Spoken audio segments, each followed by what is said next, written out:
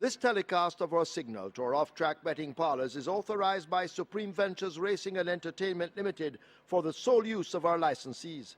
Any reception, interception, retransmission, redistribution, or other use of the signal without the express written consent of Supreme Ventures Racing and Entertainment Limited is strictly prohibited and will be the subject of criminal prosecution and civil action.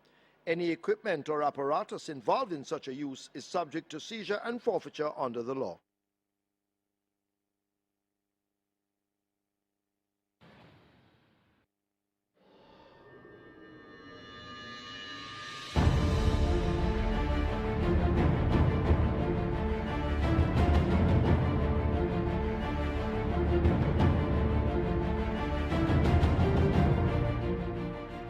They're off for the first. Magic Bullet steps off slow along with Audibility. My Smoky comes out running. Absolute Blue doing the same on the outside. Just the neck separates them. Beautiful Brand is racing down against the rail, overtaken by Jackson. Another champion joins that group. They're packed tight. Just about 2.5 lengths separates the first bunch as they leave the 5. A gap of some 3 lengths back to Avenging Angel. Sticky down a length away. A break of some 5 lengths possibly to Magic Bullet. Miss HJF in the orange races toward the back, and Audibility trails. They've left the half mile, they're running the turn for home and making their way now toward the 7/16th, and we still have a tight grouping up front, but it's headed now by Absolute Blue beginning to inch away. My Smoky backing out just a bit. There goes another champion moving down on their outside. Under the stick, that's Jackson needing to find 5. Avenging Angel now beginning to make slow but sure progress. Sticky down toward the outside of runners. Beautiful Brand is next ahead of Magic Bullet Smith's HJF and Audibility at the back, but they're into the lane, and another champion has pounced, and now it's another champion who has the lead. Absolute Blue will attempt the fight back. Watch Avenging Angel in the white on the outside, but they drive past the furlong pole. Another champion just the leader. Avenging Angel now nibbling at it, and Avenging Angel now comes up sides another champion. Magic Bullet is just in behind them, but it's Avenging Angel now who points. Another champion is fighting back on the inside. It's a head bob. Bob. Could be Avenging Angel. Over another champion, it's that close. Then Magic Bullet, Miss HJF, and Absolute Blue.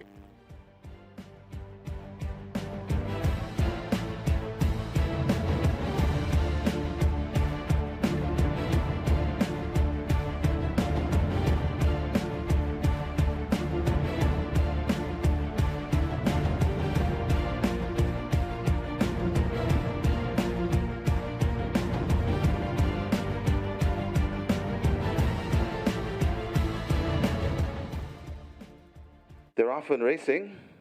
Noble Impulse gets a good start. Over on the near side, that's Dot Dislink and John P. Tacking across from the far side, that's Sudden Flight. And just behind them, that's Cold Pursuit. They come racing out of the 5 furlong chute. Coming to the 3 furlong point, and it is Sudden Flight tacking across. John P. is right there on the premises. Also there, that's Dot Dislink. They spread right across the track. Also coming into it now, that's a Sudden Impulse. Not too far away, that's Cold Pursuit. Who wants the money?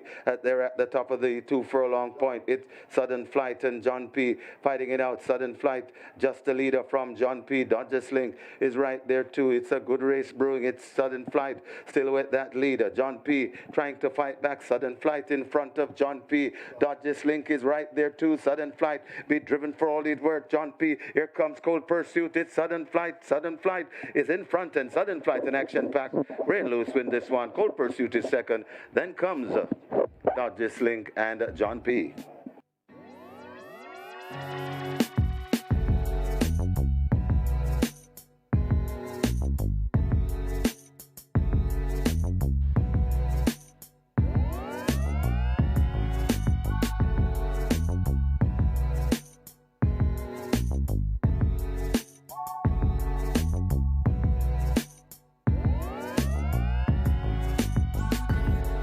The third of 9, they're off. Fair start. Jamaican Storm just misses it. Crushing Power gets a good one, goes for that lead. Senor Kwanzaa neck down on the outside and gaining on the leader. 3 lengths back to Champion Michaela. Party Princess now asked to go as they leave the 5 on the outside. Hail Mary racing in behind them.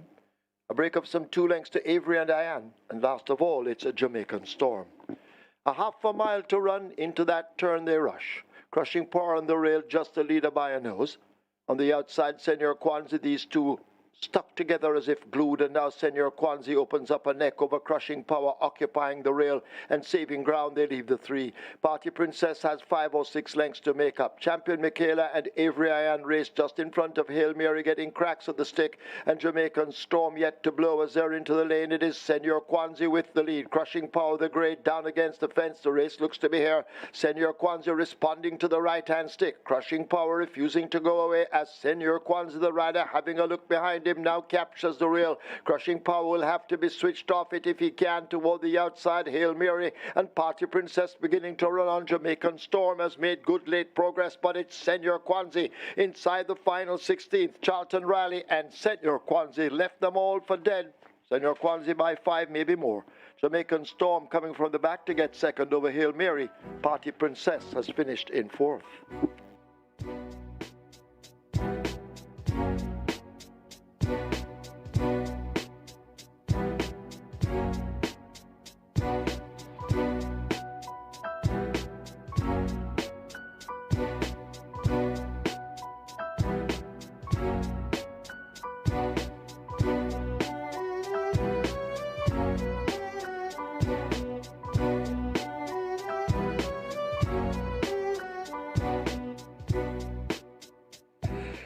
Field in line, they're often racing.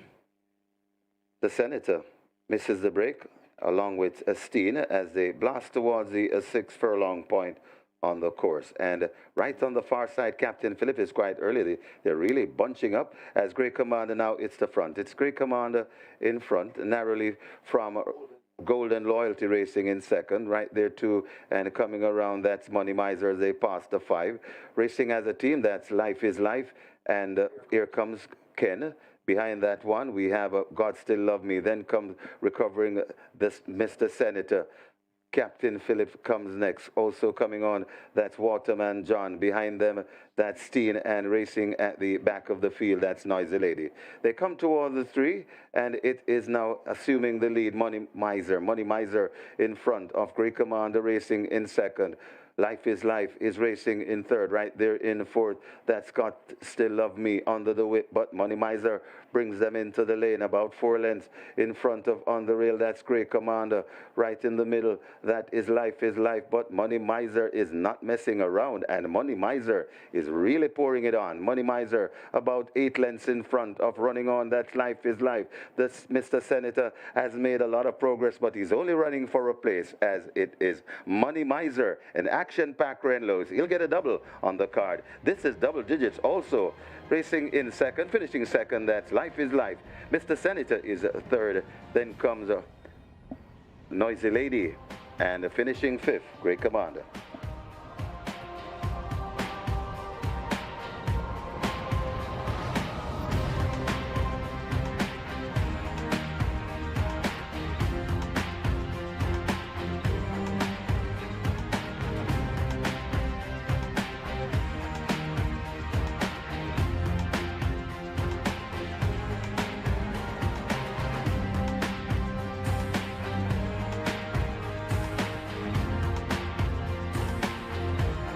Starter ready, they're off.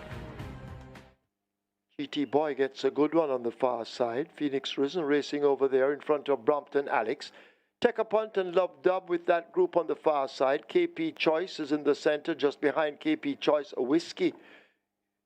As they come racing up toward us, Rambling Rose is the one right against the stands, and Rambling Rose is showing good speed. Josh is also traveling well. Our Angel has more to do as they charge away now toward the last quarter. Rambling Rose under the stand fence looks to have the overall advantage. Josh, the rider, changing his hold and asking for everything. Phoenix Risen in the pink cap races on the far side with KP Choice, but Rambling Rose keeps rambling on that lead. They're arriving at the furlong pole, and Rambling Rose has poached a clear advantage. It's a Rambling Rose and You Will Pin a Clear. KP Choice is chasing along with Josh, but it looks to be all over and all in vain. KP Choice coming fast in the end, but Rambling Rose hangs tough to win by 2 over KP Choice Josh. Then Nefertari, Take a Punt is fifth.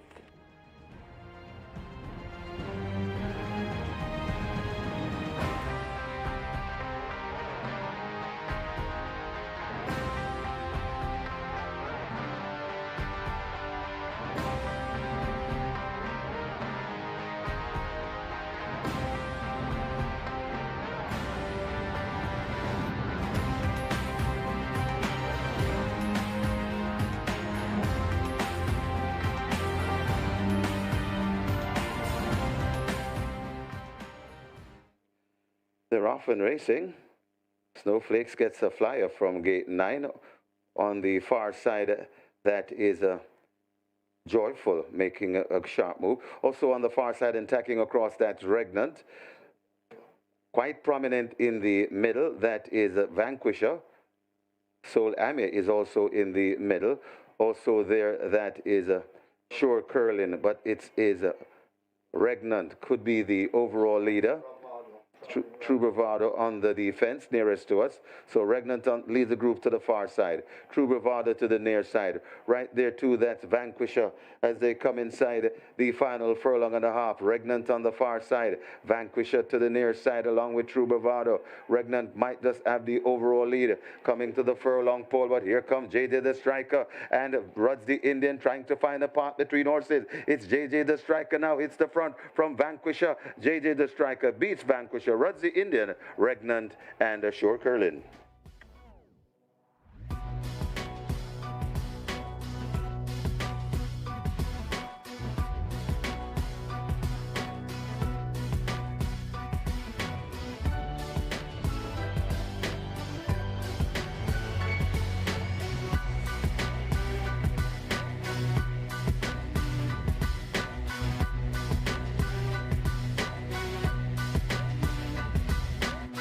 Thousand meters round. Starter ready, they're off.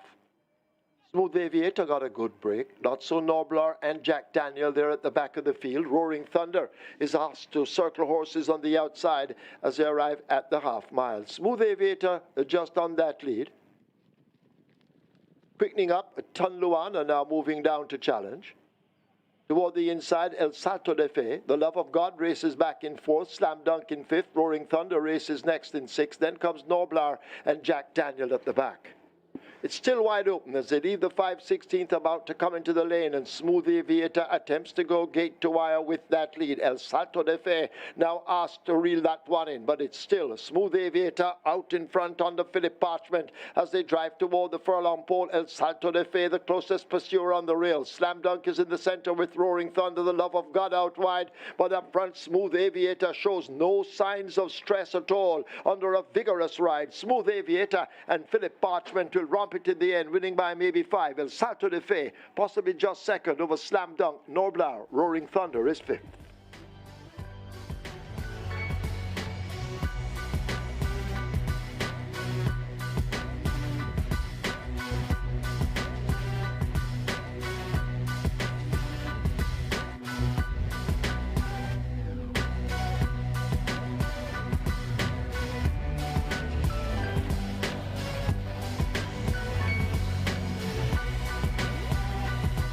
For the Labor Day Trophy, 7 furlongs, 1,400 meters. They're off for the Labor Day Trophy. Fair start, Regal and Royal took off quickly in the center as they run away now toward the final 6 furlongs.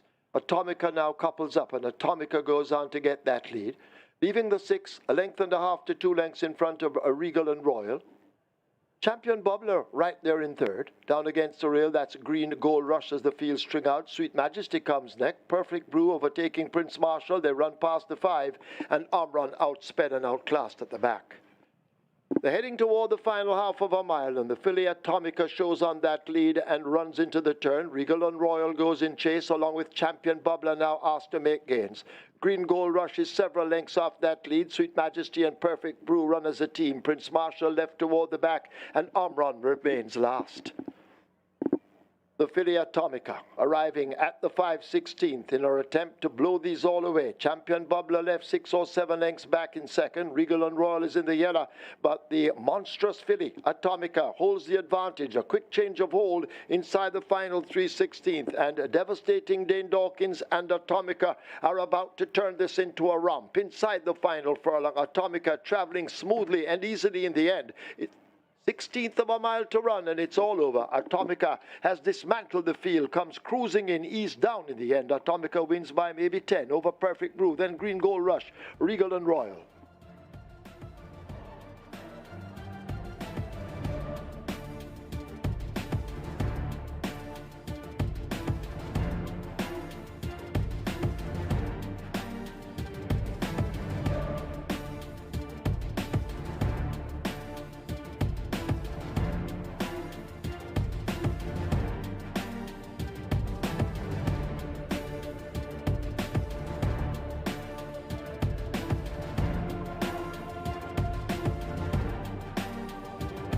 Five and a half furlong the trip. They're off and racing. That's a good line. Sweet Caroline and Kismet and Easy Peasy outsped at races at the back of the field. As they blast towards the 4 furlong point, and it is Joy is Golden on that lead. Just in front of Strike Smart, rushing around on the outside. That is Money Market, I should say. So Money Market, it's Joy is Golden in front of Money Market racing in second. Then comes Strike Smart, rushing around and coming around. That's Big Guy in the Sky. Epic is right there on the rail. They're coming at the top of the lane, and it is Money Market who now it's the front. Joyce Golden trying to fight back on the rail. Money Market in front of Joyce Golden. Also coming on that Strike Smart on the outside, Royal Ash, and coming forward, Big Guy in the Sky, but it is Money Market still in front. Big Guy in the Sky, and Royal Ash begins to come forward. It's still Money Market in front of Royal Ash on the outside. Big Guy in the Sky. Money Market hanging on from Big Guy in the Sky, coming forward nicely. Royal Ash is also on the outside. It's a 3-way. Royal Ash, Big Guy in the Sky, and Money Market then comes running on into fourth. That's Pretty Caroline, got tight for fifth.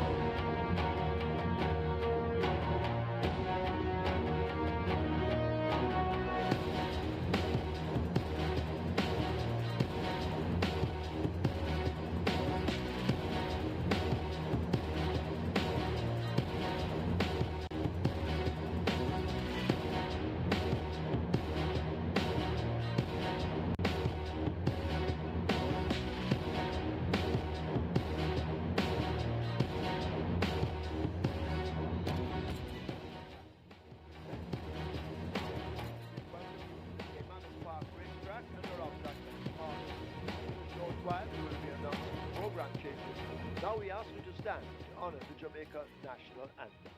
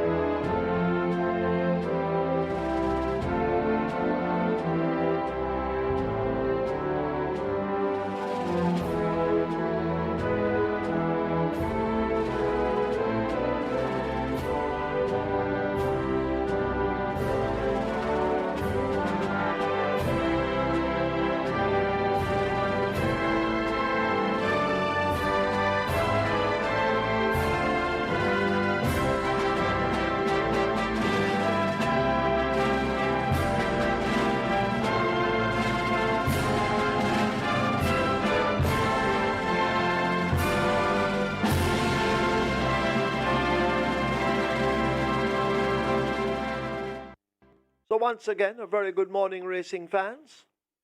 As Supreme Ventures Racing and Entertainment Limited welcome you to the Caymanas Park Racetrack and our off-track betting parlors.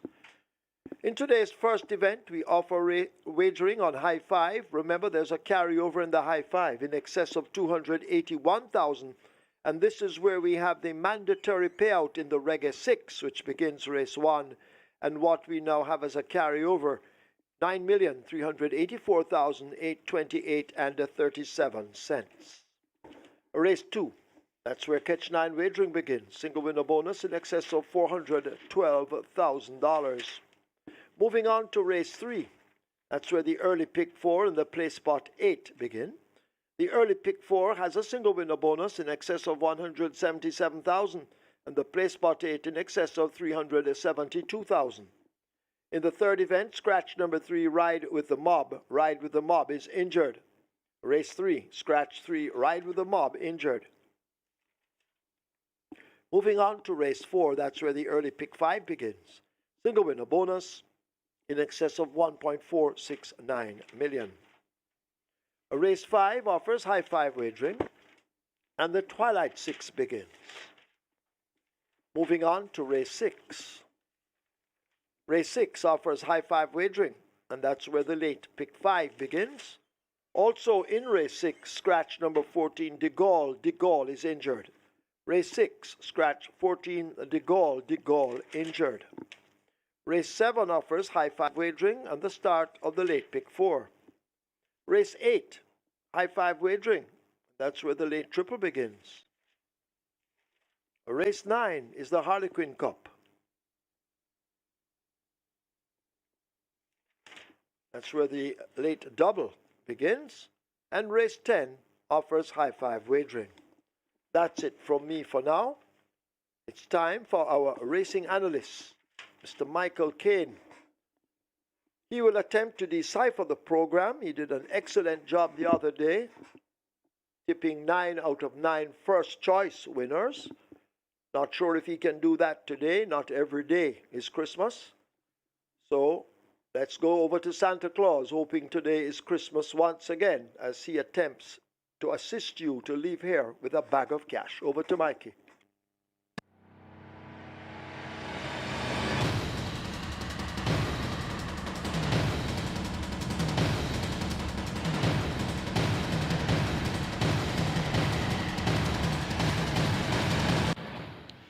Good day, racing fans, and welcome once again to Caymanas Park, home of the Cabins, the Mo Derby, home of the Cabins fan and sorbets, and we're here for a Saturday card. And we have 10 races on tap for you, and the feature is going to be the Harlequin Cup. That will be race number 9, $1.29 million in purse money, and we have a field of 8. They go 1,000 meters straight, and we see the return of the importee runaway Algo. The over-net allowance contest in race 8, that's going to be the next highest purse on the card with $1.14 million up for grabs. A field of 30 will go 1,100 meters of 5.5 furlongs. So races 8 and 9 are going to be the richest purses on the 10 race card. It's mandatory payout day in the Reggae 6, and we have $9.384 million all to be paid out today, plus new money wagered. And in the early wager, the new money wagered is approaching $5 million. So look for a very hectic wagered here in the Reggae 6. Hectic wagering is expected in the Reggae 6 as is the norm on mandatory payout day, and you look forward to having big dividends as well. Catch 9 starts in race number 2, and the minimum guarantee payout there is 500,000. Twilight 6 will start in race 5. Minimum guarantee payout is $2 million. In the Jockeys Colony, we have Ray Lewis. He's ahead of the standings, and he's on 41 winners, and he's 4 clear of Tevin Foster, who's on 37 wins. In the Churners standing, Jason Acosta is $11.1 million in front of Anthony Nunes. He's on 31.3 million. Anthony Nunes on 20.2 million. And the champion owner, Carlton Watson, some 5 million plus clear of Carl Addison in that race for the Owners' Championship. And the Champion Breeders Ham Stables Limited are well out in front in that category. The grooms are led by Stephen Smith, and he's, of course, off Anthony Nunes' barn, and he's on 12 wins for the year so far. The first event, 28 minutes to go to post for the opener, and we have a favorite at odds of 4 to 5, and that's horse number 7, Bad Gal Riri. Tevin Foster rides to Anthony Nunes, 2 to 1 for number 10, Prosecco. Then we have 4 to 1 for number 8, Big Argument, 7 to 1 for number 2, No Surrender, 8 to 1 for number 4, Traditional Boy. Those are the market leaders. My best 4 for the opener are 1, Victor's Medallion, 2, No Surrender, 6, Queen Adele, and 8, Big Argument. 1, 2, 6, 8. That's where we're going to go in race number 1. Number 8 is Big Argument. This one gets out of 4 to 1. Paul Francis Rancher Edward Stanberry has good pace, has good speed, and should set off in front. Big Argument is going to be the one to catch here. And at 4 to 1, that will be a great start to your Reggae 6. Number 2 is No Surrender. This one gets 7 to 1. No Surrender is ridden by Yubil Pinnock for David Leeson, owner trainer. Yubil Pinnock and David Leeson, they have teamed up for several wins in recent months, and the most recent one came at Ramblin' Roads at 7 to 1, and that was on the last race day. So this No Surrender is worth a serious look in here. We're started on now to Kweku and to get the Glory at 6.5 furlongs. 5 furlongs on shouldn't be a problem. Look for No Surrender to finish very effectively from off the pace. Number 1, Victoria's Medallion gets 12 to 1. Radish Roman rides for Leroy Tomlinson, more popularly known as Johnny. And this Victoria's Medallion has been prominent the last couple of outings, finishing 4th and 5th, well beaten at that. But looks to be the spot where Victoria's Medallion should at least be able to give a prominent account of herself. And number 6, Queen Adele, gets 59 to 1. That's a big price for Queen Adele. Jeopardy Patton rides Arnold Rambali Jr.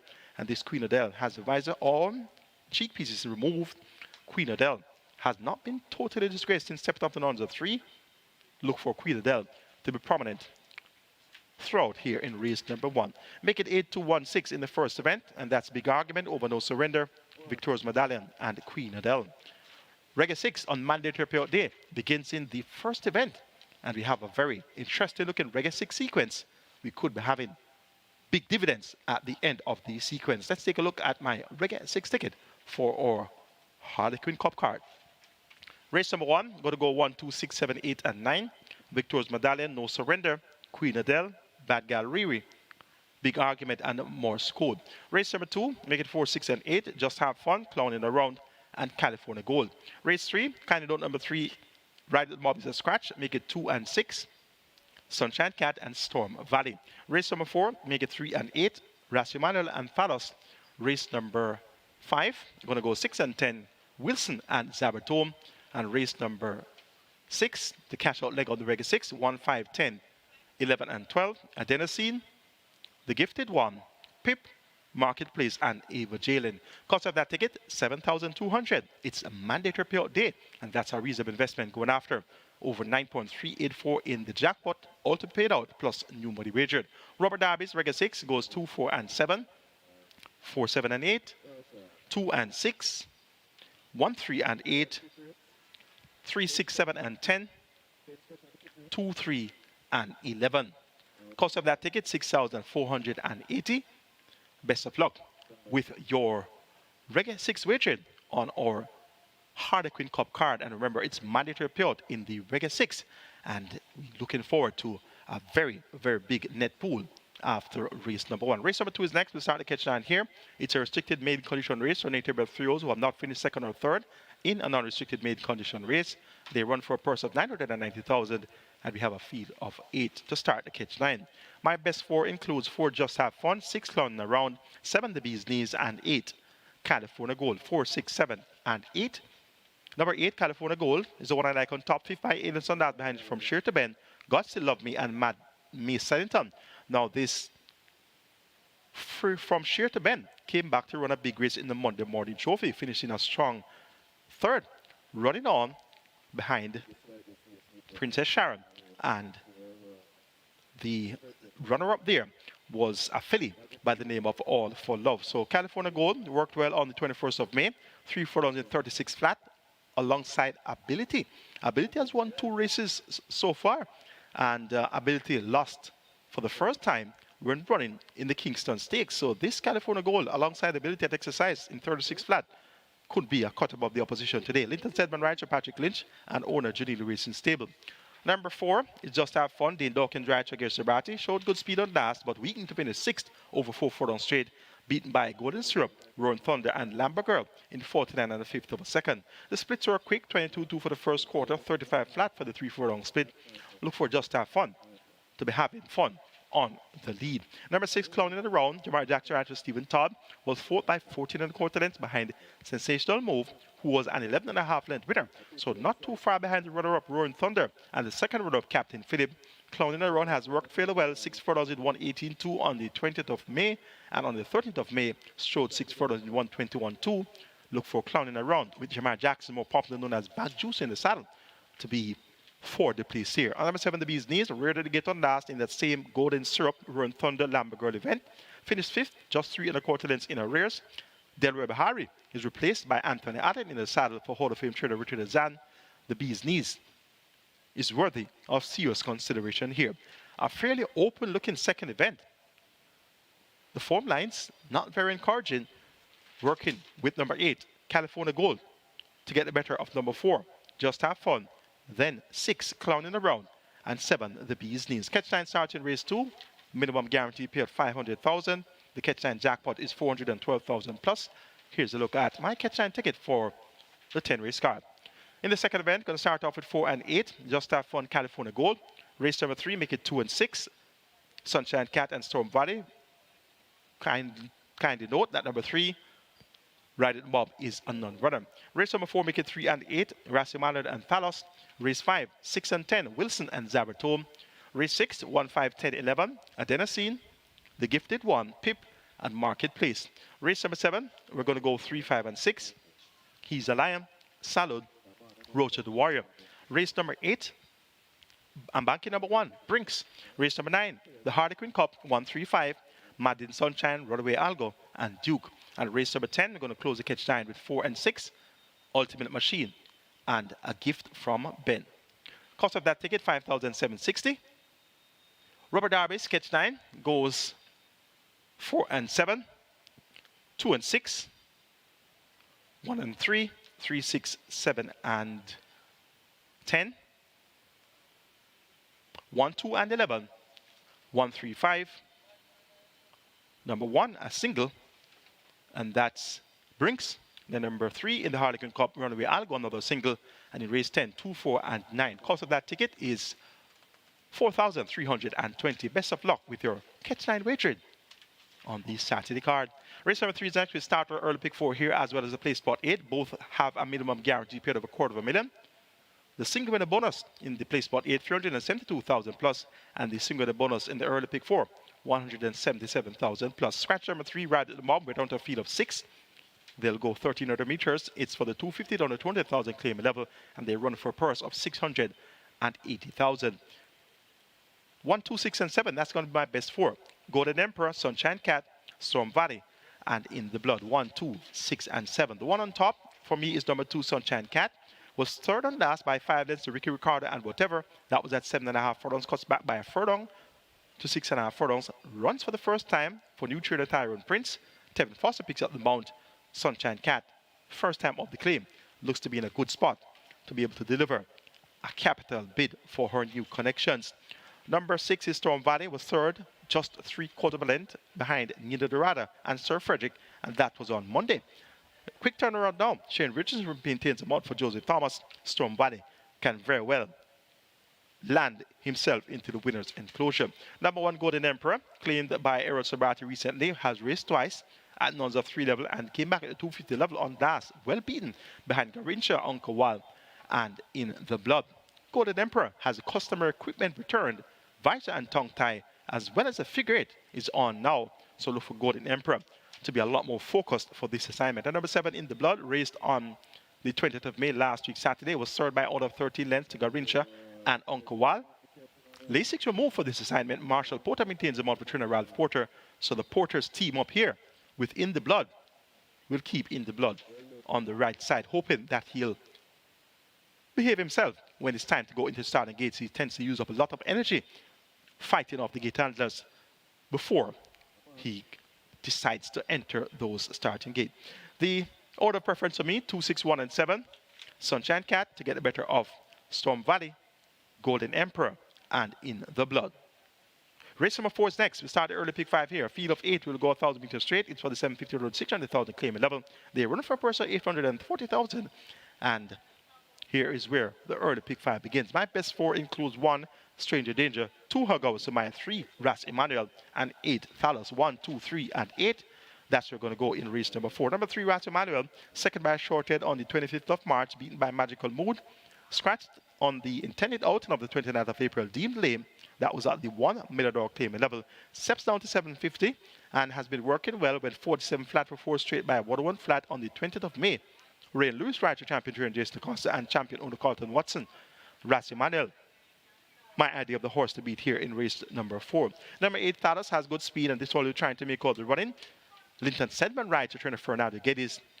Catch Thalos if you can. And number 1, Stranger Danger, has run up a fairly good record over the straight course. 3 wins over 5 furlong straight in his last 6 races. So look for a big effort here from Stranger Danger. Despite the 1 draw and 57 kilos, the champion jockey Dean Dawkins should guide Stranger Danger into a challenging position coming down to the racetrack proper and make himself very, very, very well present come decision time. And Hugao Samaya, number 2, Tevin Foster Rider Anthony Nunes. This one was reclaimed by his original trainer Anthony Nunes. Always a good sign when you see a trainer go back for a horse that he had past success with. Look for Hugao Samaya to be in the thick of things as well here in race number 4. Another competitive looking event on the card. I'm going to go 3, 8, 1, and 2. And that's Ras Emmanuel to get the better of Thalos, Stranger Danger, and Hugao Samaya. The 5th event is next. We start at Twilight 6 here. Minimum guarantee paid is $2 million. We have a field of 12. They'll go 1,300 meters or 6.5 furlongs. It's for the claimant level, 400,000 out of 300,000. And they run for a purse of 770,000. The best 4 for me here includes 3, XY Soul, 6, Wilson, 10, Zabertone, and 12, Just an Illusion. 3, 6, 10, 12. That's where I'm going to go in race number 5. The one to beat here is number 6, Wilson. Steps down from 750 and 1 Mirador claiming all the way down to 400,000. He makes his seasonal debut. And we're in May, the closer of the month of May's racing. So Wilson has had setbacks along the way, but he's a cut above 400,000 claimers. Tevin Foster rides Oral Hayden. Look for Wilson to be bang contention throughout. Number 10 is Zabertone. This one steps down as well. It was claimed for 550 on the 15th of April, down to 400,000. He already proved himself to be better than the average 550 claiming level, having won at that level on 3 of his last 9 outings. So down to 400,000 now. Newly licensed trainer Sacklin Roman has the charge here for owner Sidney Roman. So the Romans team up here with Zabertone and Ryan Lewis, the leading rider, has been appointed to ride. Zabertone is better than the average 400,000 claimer and is definitely going to make his presence well felt here. Number 12, Just an Illusion, bled on last and finished 6th all the way down the track. Lasix has now been re-administered. Anthony Thomas picks up the moment once again for trainer Joseph Thomas.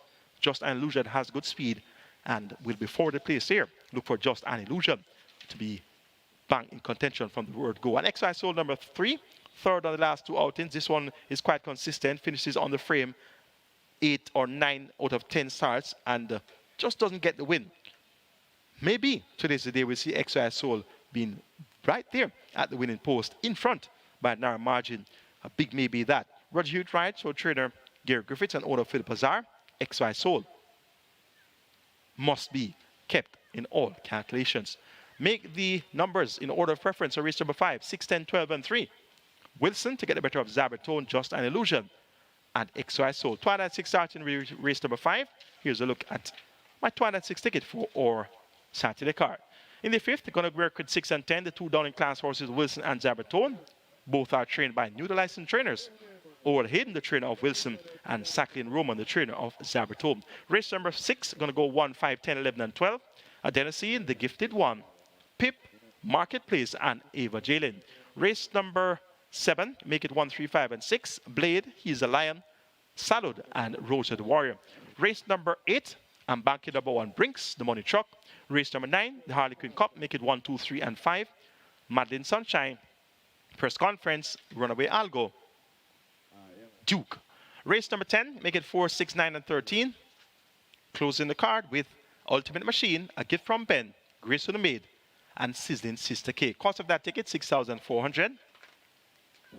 Robert Darby's Twilight 6 goes 3, 6, 7, and 10. 1, 2, 3, and 11. Then 1, 3, 5, and 6. 1, a single that's Brinks. 3, another single Runaway Algo. And the last race, 2, 4, 6, and 9. Rum Puncher, Ultimate Machine, A Gift from Ben, and Grace to the Bait. Cost of that ticket, $2,560. Best of luck with your Twilight 6 weight trade. Race number 6 is next, the cash out leg of the regular 6. And I know that you would definitely want to come to this leg with 5 wins from 5 races, and as such, be that much closer to encashing a big regular 6 ticket. Scratch number 14, De Gaulle. We're down to a field of 14. I've narrowed it down to 1, 5, 10, and 11. Adenosine, the Gifted One, Pip, and Marketplace, 1, 5, 10, and 11. Pip number 10 is going to be my top choice. He disappointed on last at 95 and going 5.5 furlongs. Prior to that, though, second twice over the straight course. Second over 4 furlongs straight behind Power of Faith on the 25th of March, and on the 23rd of April was second by 16.25 lengths behind Shrewsbury Norm. That effort was quite interesting. He was drawn post position 1, and he finished under the stand fence in a field of 9. So Pip from a level break and keeping a straight course, he could be the one that would have to beat. Matthew Bennett rides for third Anthony Nunes. Number 11's Marketplace continues to be well bet, but continues to be disappointing. Even more than that, 6 by 11 lengths behind Shrewsbury Norm in that same event where Pip was second.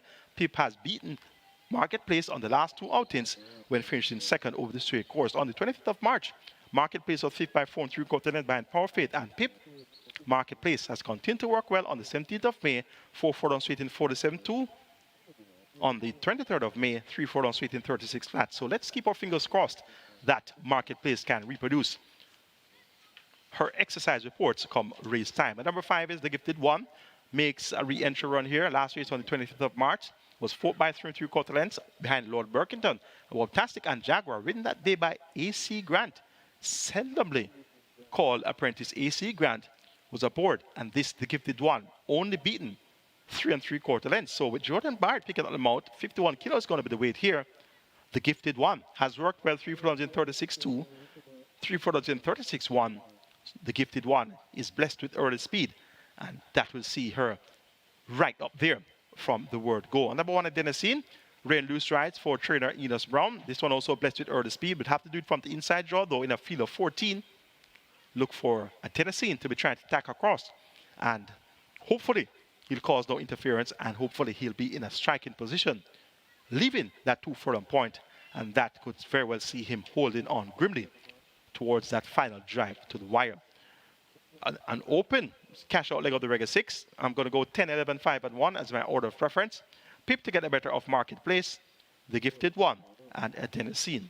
Race number 7 is next. We'll go 800 meters straight or 4 furlong straight. It's a maiden condition race for native bred 4 years and up.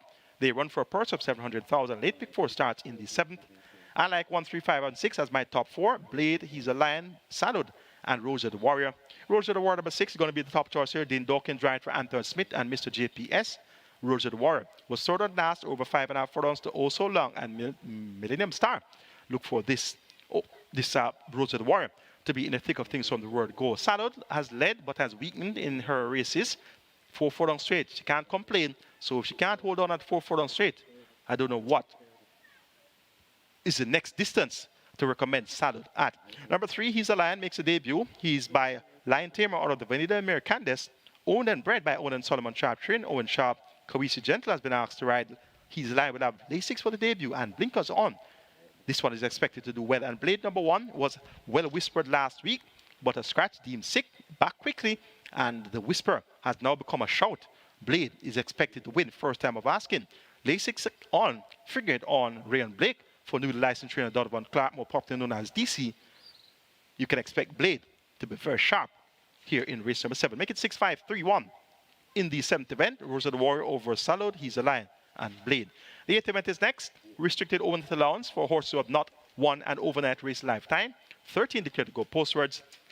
The top choice here is going to be number 1, Brinks. Dane Dawkins rides for Ian Passard. Brinks, second of the last 2 outings, beaten by Blue Vinyl. Blue Vinyl came back to win off the TV over a mile in 138 and change next in town. Madden Sunshine beat Brinks in 105 3 for 5.5 furlongs on the 10th of April. Brinks, if reproducing an effort similar to that, will take a word of beating here. Outbidder number 12, the most expensive purchase ever at the Toba Yearling sale at $6.1 million. Look for Outbidder to give a good account of herself here. Was scratched on Tuesday, Labor Day.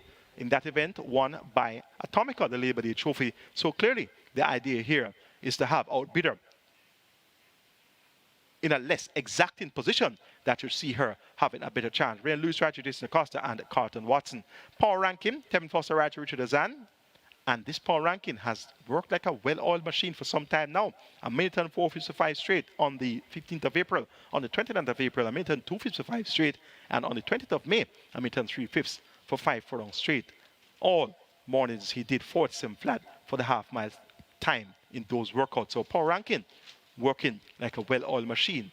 Will respect the chances of power ranking. Now, Luxall should be prominent as well. Jordan Barrett rides for Jason Acosta. Going to go 1, 12, 13, 11 in race number 8.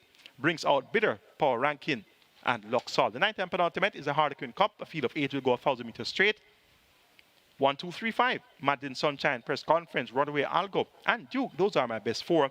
Runaway Algo is the one I'm going to tip on top here. 1 off the monitor on the 20th of May, last week Saturday, in a new stakes record of 130 and 4/5.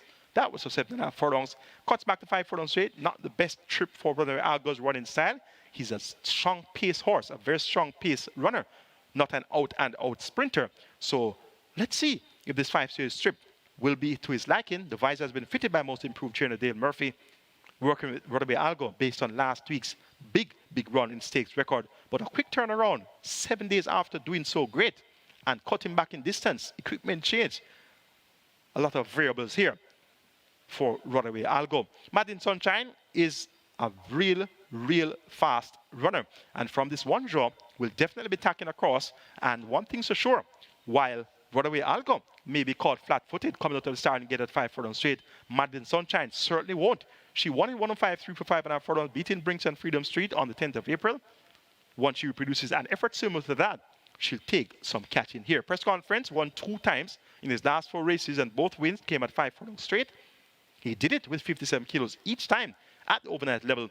Watch out for Press Conference to be bank contention from the word go. And Duke, recent return to active competition, won by 5.5 lengths in 113.3 for 6 furlongs, beating Eagle 1 and Power Ranking. Set back up to open the downs, very comfortable at open the downs level.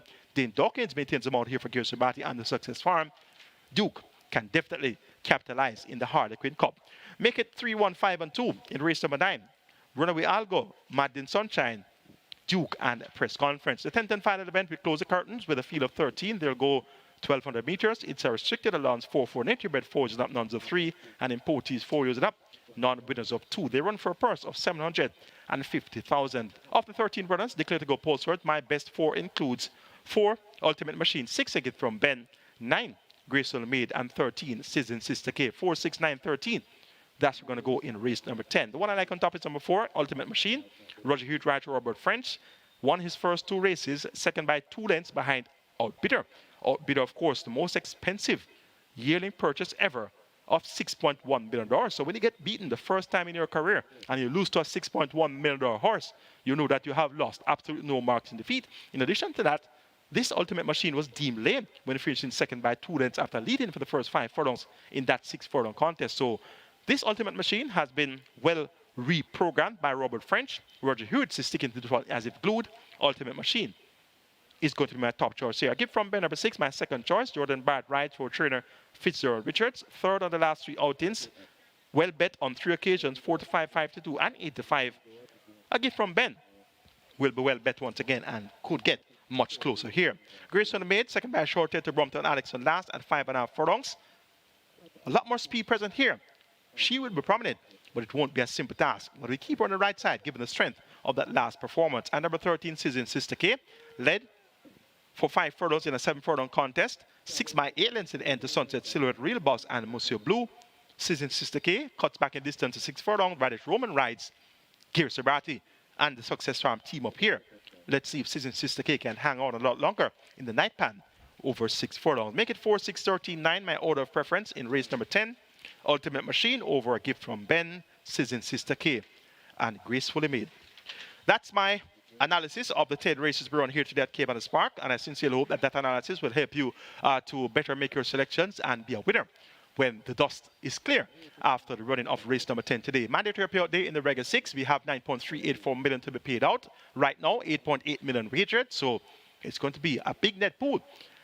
Best of luck with all your wagering opportunities here at Caymanas Park. All the OTBs add and wide, as well as on the MBet platform, Naira Bets, Express Bet, the Woodbine mobile betting platform, TVG FanDuel. Have a great day wagering. Caymanas Racing.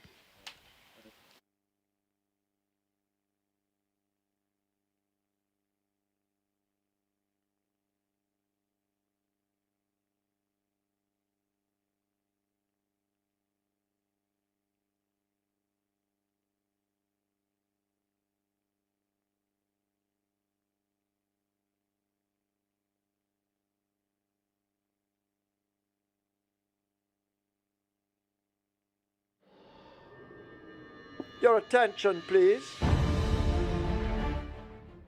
Your attention, please.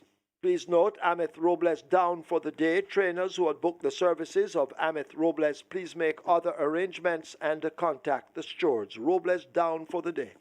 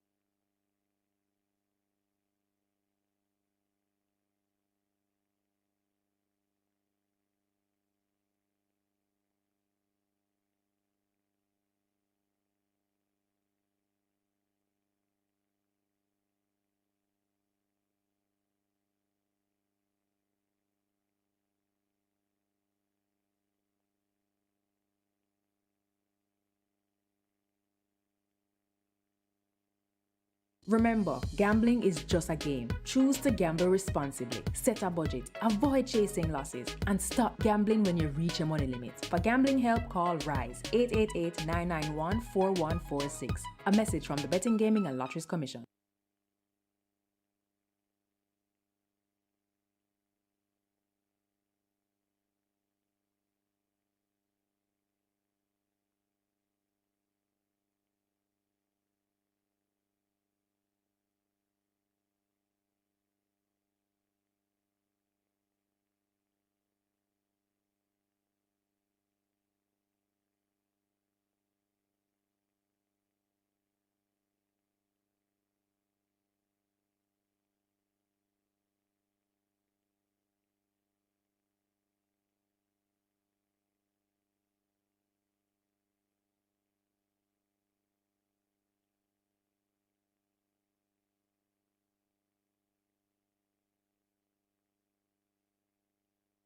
Reggae 6 approaching $10 million, the mandatory payout. The jackpot bonus converted to a carryover in excess 9.3 million. And as we speak of mandatory payout, what comes to mind? Over at Samuel Castellan, we are paying out the GP6 tomorrow at Gulfstream Park. So GP6 paying out tomorrow at Gulfstream Park. We started the day in excess 821,000, and now the Reggae 6 has surpassed $10 million. So looks as though we're heading to 11 comfortably. And my prediction, by loading up at the gate, we should be in excess $15 million. Just a prediction, nothing factual. And over Mountaineer on Tuesday, we're paying out the MR6 at Mountaineer Park. So mandatory payout at Mountaineer Park this coming Tuesday of the MR6. And tomorrow at Gulfstream Park, GP6, mandatory payout. So a lot of mandatory payouts coming your way. GP6, MR6, and Reggae 6.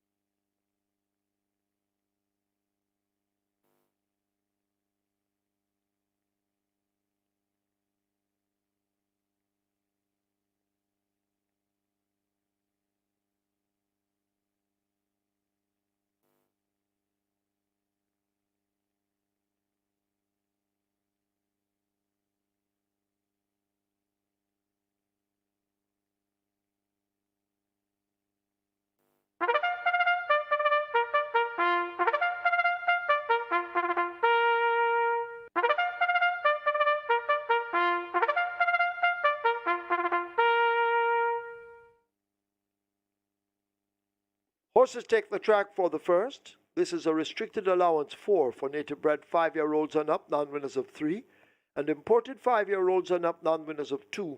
The distance 1,000 meters round.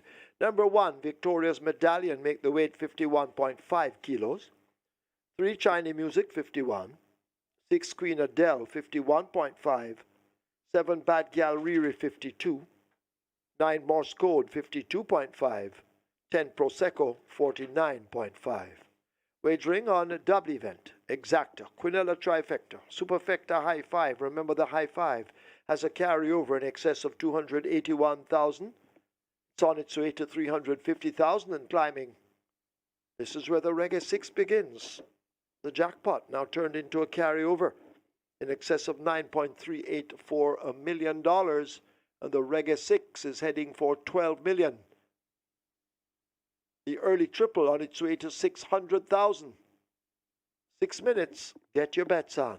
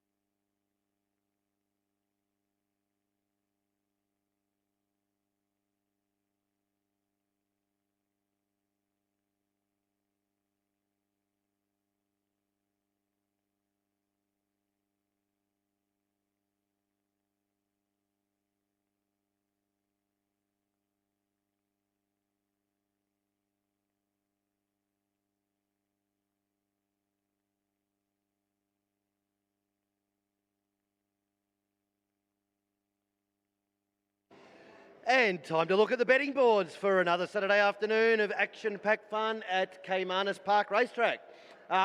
Bit happening in the first, as there often has been over the last little bit, but we'll work through the card for some of your early movers and shakers from when the windows opened this morning. And get to race 2. Plenty of action here, actually. Number 1, To Kill a Mockingbird, one of the biggest long price goes of the day, $21. Now sitting at $6.50, and the money does continue to come in for it as well too. Ava Sunshine, not to the same extent, but a good nibble to bring it in from 50s into 20s. And whilst all that's going on, California Gold is still a pretty rock solid favourite.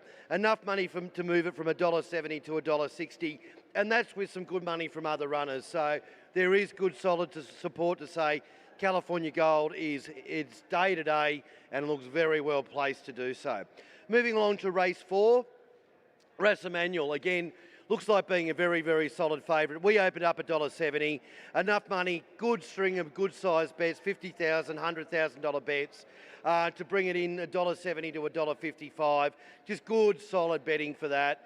And Lord of Ajalon, Resumer, $15 into $10. No surprise to see a little bit of a nibble from there.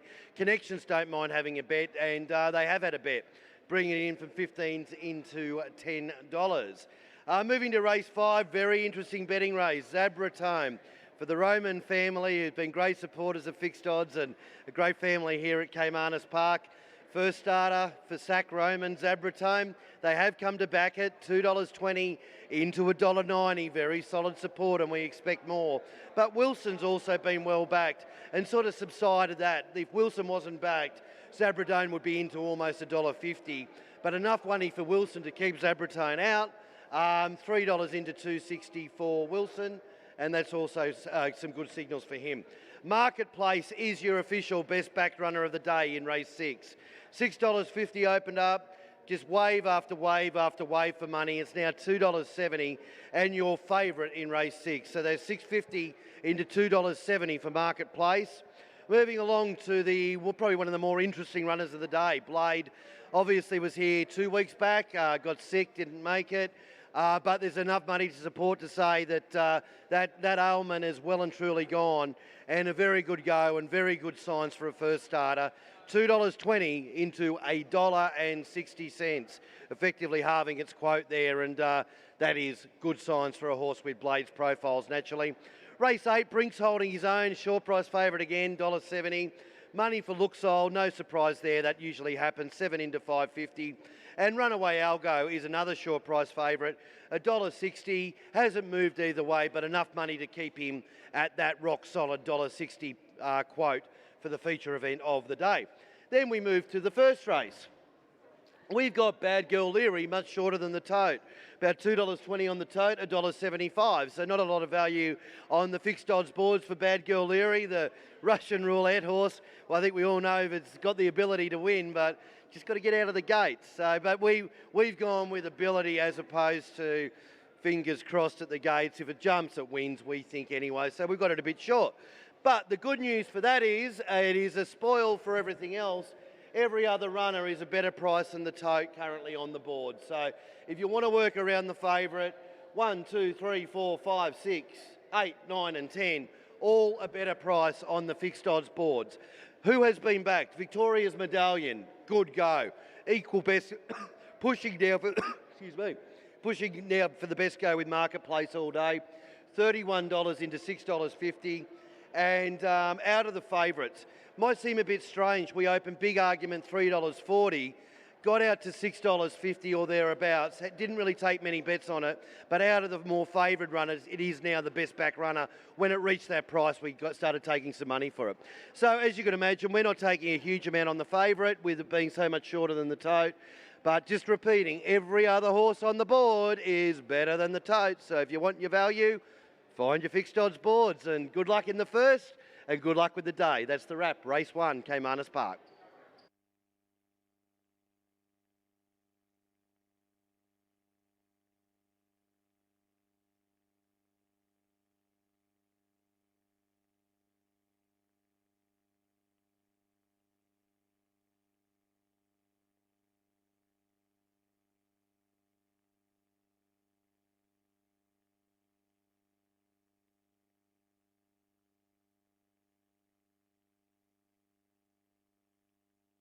So the runners are arriving at the post, race number 1, and the Reggae 6 arriving at $15 million. Once again, the jackpot bonus now a carryover in excess $9.3 million. Rolling trip approaching 700,000. High 5 carryover in excess 281,000. That's approaching $500,000. Very good betting on this. The first at Caymanas. Get your wagers on.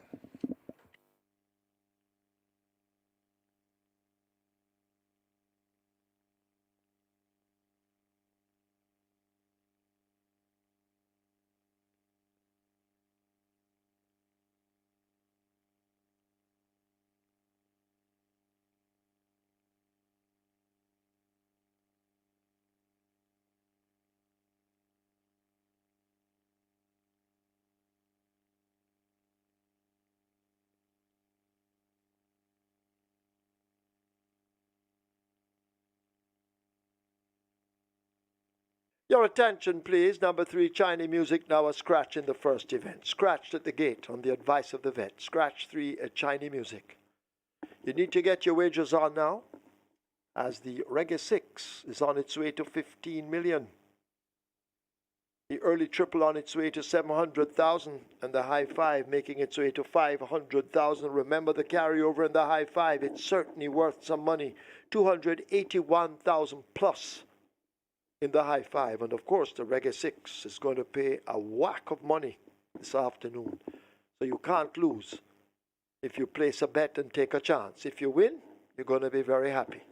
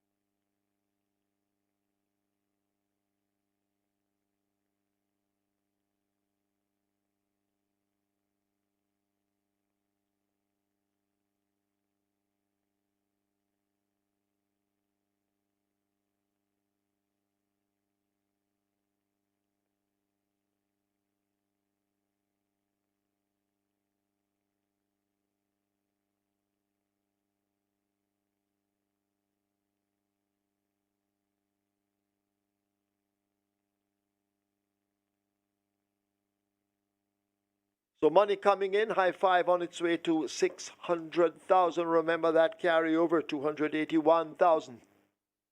Reggae 6 on its way to $16 million. And the rolling triple on its way to 750,000. But you need to get your bets on, because horses are loading. Horses loading for the first, no surrender, and Traditional Boy the first team in. Rashid will be next.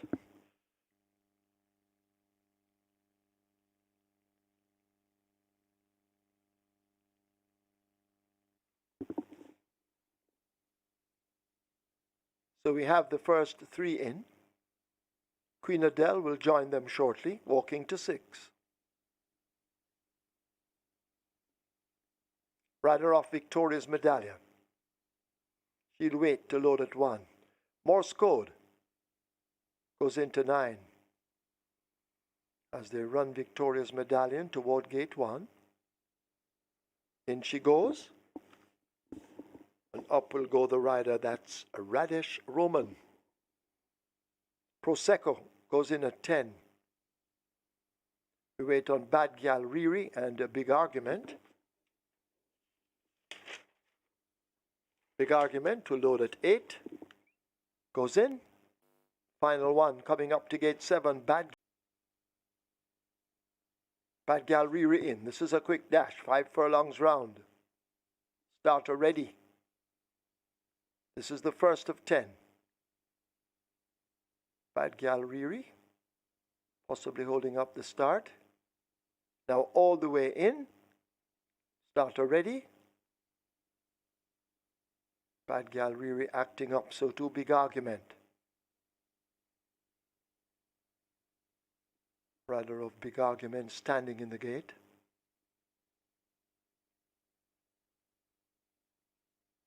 Not sure what's happening here.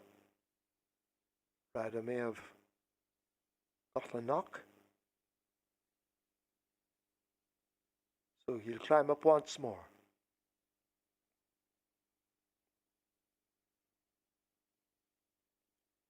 They're ready once again.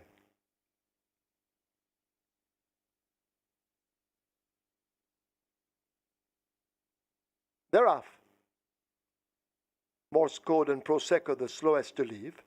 Victoria's Medallion grabs that lead. No surrender and Bad Gal Riri right there on the premises. There goes Big Argument. Traditional Boy just in behind them as they leave the half mile and run into that turn. Morse code is racing out wide of runners.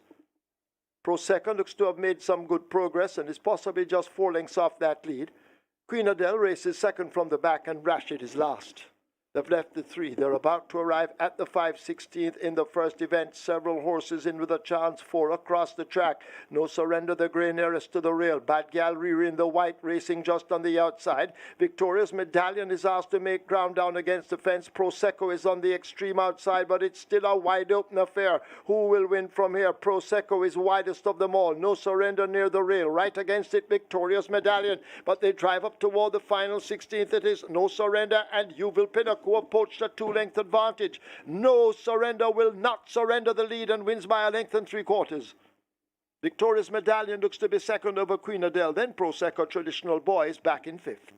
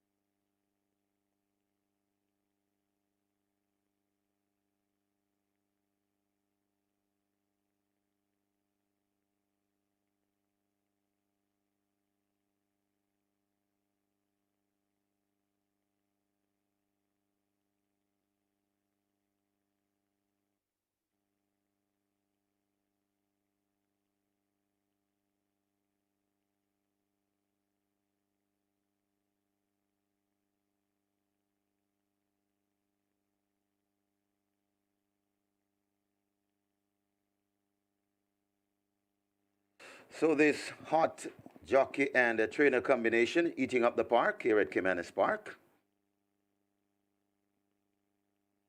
In the winners enclosure, the unofficial winner of race number 1, number 2, No Surrender, 5-year-old gray horse by Market Rally, Sweet Surrender by Fearless Vision, bred Monique Azan, owned and trained David Leeson, the winning rider, very fine ride by Uville Pinnock, the groom St. Patrick Shaw. Second, number 1, Victoria's Medallion. Third, number 6, Queen Adele. Fourth, number 10, Prosecco. And fifth, number 4, Traditional Boy. Final time for 1,000 meters round, 102 and 4.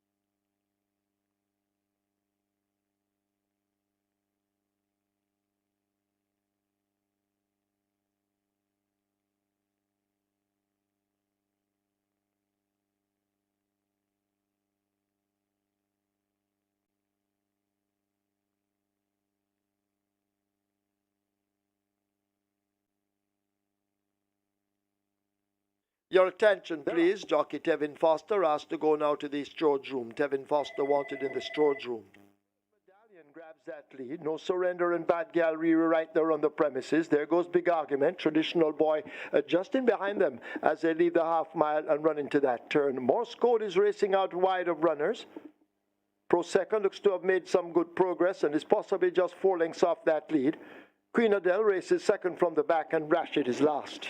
They've left the 3. They're about to arrive at the 5/16th in the first event. Several horses in with a chance. 4 across the track. No Surrender, the grey nearest to the rail. Bad Gallery in the white, racing just on the outside. Victorious Medallion is asked to make ground down against the fence. Prosecco is on the extreme outside, but it's still a wide open affair. Who will win from here? Prosecco is widest of them all. No Surrender near the rail. Right against it, Victorious Medallion. But they drive up toward the final 16th. It is No Surrender and Yuval Pinnacle who have poached a 2-length advantage. No Surrender will not surrender the lead and wins by a length and 3/4. Victorious Medallion looks to be second over Queen Adele. Then Prosecco Traditional Boy is back in 5th.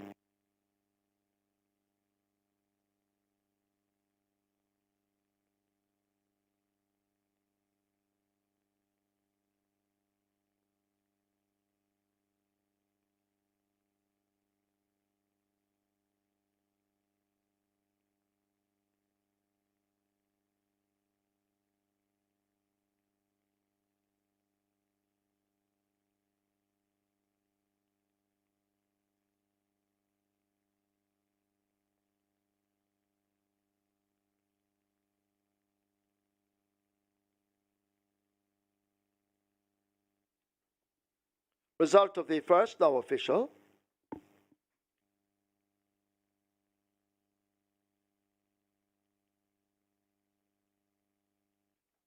Horses to the testing barn, 2 No Surrender, 6 Queen Adele. 2 and 6 go to the testing barn. No Surrender, 306 to win, 122 to place. Second one, Victoria's Medallion, 174. Third, 6 Queen Adele, 227. Fourth, 10 Prosecco. Fifth, 4 Traditional Boy. Exacta, 3,722. Quinella, 7,532. Trifecta, 3,557. Superfecta, 52,067. 5 high fives, 133,713. Splits, 24, 47.3. They raced 1,000 meters round in 102.4. The margin's 1 1/4 by a half a length.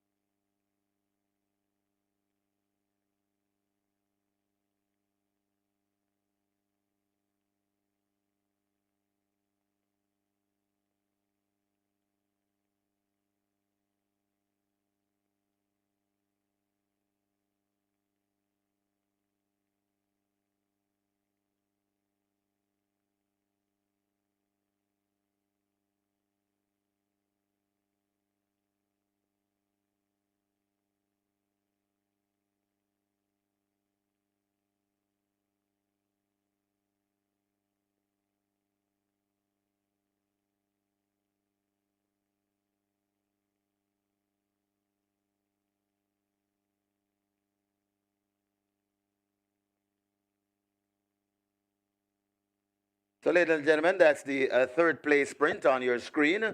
Queen Adele in the blue and Prosecco in the yellow and black. Queen Adele getting the better of Prosecco for the third spot. So that's the third place sprint on race number 1.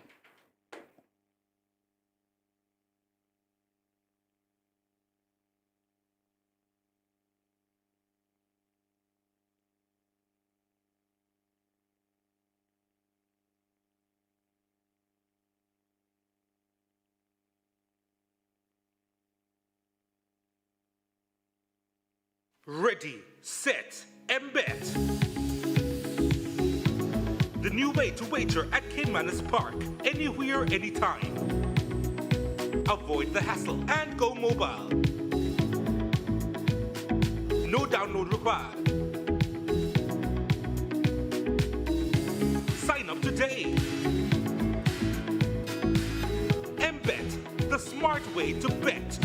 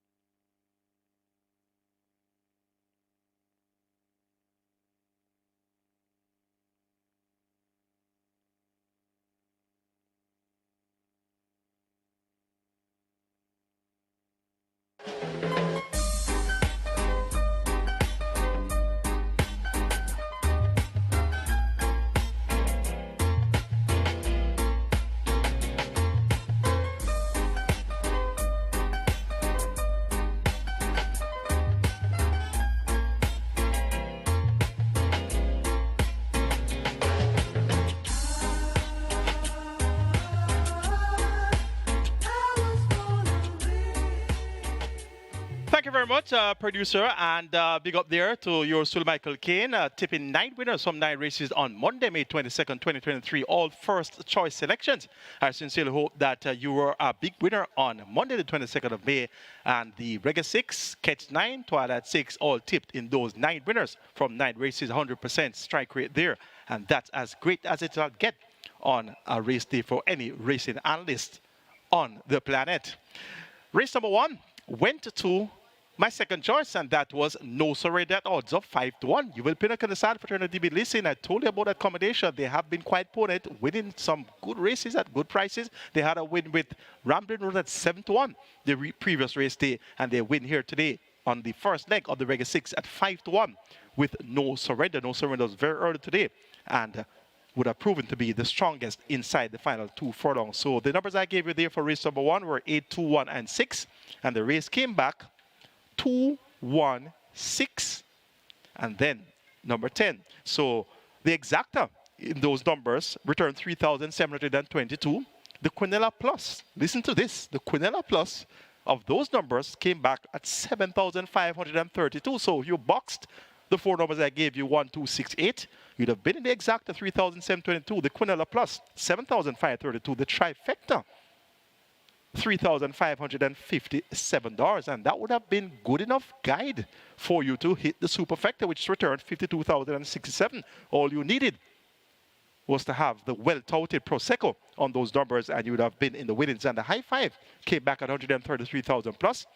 Coming in the 5th was number 4, Traditional Bow with Dane Dawkins or Gear Sabati. So a fairly decent guide to start the day here on Harlequin Cup race day. Live kid count on the Regular 6 on mandatory payout day, 2,390 with 20.57 million in that net pool. So we're off to a winning start at 5-1. Had to go wide on the first leg to cover all the angles possible. And a 5-1 win to start off with 2,390 live tickets is a fairly convincing start. Race 2 is next. We have a field of 8. Here's where we start to Catch 9. These are maidens who have not finished 2nd or 3rd in a non-restricted maiden condition race. My top choice is number 8, California Gold. Linton Stedman rides trainer Patrick Lynch and owner Junil Racing Stable. California Gold was 4 by 4.5 lengths on debut to Rose Apple, Deadly Nightshade, and Mr. Fett. Subsequent to that, has not gotten as close, but got a little bit close on last when finishing 5th by 8 lengths with G. Samuda in the saddle.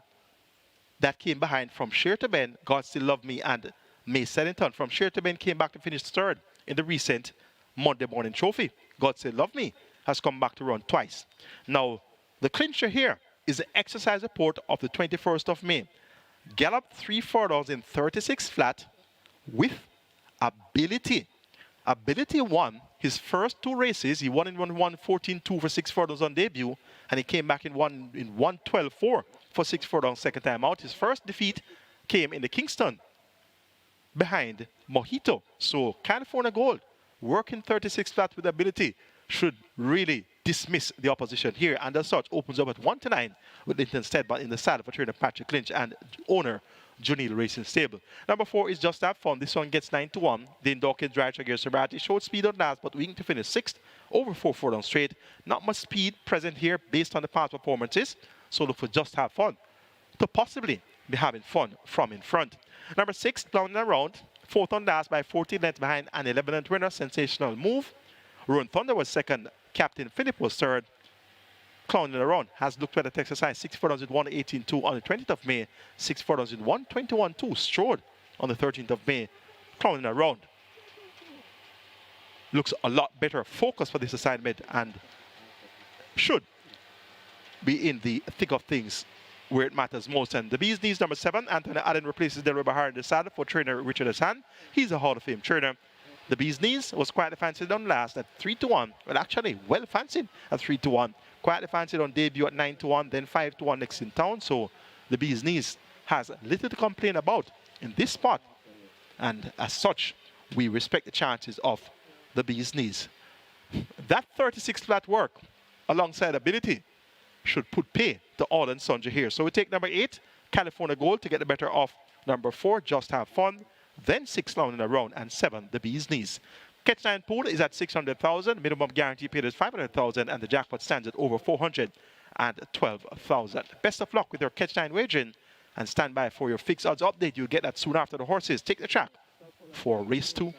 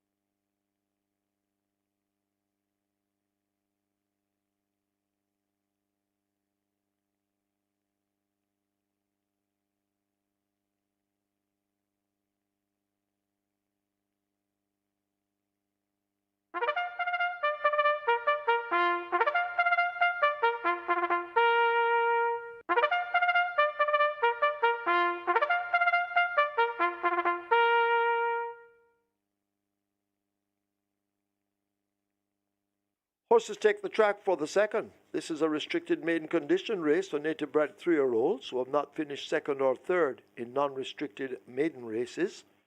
The distance 1,200 meters. 1, To Kill a Mockingbird, 54 kilos. Number 2, Ava Sunshine, 49. 3, Atomic Energy, 51. 5, Smoking Lady, 49. 7, The Bee's Knees, 53. Wagering on double event, exacta, quinella trifecta, superfecta, rolling triple. Catch 9 begins here, single winner bonus in excess of $412,000. And the catch 9 heading for $1 million. It's at 700,000 already and climbing fast. 4 minutes. Get your bets on.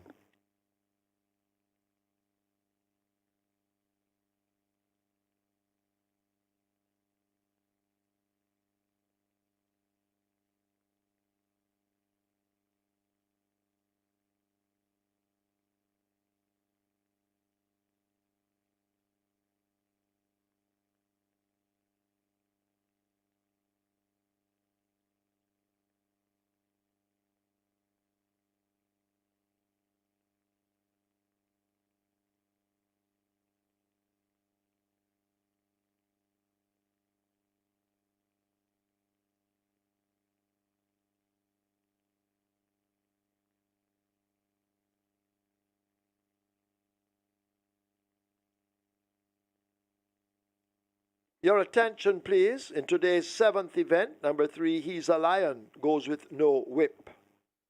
So race 7, number 3, He's a Lion, declared to race with no whip.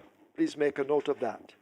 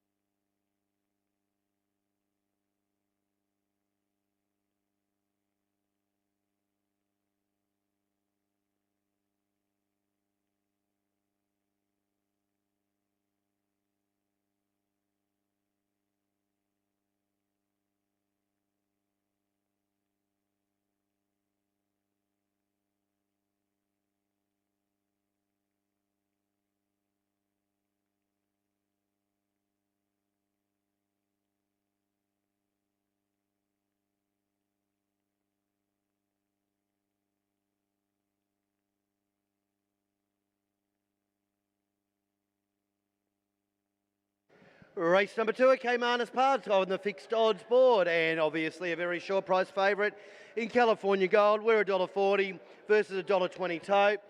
Still taking some okay money actually. $1.70 we opened it up, set it at about $1.60, but enough money to bring it in even further to $1.40. So probably the best back runner in the race as far as the amount of money put on it. Worst result in the race is clearly the 1 To Kill a Mockingbird. As we mentioned, it was one of the best back runners early, continue to be so, just dying off now in the last 5-10 minutes. It was $21 into $6.50, just working its way back out now to the $8 mark. Clowning Around is the one whose name we can't write in the book. Opened it up $2.90. Always expected California Gold to start your favourite, but thought Clowning Around would have a bit of love, but zero love for clowning around at the moment, I should say.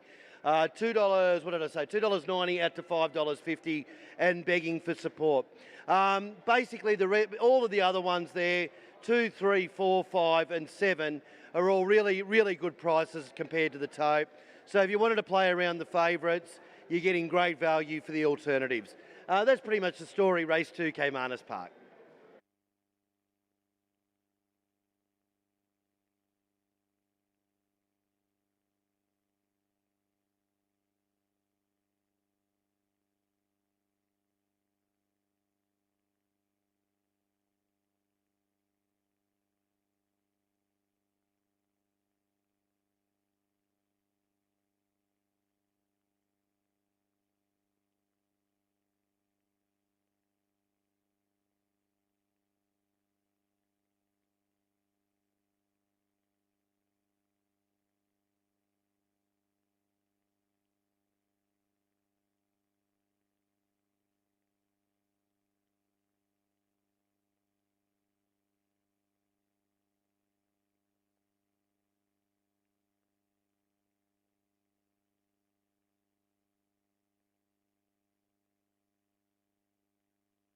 So the runners are arriving at the post. This is race number 2 and your catch 9 pool.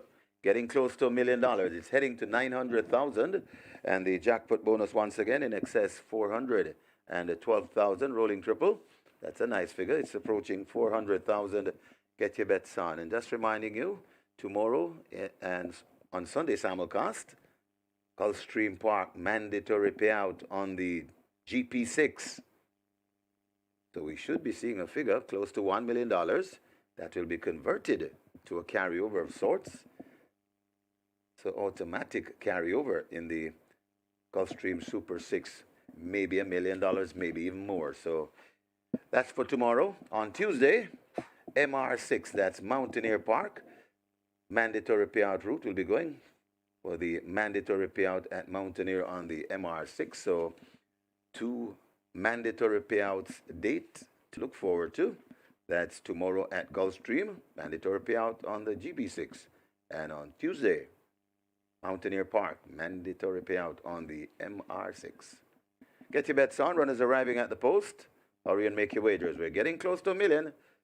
We're approaching 900,000 in the catch 9.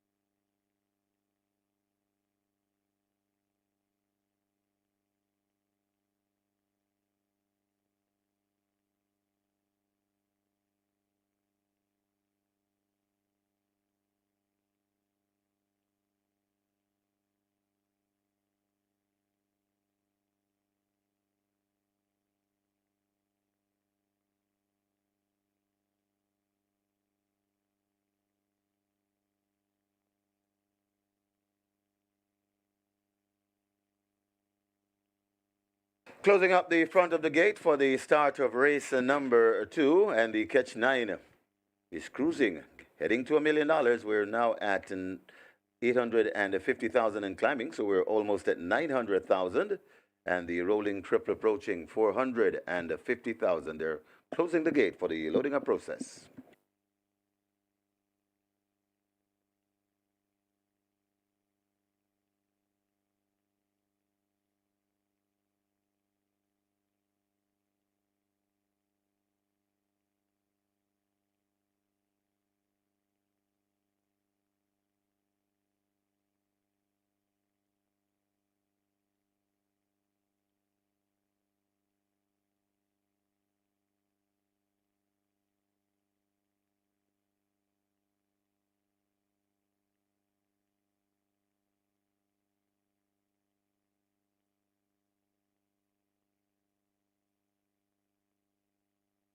Horses loading, last chance to make your wagers. The runners are loading.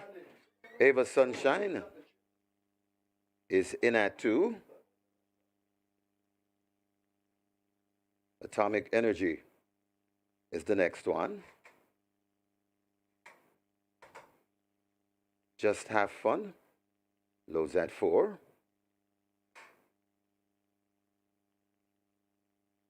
Smoking Lady heads to 5.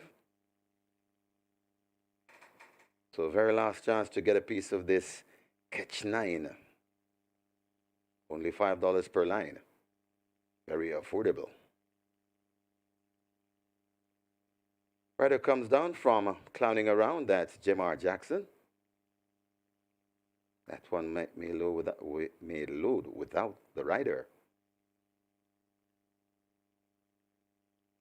So 4 to load, Just Have Fun, California Gold, The Bee's Knees, and To Kill a Mockingbird.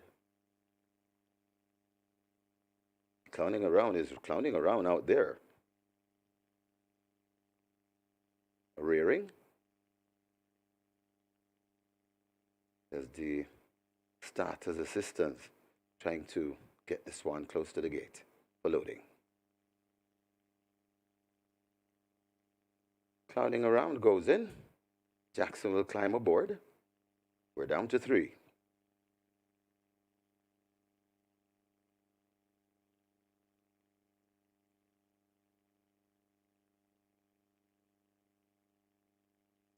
The Bee's Knees heads for gate 7.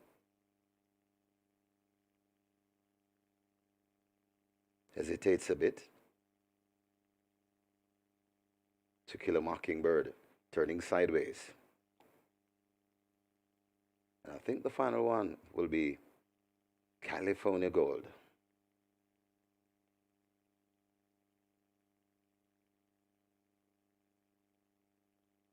The Bee's Knees backing out once again. Was halfway there.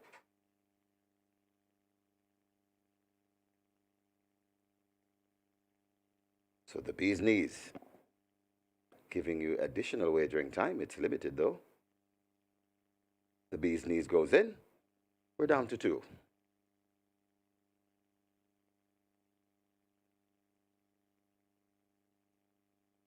To Kill a Mockingbird still turning sideways. Now in the opposite direction. California Gold running out of patience is loaded. And the final one will be To Kill a Mockingbird. 6 furlong the trip. This is race number 2. Best of luck if you play the catch 9, and why not? Almost at $1 million in the pool.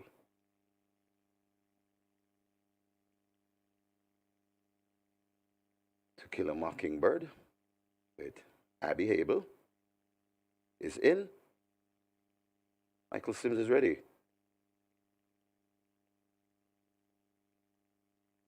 Ready for a start. This is race number 2. They're off and racing. What a beautiful line. As Ava Sunshine blasts into an early lead. It's Ava Sunshine in front of Smoking Lady, right there in second. Right behind those, that's Just Have Fun right against the rail as they pass the 5 To Kill a Mockingbird. Then comes California Gold.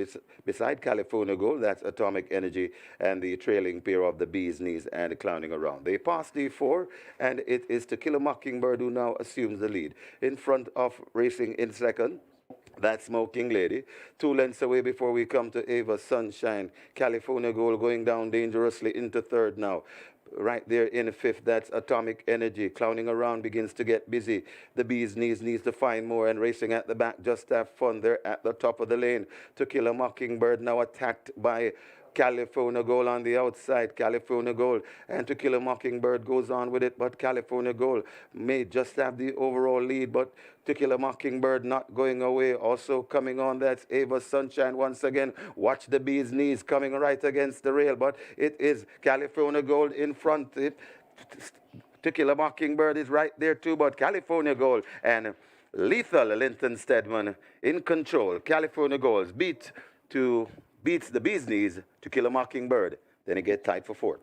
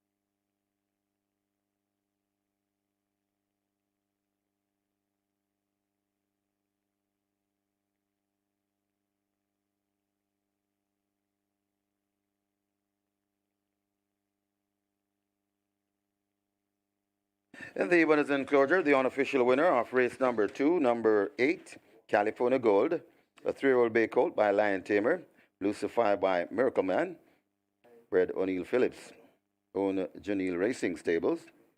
Trained Patrick Link, the winning rider, Lethal Linton Stedman, the groom Delroy Blake. Second, number 7, the Bee's Knees. A third, number 1, To Kill a Mockingbird. And fourth, number 6, Clowning Around. Final time for 1,200 meters, 1:17 flat.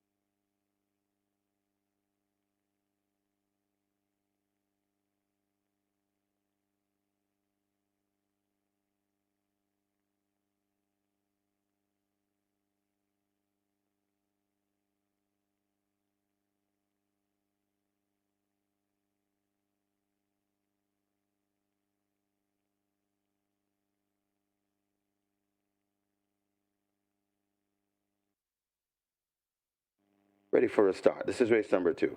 The Raffin Racing, what a beautiful line as Ava Sunshine blasts into an early lead. It's Ava Sunshine in front of Smoking Lady right there in second, right behind those that's Just Have Fun right against the rail as they pass the 5 To Kill a Mockingbird. Then comes California Gold. Beside California Gold, that's Atomic Energy and the trailing pair of the Bee's Knees and Clowning Around. They pass the 4, and it is To Kill a Mockingbird who now assumes the lead. In front of racing in second, that Smoking Lady. 2 lengths away before we come to Ava Sunshine. California Gold going down dangerously into third now. Right there in fifth, that's Atomic Energy. Clowning Around begins to get busy. The Bee's Knees needs to find more, and racing at the back, Just Have Fun. They're at the top of the lane. To Kill a Mockingbird now attacked by California Gold on the outside. California Gold and To Kill a Mockingbird goes on with it, but California Gold may just have the overall lead, but To Kill a Mockingbird not going away. Also coming on, that's Ava Sunshine once again. Watch the Bee's Knees coming right against the rail, but it is California Gold in front. To Kill a Mockingbird is right there too, but California Gold and Lethal Linton Stedman in control. California Gold beats the Bee's Knees, To Kill a Mockingbird. Then it gets tied for fourth.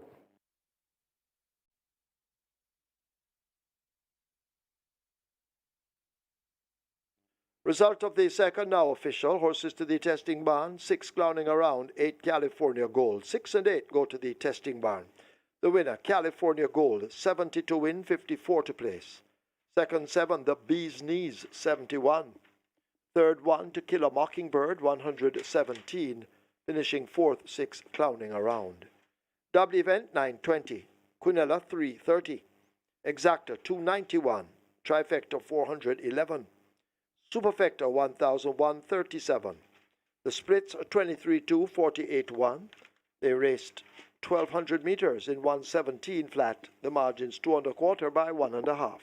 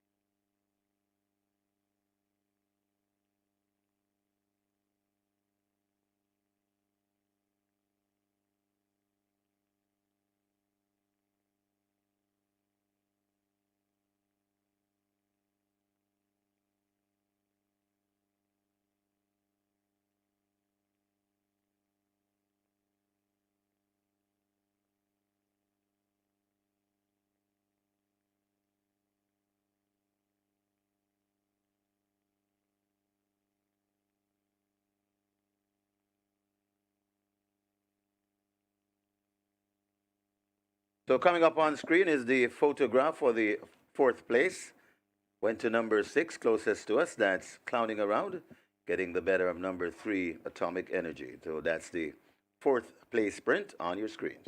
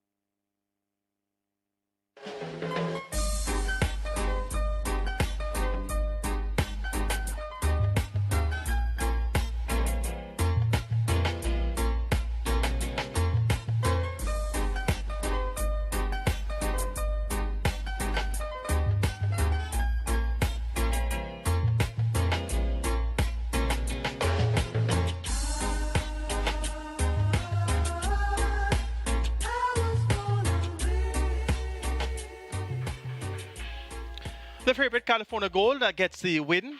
Fairly convincing in the end. Took a while to get going, but once he got going inside the final furlong, he ran on well to give Linton Sedman a convincing victory for trainer Patrick Lynch. So the big favorite California Gold proved that workout 36 flat alongside Ability, who has won twice already, would have been too much for this group. The Bee's Knees ran on to be second, the Exactor third, $291, and the Quinella Plus, $330. The Quinella Plus continues to pay very, very well.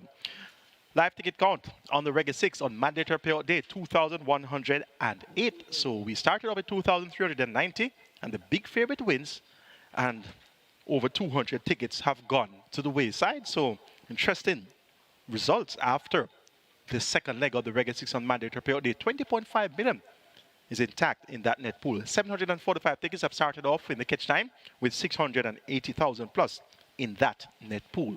It's now time for the third. We'll start our play spot 8 as well as the early pick 4 here. We're down to a field of 6, given the scratch of number 3, Ride with the Mob. Let's take a look.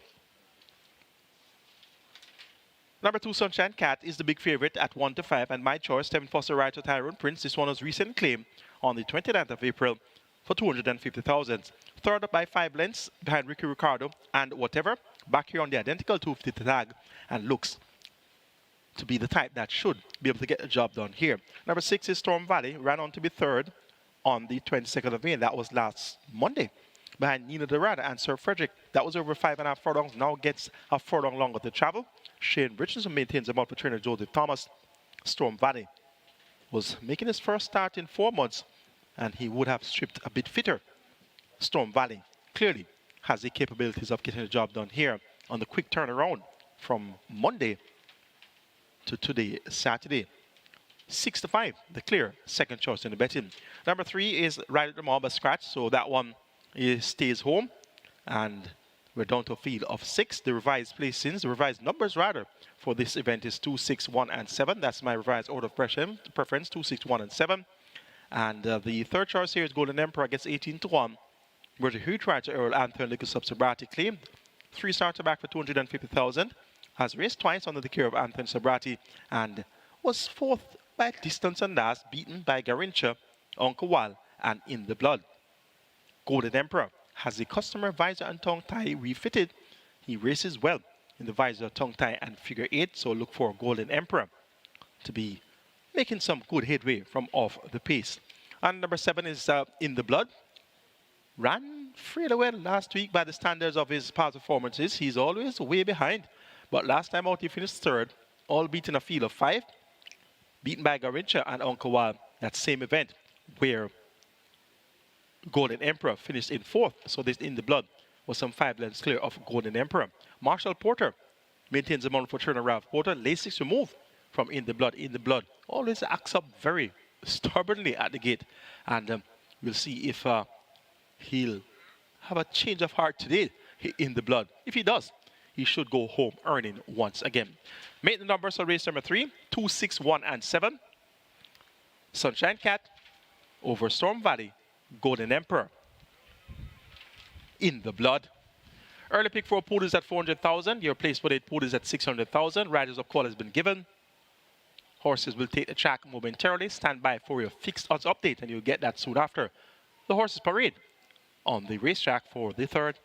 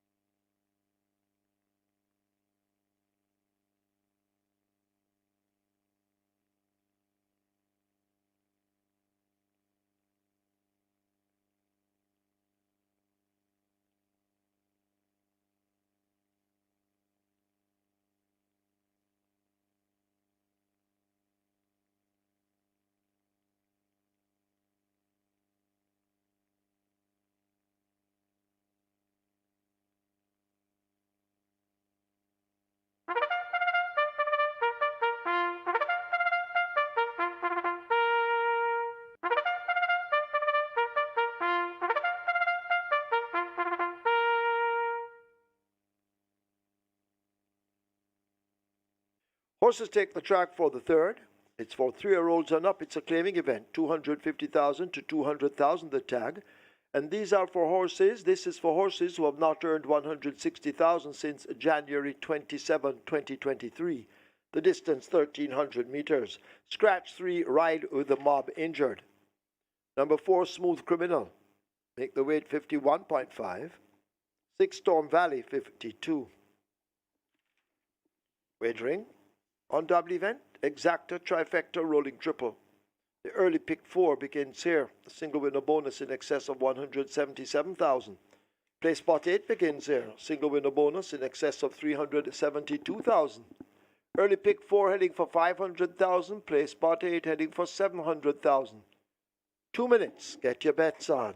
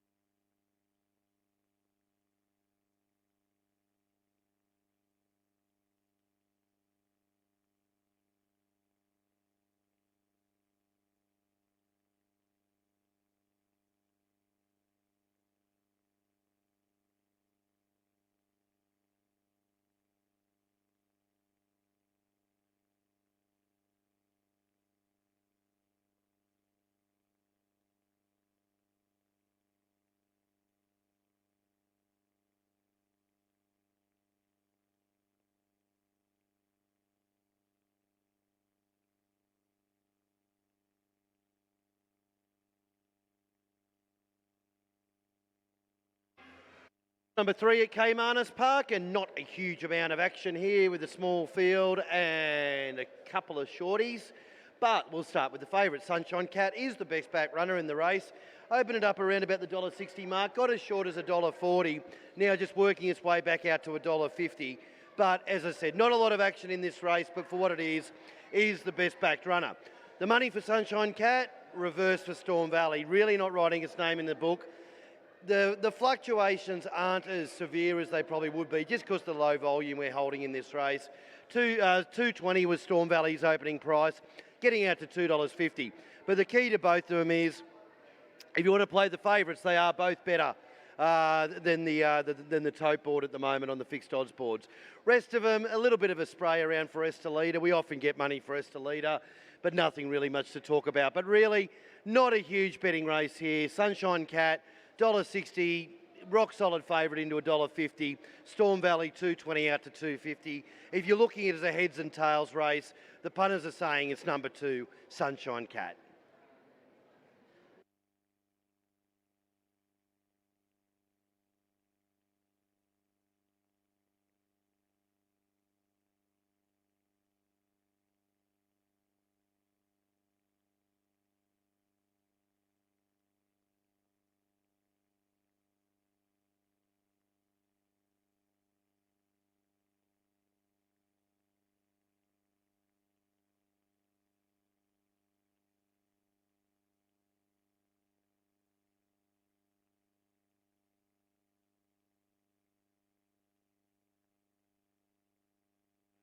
Runners are making their way to post. This is race number 3. This is where the play spot 8 starts, along with the early pick 4. Lively wagering in the play spot 8 pool. That's approaching 800,000, so it's getting close to a million. In the play spot 8 pool, the jackpot bonus in excess 372,000.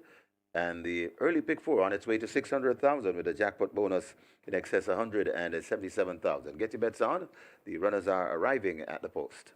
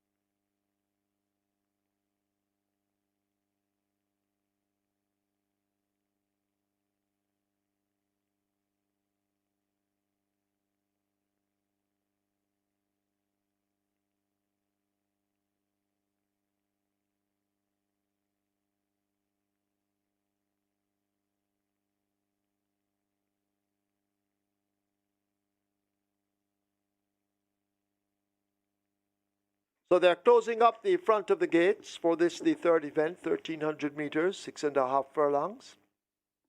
Early pick 4 on its way to 600,000, play spot 8, approaching 800,000. Runners getting ready to load.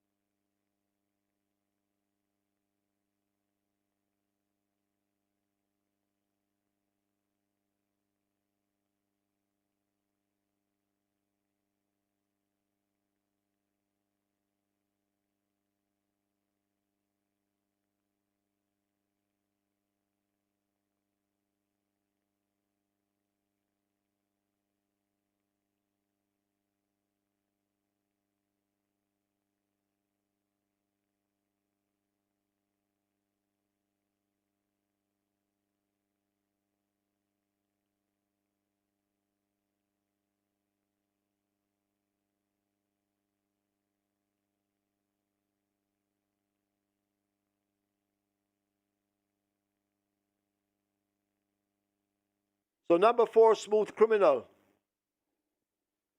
now scratched at the gate on the advice of the vet. Take out 4, Smooth Criminal.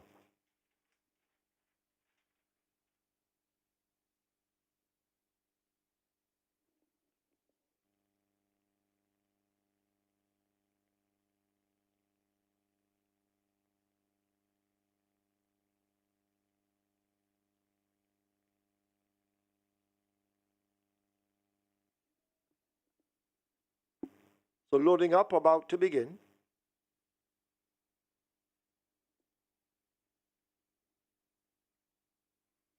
Golden Emperor walking into 1. Blindfolded. In the blood also blindfolded. Try that one in 7. Marshall Porter waiting, standing in the wings.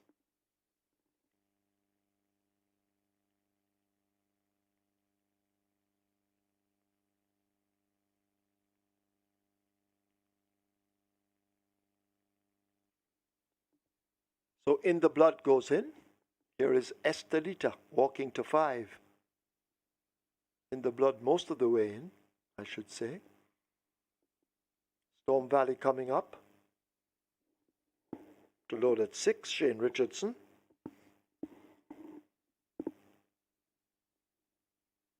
In the Blood finally all the way in. Here's Storm Valley.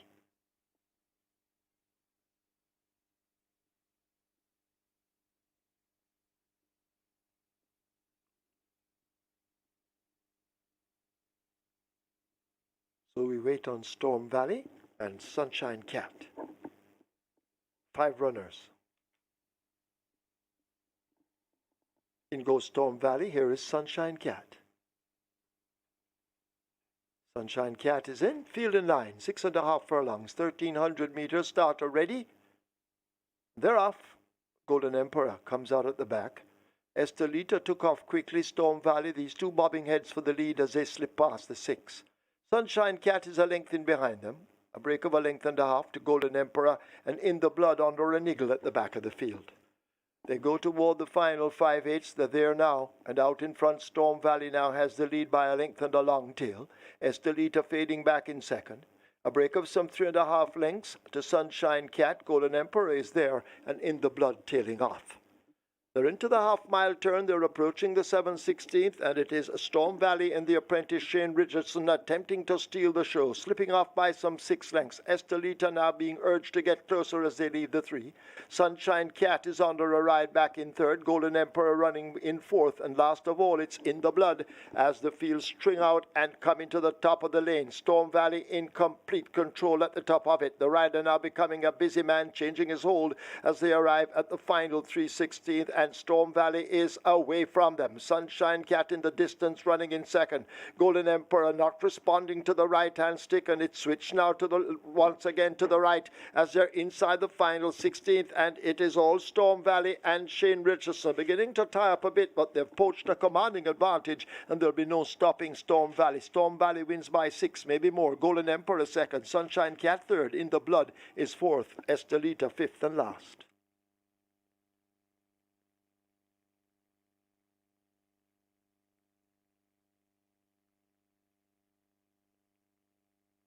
We have claims. Number 2, Sunshine Cat, 14 submitted. Ryan Darby for Raphael Gordon. Ryan Darby claims Sunshine Cat for Raphael Gordon. 9 submitted for number 6, Storm Valley. Johnny Wilmot for Rupert Edwards. Johnny Wilmot claims Storm Valley for Rupert Edwards.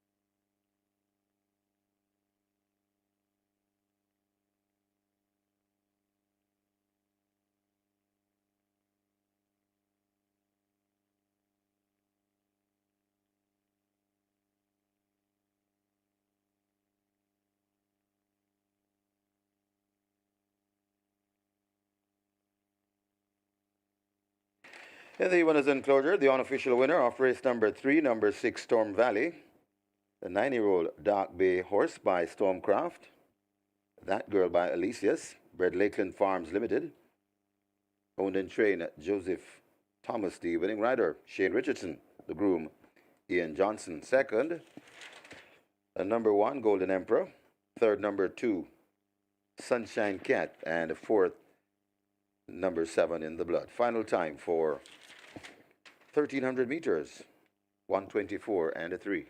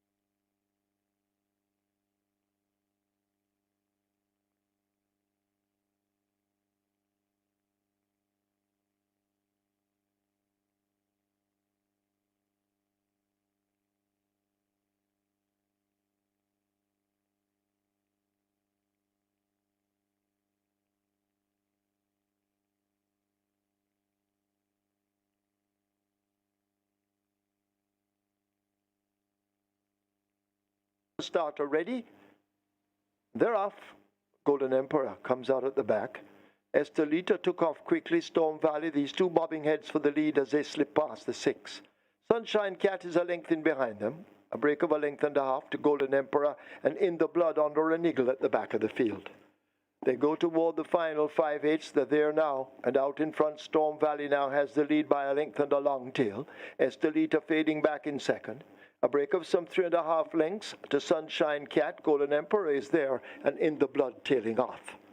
They're into the half-mile turn. They're approaching the 7/16, and it is Storm Valley and the apprentice Shane Richardson attempting to steal the show, slipping off by some 6 lengths. Estelita now being urged to get closer as they leave the 3. Sunshine Cat is under a ride back in third. Golden Emperor running in fourth, and last of all, it's In the Blood as the field string out and come into the top of the lane. Storm Valley in complete control at the top of it. The rider now becoming a busy man, changing his hold as they arrive at the final 3/16. And Storm Valley is away from them. Sunshine Cat in the distance running in second.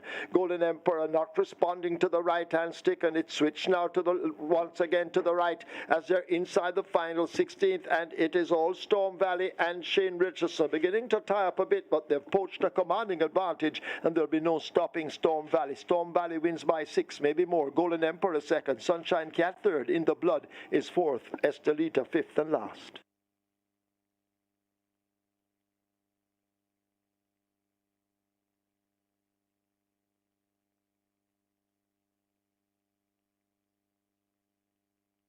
Result of the third now official. Horses to the testing barn. 2 Sunshine Cat, 6 Storm Valley. 2 and 6 go to the testing barn. Storm Valley 114 to win, 217 to place.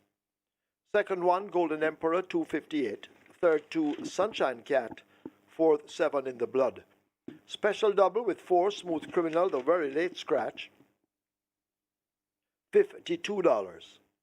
A dub event, $221. Exacta, $784. Trifecta, $217. 176 triples, 2006, $34. Splits, 24-1, 48-2, 116-1.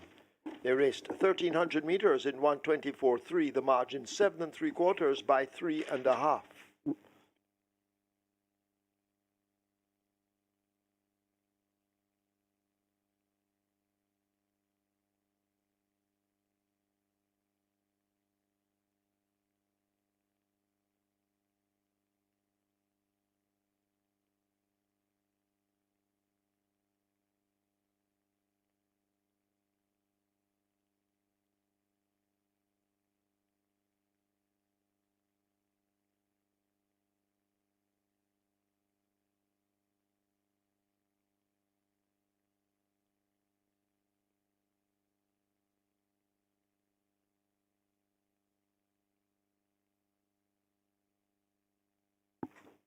And please note the triple, race 3, 176 winners, 2006, 34.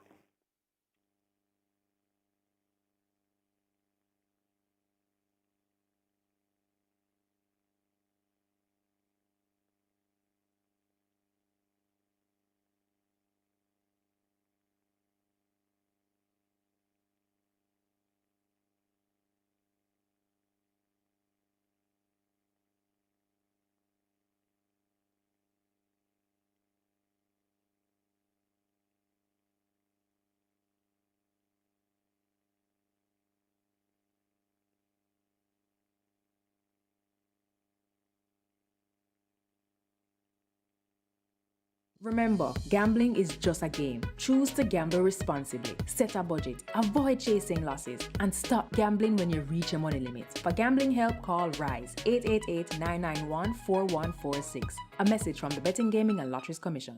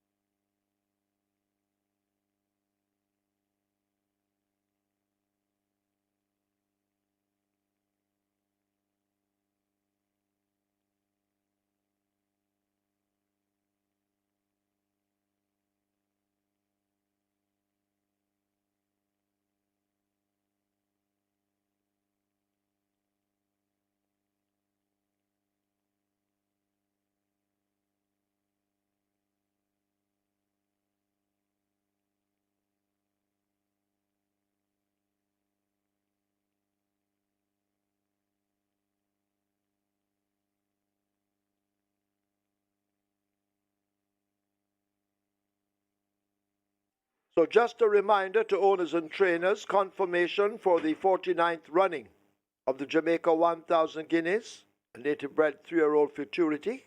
It's for fillies, it's a grade 1 event. And the Jamaica 2000 Guineas, a grade 1 event. It's for native bred 3-year-olds, it's a futurity, colts and geldings only.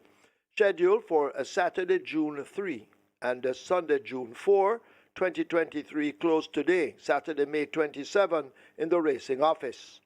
Entries for the above-mentioned races close on Tuesday, May 30, at 11:30 a.m. in the racing office to facilitate the post-position draw on the landing of the admin building at 2 p.m. Your presence will be greatly appreciated. This announcement will be repeated.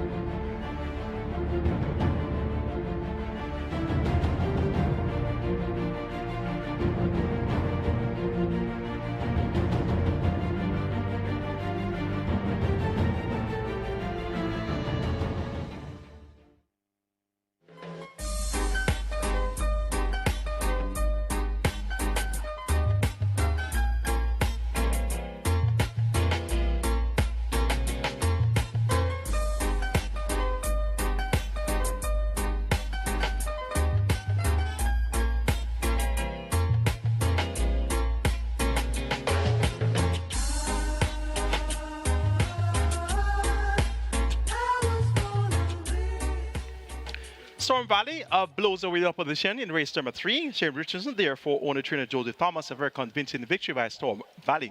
Run on to complete the exact was Golden Emperor coming from somewhere up the pace, and the big favorite, Sunshine Cat, only able to muster a team third. Live ticket count on the Reggae 6 on mandatory payout day. We're down to 1,252, and we started off with 2,390, and there's 20.571 million in that net pool.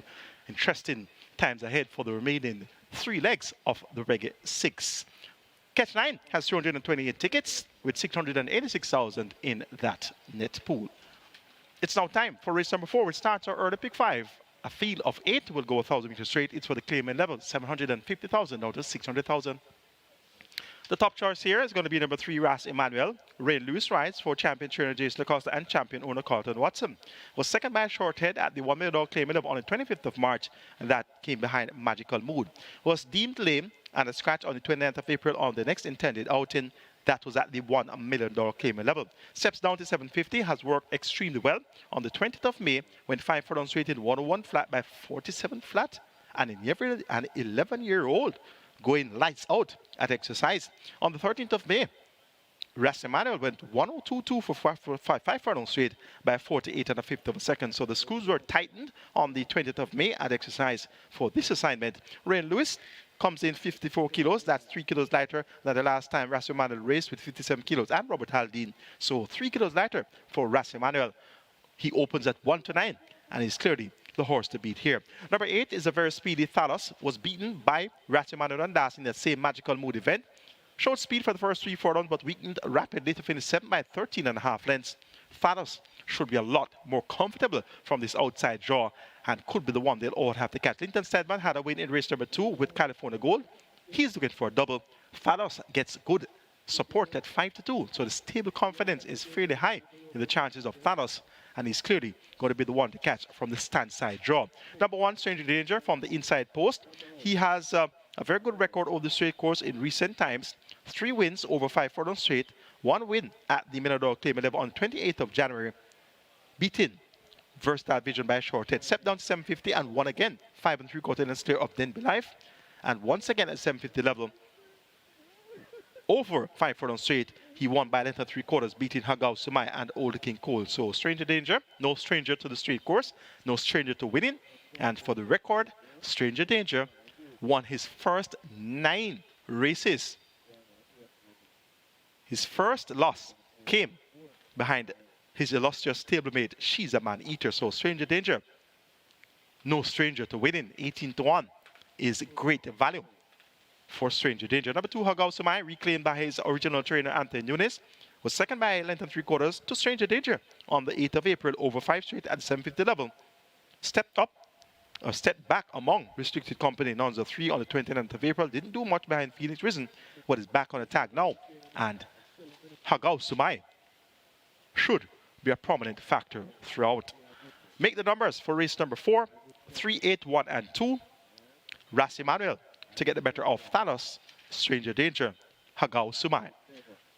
Early pick 5 pool is at 350,000. That will continue to increase as time goes by and the riders of call has been given. Horses will take the track momentarily. Stand by for your fixed odds updates. Best of luck.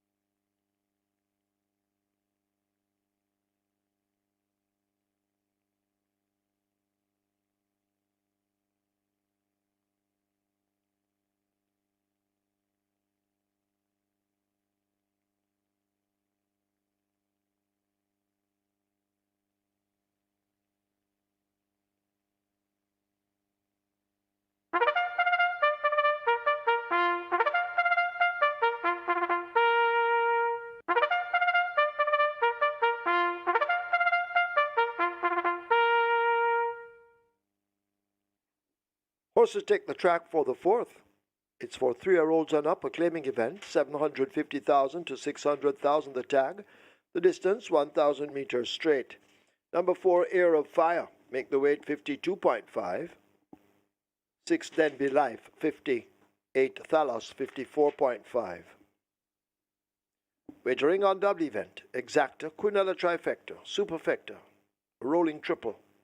Early pick 5 begins here, the single winner bonus, almost 1.5 million. Early pick 5 heading for 500,000, rolling triple 300,000. 6 minutes, get your bets on.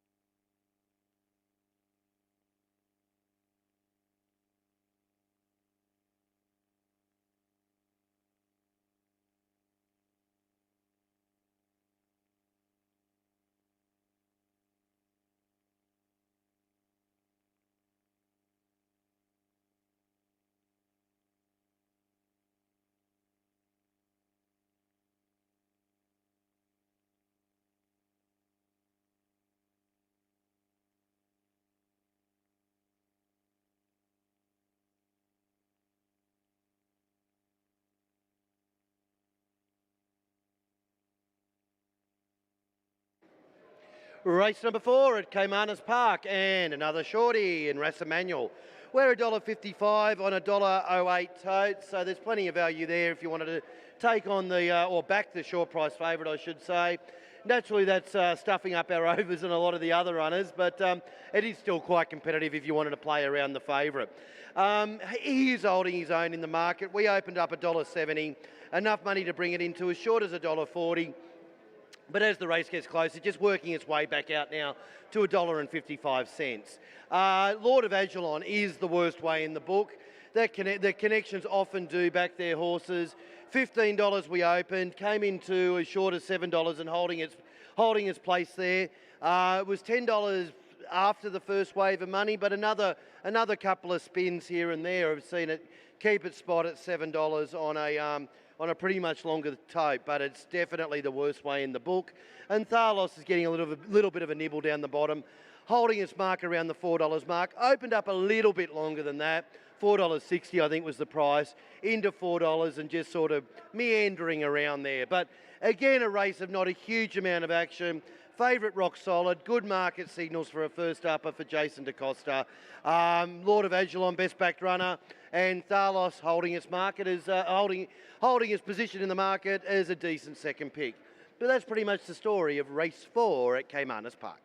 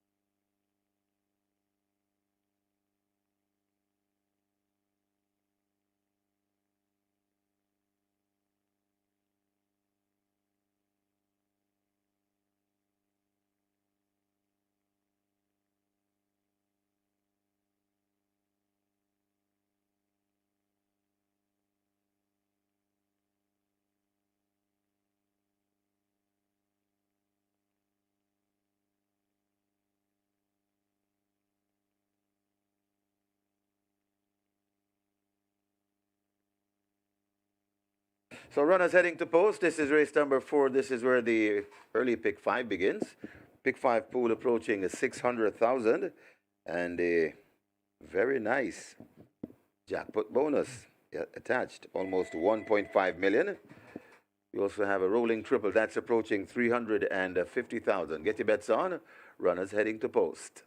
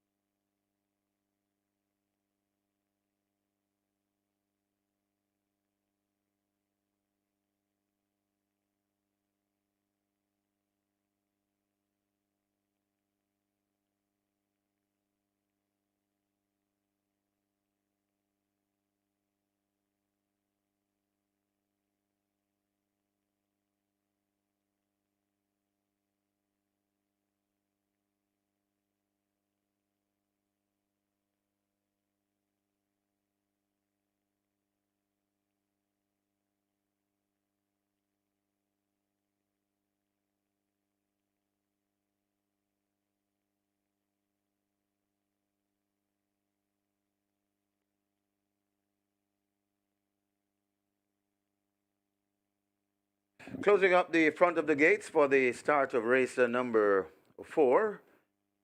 Early pick 5 approaching 700,000. Rolling triple approaching 450,000. Get your bets on as the loading up will start shortly.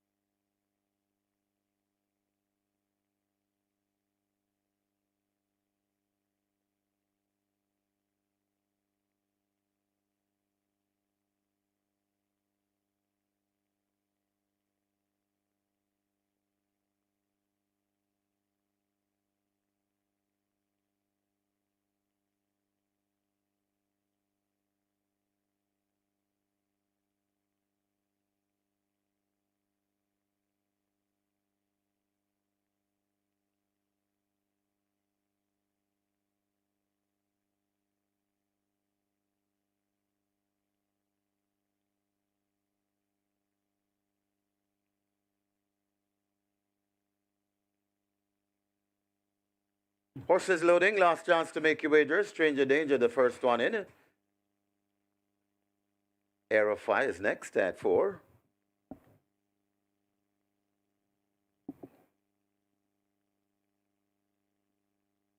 Horses loading, get your bets on. Lord of Agilon loads at 5. Aphelios loads at 7. So they're loading quickly.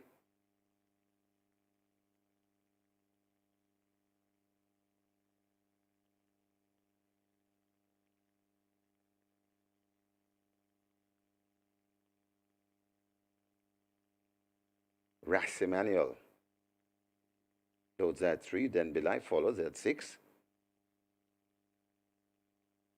Agao Sumai loads at 2. And the final one will be Talos. Rider comes down. That's Stedman, Linton Stedman. And he looks for a double. He has a seat. I think we're ready for a start. 5 furlongs straight the trip.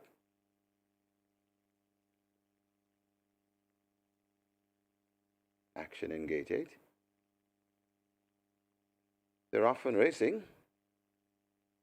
Ras Emmanuel breaks sharply over toward the far side, right in the middle. That's Denby Life, showing a lot of speed. Closest to us, that's Thalus. Also there in the middle, that is Air of Fire. They come out of the chute and come towards the 3 furlong point. They're spread right across the course. And then Be Life might just have the overall lead from right there to that Thalos. These two going at it. Then Be Life in front. Thalos closest to us. Rassimanel in the middle will have to do more. Also there in the middle, that is Air of Fire, but it is Then Be Life and Thalos fighting for it at the moment. Rassimanel trying to come forward. Stranger Danger is over on the far side, but Thalos and Then Be Life still fighting on. It's Thalos and Then Be Life. Then Be Life marginally the leader. Thalos trying to get on terms. Then Be Life keeping on from Thalos. Then Be Life. Thalos is right there too, and now Thalos gets the upper hand, and it's a double for Lethal Linton Stedman. Thalos beats Then Be Life. Rassimanel cut tight for fourth between Hago Sumai and Stranger Danger.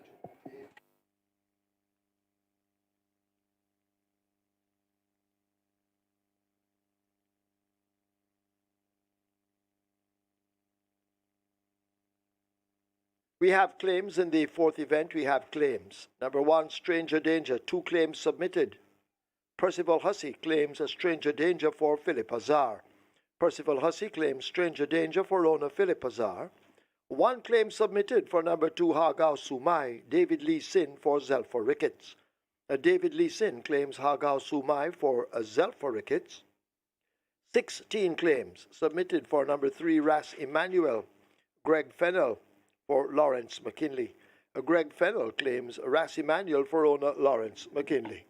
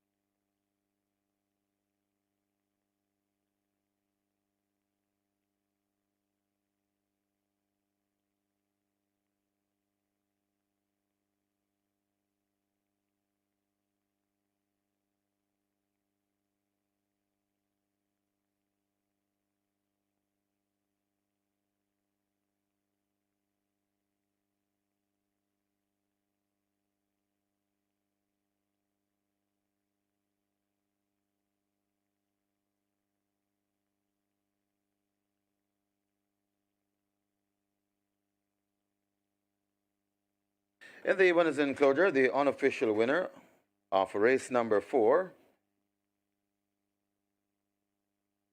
number 8, Thalos, a 4-year-old chestnut gelding by Lion Tamer. I Had the Reina by Traditional, bred Elias Halut. Own Christopher Gordon. Train Fernando Geddes, the winning rider. It's a double for Lethal Linton Stedman, the groom Heron Lamy. Second, number 6, Then Be Life. Third, number 3, Ras Emmanuel. And fourth, number 2, Hago Sumai. Final time for 1,000 meters straight, 1 minute and 1.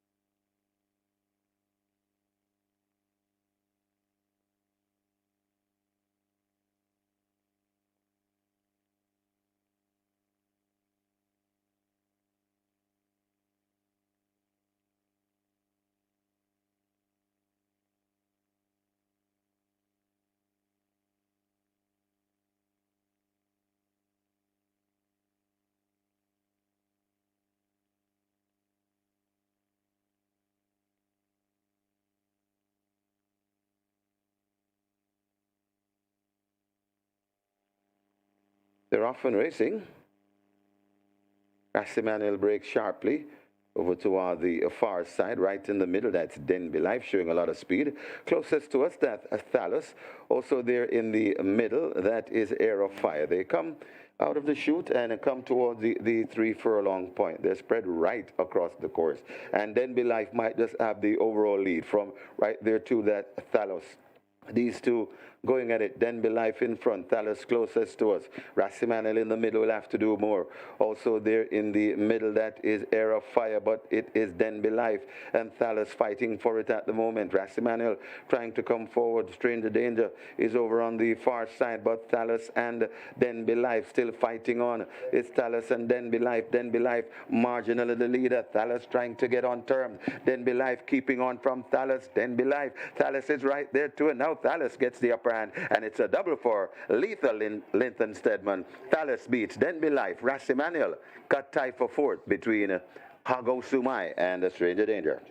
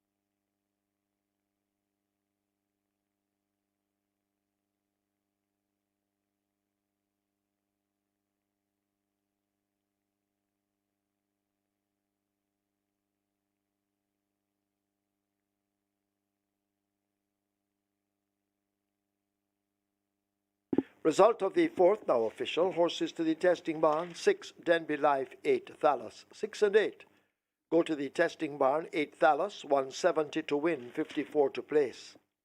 Second, 6, Denby Life. 75. Third, 3, Rassimanuel. 52.50. Fourth, 2, Hagao Sumai. W event 517.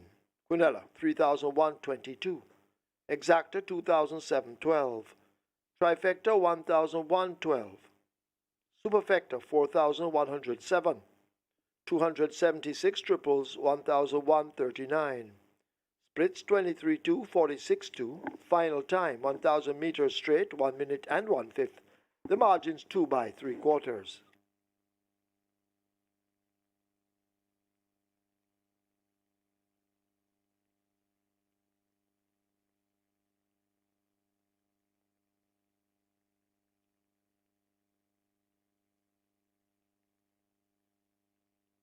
So coming up on your screen will be the photograph for the 4th place in race number 4.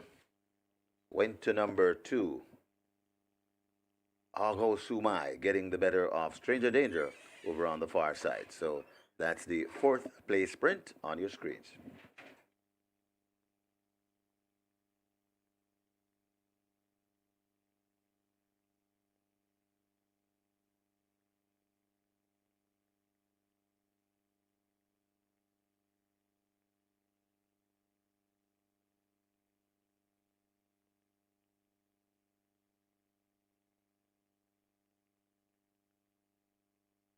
Remember, gambling is just a game. Choose to gamble responsibly. Set a budget. Avoid chasing losses. And stop gambling when you reach your money limits. For gambling help, call RISE 888-991-4146. A message from the Betting, Gaming and Lotteries Commission.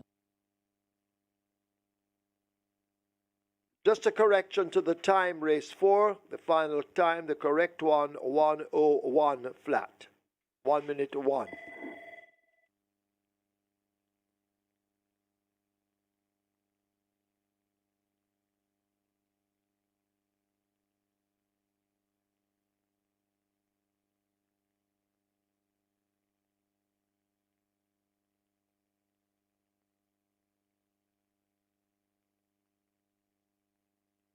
Your attention, please, in today's 5th event coming up. Number 9, Fallina Forever, make the rider Aaron Chatry. Aaron Chatry rides 9, Fallina Forever, race 5.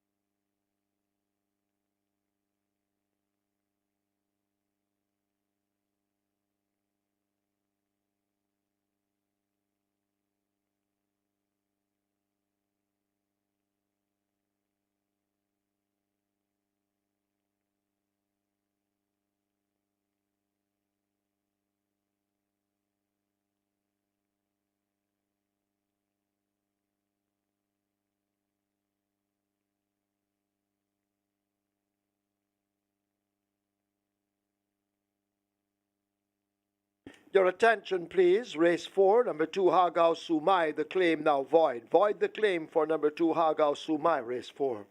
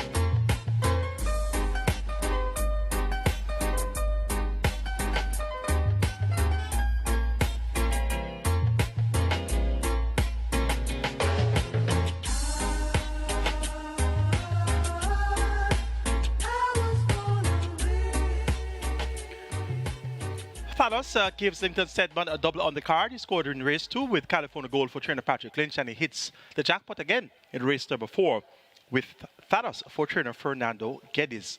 Thalos, good speed. Didn't try to make all the running today. Sat behind Denby Live for most of the way and then pounced on Denby Live inside the final 2 furlongs and 1 going away in the end. Denby Live held on for second. Brave bid there. Natalie Berger on the side for newly licensed trainer Orlando Chin. And third went to the big favorite, Ras Emanuel. Had my reservations about banking on Ras Emanuel. And as you can see on my tickets, I went 3 and 8, Ras Emanuel and Thalos. That worked. 47 flat by 101 flat over the straight course. Really could have taken out the spunk out of the 11-year-old.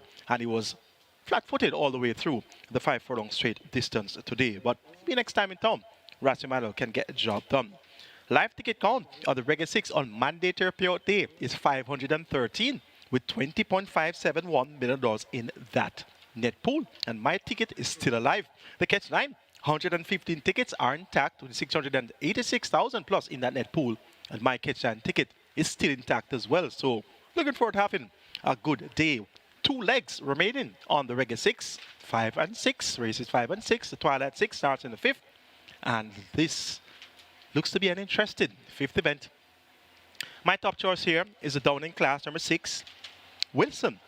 Last race on the 24th of December at the 750 level, beaten out of sight by Burn Notice. 2 starter back was third by 4 3/4 lengths at the 750 level behind Pretty Girl and Turn on the Light. Raced at the $1 million claim level, October 2021, and won by some 13 lengths over 6.5 furlongs in 1:19.3. Clearly has had setbacks along the way. Only raced 3 times in 2022, once in November, twice in December, and is just returning to the races here at the end of May. Tevin Foster rides for new licensed trainer Oral Hayden of Biz Racing Stable fame. If Wilson turns up even 80% of himself, it won't be a race, but that's going to be a big if in caps, so to speak. We'll keep our fingers crossed that Wilson can deliver. And he's getting an attractive price, 7-2 for the way down in class, Wilson. Number 10, Zabertone, also down in class, but not from the higher class. He's stepping down from 550. He has proven to be better than the usual 550 claimers. So down to 400,000 now. Zabertone can't ask for an easier opportunity. Ray Lewis is in the saddle for newly licensed trainer Sacklin Roman and owner Sidney Roman. The Romans unite here with Zabertone. And there's a saying, when you go to Rome, you do what the Romans do. Let's see what the Romans will do here with Zabertone. Clearly, he has the beating of all of the 400,000 claimers here. But will he have the beating of Wilson, who's stepping down from a much higher class? Number 12 is Just an Illusion. This one gets 4-1, has good pace, has good speed. Anthony Thomas rides for Joseph Thomas. Joseph Thomas had a win earlier with Storm Valley, so he's looking for a double. And this Just an Illusion has been known to set some good splits and lead some useful fields. So Just an Illusion, it's not beyond the realms of possibility that Just an Illusion can slip away in front. And number 3 is XY Soul. Consistent sort, hardly ever off the board, but hardly ever wins. One thing's for sure, XY Soul is almost certain to be on your high 5 and your superfectas and trifectas and exactas, but it just doesn't get over the hump and win. Roger Hewitt picks up the mount for trainer Gary Griffiths and owner Philip Azar. XY Soul, a key horse for your exotics. Make it 6-10-12-3 in race number 5. Wilson to get the better of Zabertone, the 2 Downing class horses, then Just an Illusion and XY Soul. Twilight 6 pool is approaching 4 million. Minimum guaranteed payout is 2 million. Stand by for your fixed odds update. You'll get that soon after the horses parade on the track for race 5.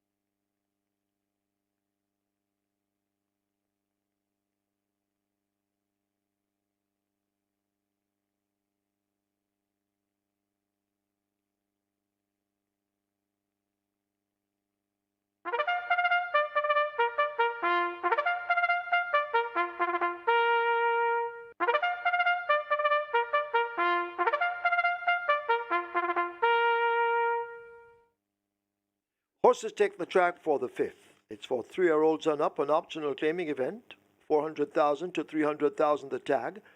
Also native bred 6-year-olds and up, non-winners of 4, and imported 6-year-olds and up, non-winners of 3. The distance 1,300 meters. 1 bull Sammy make the weight 53 kilos. 9 Paulina Forever 52.5. The rider Aaron Shatry. Wagering offered on double event. Exacta, Quinella Trifecta, Superfecta High 5, Rolling Triple. This is where the Twilight 6 begins. On the Twilight 6 on its way to 4.5 million. 5 minutes. Get your bets on.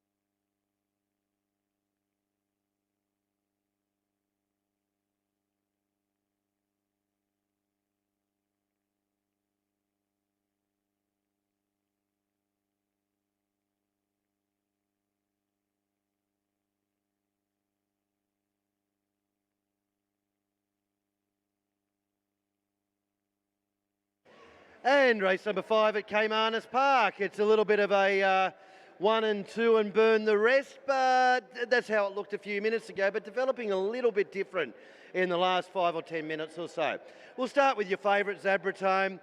For the new trainer, Sack Roman, looked amazing in the yard for a first-time trainer.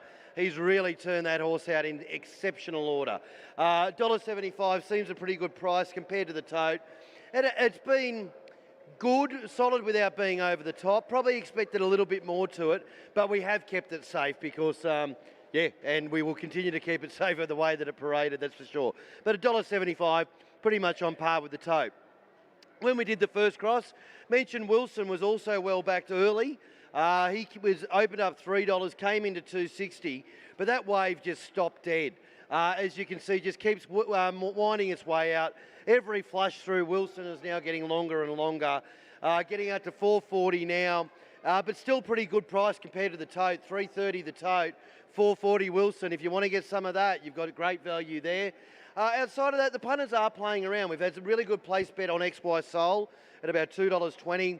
And money around for Expeditious, Thunderstrike, and Just an Illusion. And Just an Illusion, again, $5 on the tote and $7 on the board. So there's good value there, as there are with the other roughies that a few have had a few throws at the stumps at as well too.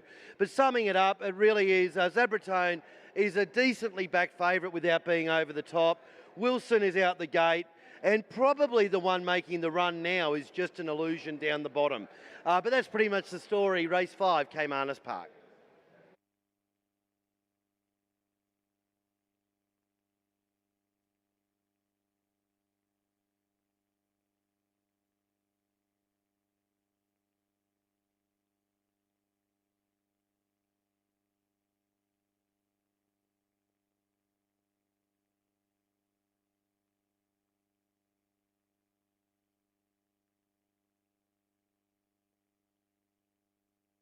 So the runners are at the post. This is race number 5 where the Twilight 6 begins. A Twilight 6 pool very close to $5 million. Get your bets on. Rolling triple approaching 300,000. Rolling triple approaching 300,000. And we also have high 5 wagering offered here. So high 5 pool on its way to 200,000. Runners at the post.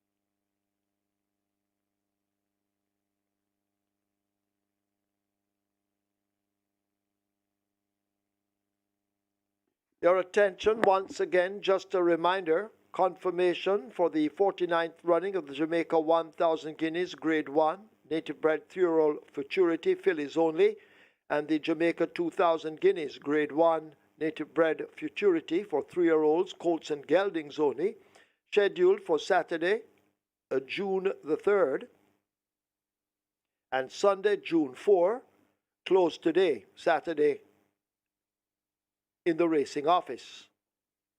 Entries for the above-mentioned races close on Tuesday, May 30 at 11:30 a.m. in the racing office to facilitate the post-position draw on the landing of the admin building, and that draw scheduled to take place at 2 p.m. Your presence will be greatly appreciated. Thank you.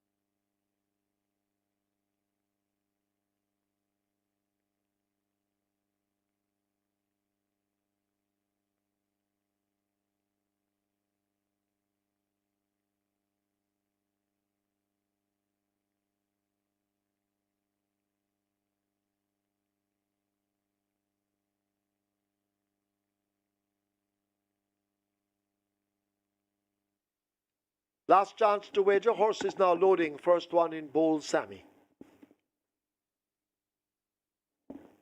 Purposely goes in, followed by Kaya. So loading up has begun. You need to get your bets on.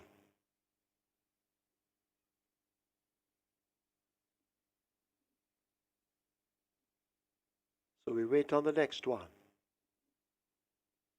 Could be Devonte.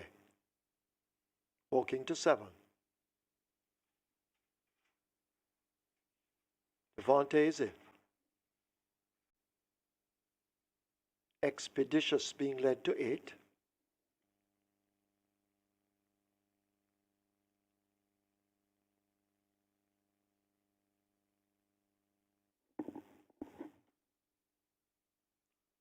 Paulina Forever lining up to load at 9. Aaron Chatry replaced Amit Robles. Thunderstrike walking to 11. Goes in. Just an Illusion to 12.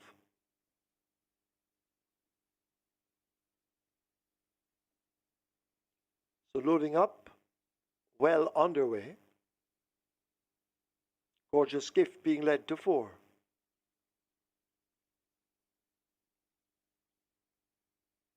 Gorgeous Gift refuses.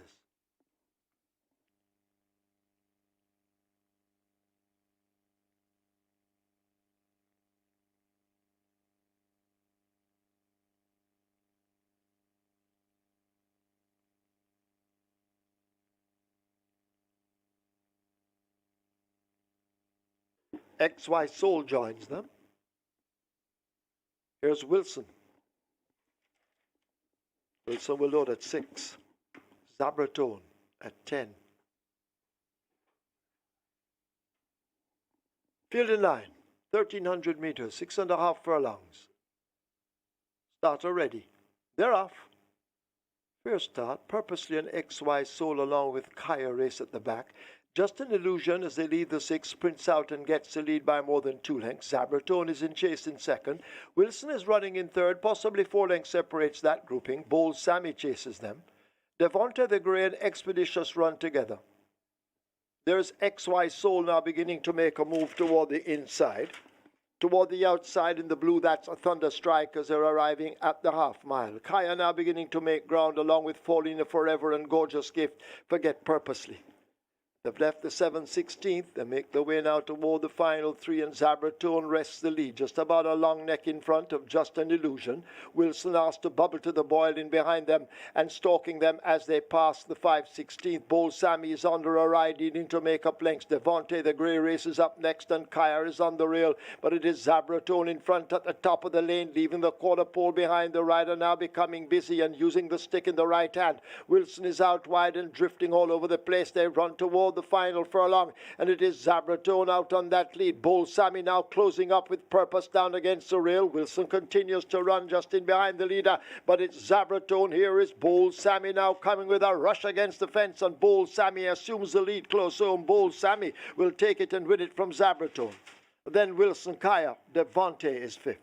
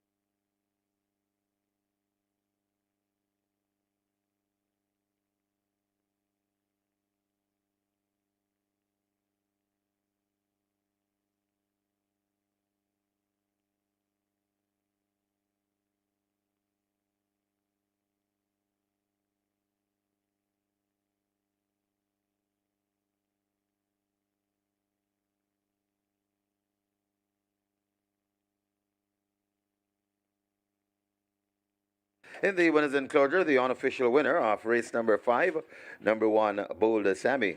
6-year-old Dark Bay Mare by Bold Warrior. Satin Sammy by Private Terms. Bred Michael Bernard, owned Gilbert K. Walsing.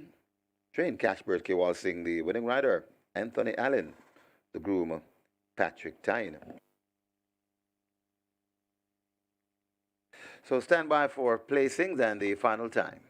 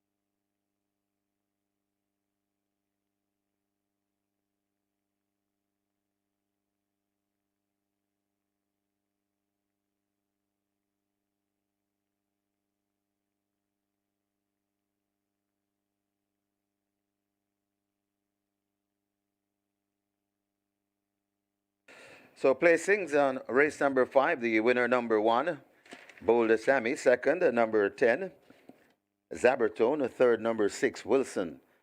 Fourth, number 5, Kaya. And fifth, number 7, Devontae. Final time for 1,300 meters, 1:23 flat.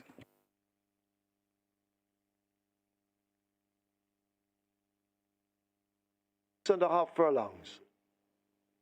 Starter ready. They're off. First start, purposely an XY Soul along with Kaya race at the back. Just an illusion as they lead the 6, sprints out and gets the lead by more than 2 lengths. Zabertone is in chase in second. Wilson is running in third, possibly 4 lengths separates that grouping. Bold Sammy chases them. Devontae the Grey and Expeditious run together. There's XY Soul now beginning to make a move toward the inside. Toward the outside in the blue, that's a Thunder Strike as they're arriving at the half mile. Kaya now beginning to make ground along with Paulina Forever and Gorgeous Gift. Forget Purposely. They've left the 7/16. They make their way now toward the final 3, and Zabertone rests the lead. Just about a long neck in front of Just an Illusion. Wilson asked to bubble to the boil in behind them and stalking them as they pass the 5/16. Bold Sammy is under a ride needing to make up lengths. Devontae the Grey races up next and Kaya is on the rail, but it is Zabertone in front at the top of the lane, leaving the quarter pole behind. The rider now becoming busy and using the stick in the right hand. Wilson is out wide and drifting all over the place. They run toward the final furlong, and it is Zabertone out on that lead. Bold Sammy now closing up with Purpose down against the rail. Wilson continues to run just in behind the leader, but it's Zabertone. Here is Bold Sammy now coming with a rush against the fence, and Bold Sammy assumes the lead close home. Bold Sammy will take it and win it from Zabertone. Then Wilson, Kaya. Devontae is 5th.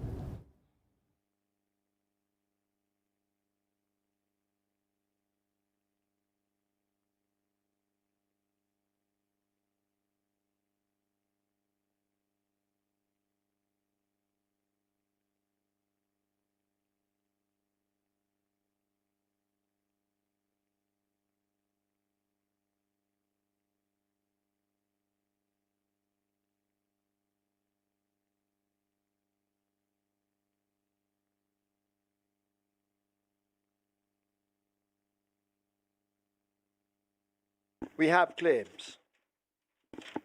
Number 7, Devontae, 2 submitted. Greg Fennell for Colshire Limited. Greg Fennell claims Devontae for owners Colshire Limited. 1 submitted for number 9, Paulina Forever. Fitzgerald Richards for Stanley Lindsay. Fitzgerald Richards claims Paulina Forever for owner Stanley Lindsay. 36 claims submitted for number 10 Zabratone, 2 void. In a 34-way shake, Dalton Serju claims Zabratone for Sylvester Subaran.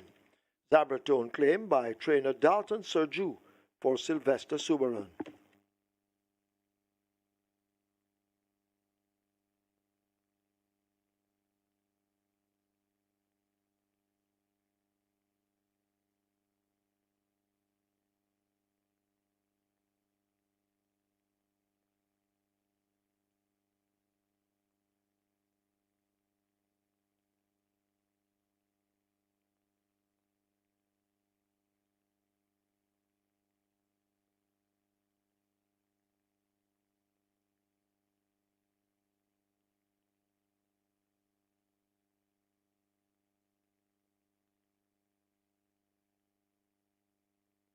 Result of the fifth now official. Horses to the testing barn. 1 Bold Sammy. 5 Kaya. 1 and 5 both go to the testing barn. Bold Sammy, 1,549 to win, 215 to place. Second 10 Zabratone, 60. Third 6 Wilson, 77. Fourth 5 Kaya. Fifth 7 Devante. Double event 6,554. Quinella 3,868. Exacta 7,436. Trifecta 4,309. Nobody won the superfecta. Carry over in the superfecta to race 6 coming up. 285,271.73 cents. Nobody won the high five. Carry over to race 6 coming up. 143,371.53 cents. 7 triples, 26,385. Splits 24, 48-1, 114-3. They raced 1,300 meters in 123 flat. The margins 1.5, 2 1/4.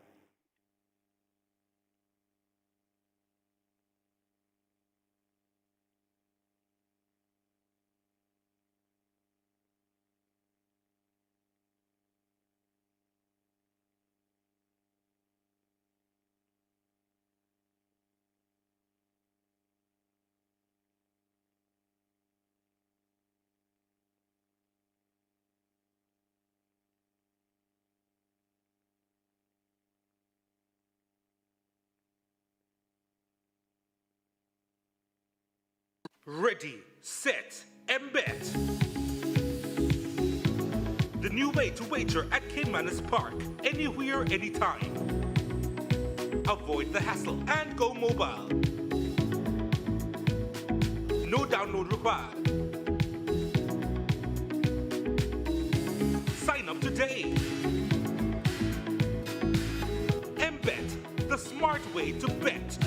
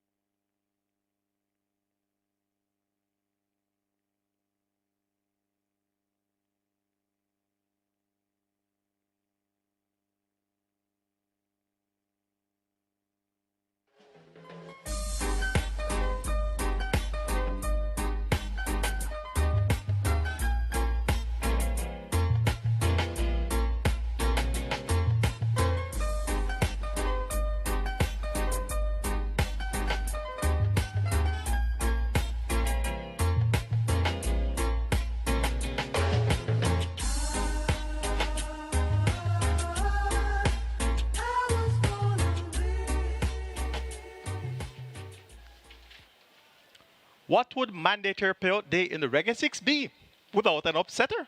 And the first upset comes in the form of a 29-1 outsider, Bold Sammy. Frequent racer who usually fills the exotics, the trifectas, the superfectas, the high fives. Well, today, Bold Sammy comes out on top. Anthony Allen in the saddle for trainer Catchbird Kewalsing and owner Gilbert Kewalsing. Bold Sammy throws a spanner in the spokes of most of the exotics. Live ticket count on the regular 6 on mandatory payout day 16. Coming into the cash out leg with 20.571 billion to be paid out. And on the catch 9, 3 tickets are left with 686,000 plus in that net pool. And the Twilight 6 starts off with a very meager 197 live tickets with 4.2 million in that net pool. So big dividends are going to be just around the corner. And depending on what happens here in a very naughty looking 6th event, we could have massive, massive dividends. The superfecta has a carryover of over 285,000. The high five has a carryover of over 143,000. And both superfecta and high five wagering is offered in the upcoming 6th event. Let's take a look at the cash out leg of the regular 6 and the start of the late pick 5. Scratch number 14, the Gaulle. We're down to a field of 14. My top choice is number 10, Pip. Matthew Bennett picks up the mount for third, Anthony Nunes. Pip was second on 2 starts over the straight course, 4 straight and 5 straight. What's interesting about Pip, that effort of the 23rd of April was very encouraging. Drawn post position 1 and ended up towards the stand sides, running on, finishing second by 6.25 lengths to Shrewsbury Norm in 59 and 3/5 of a second.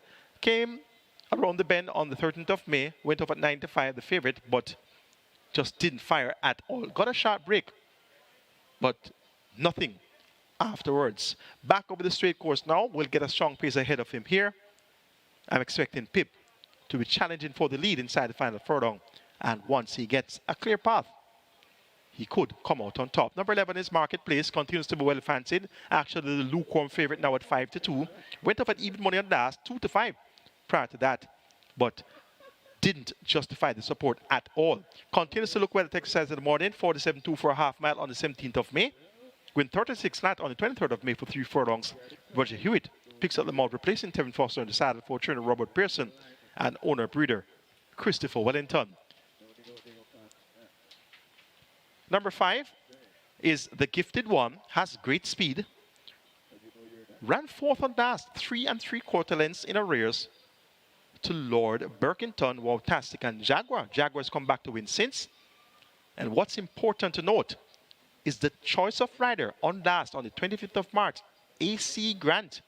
Very rarely called rider AC Grant, an apprentice, was in the saddle on the 25th of March. And the Gifted One was only 3 3/4 lengths in arrears at the end. It's now Jordan Barrett that replaces AC Grant in the saddle. The weight, it will be 51 kilos, compliments of the 2 kilo claim of Jordan Barrett. The Gifted One has worked well. 3 furlongs straight in 36-2 on the 14th of May. And on the 20th of May, 3 furlongs around the bend in 36 1/5 of a second. The Gifted One is gifted with speed and will make his presence very well felt from center course. Number 1, Adenosine, very fast individual as well. Ray Lewis rider Enos Brown stepped up to the non-2 level on the 23rd of April and led for the first 3 furlongs in that 5 furlong straight race won by Shrewsbury Norm over Pip. So one thing's for sure, Adenosine should be tacking across from this inside draw and use his natural speed to make it a hotly contested pace. Over 5.5 furlongs on the 13th of May, came through to be second by a neck at the furlong pole, but then weakened thereafter to finish 6th. Look for Adenosine to be in a serious hunt here for top honors. Make it 10, 11, 5, and 1. My order of preference for race number 6. Pip over Marketplace, the Gifted One, and Adenosine. Late pick 5 pool is at 400,000. Riders of call will be given any moment now. Stand by for your fixed odds update. You'll get that soon after the horses take the track for the cash out leg of the regular 6, where we have 16 tickets intact with 20.571 million to be paid out. Best of luck.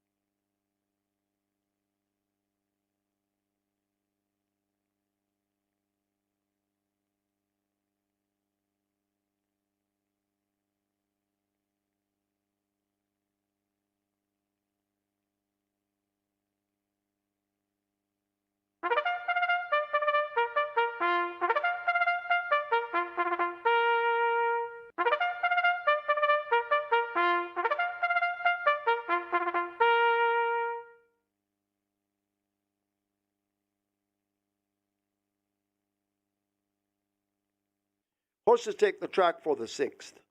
It's a restricted allowance 5 for native bred 4-year-olds and up, non-winners of 2, and imported 4-year-olds and up maidens, the distance 1,000 meters straight. Number 3, Wowtastic, make the weight 52.5. 5, The Gifted One, 51. 6, Traditional Lady, 51.5. 7, Prince Sanjay, 53. 8, Special Gift, 49. Scratch 14, De Gaulle, injured. Wagering on double event, exacta, quinella trifecta, superfecta, high 5, a rolling triple. This is where the late pick 5 begins. Late pick 5 on its way to $1 million, almost there. 4 minutes, get your bets on. Reminding you, we have carryovers. We have one in the superfecta in excess 285,000 and one in the high 5 in excess of 143,000. Get your bets on.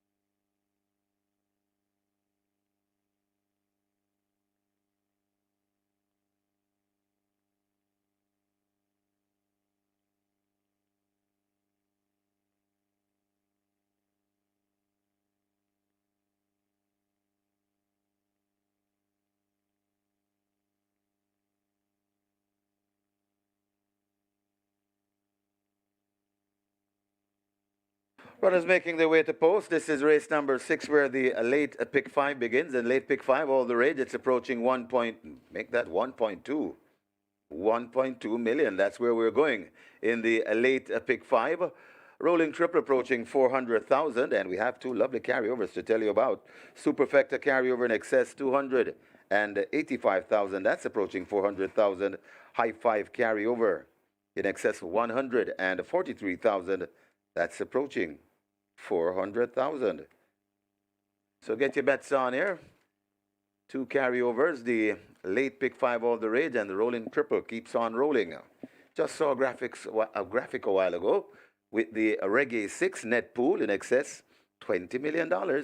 And we have 16 live tickets right now. So therefore, if you're holding one of those tickets, you are an instant millionaire.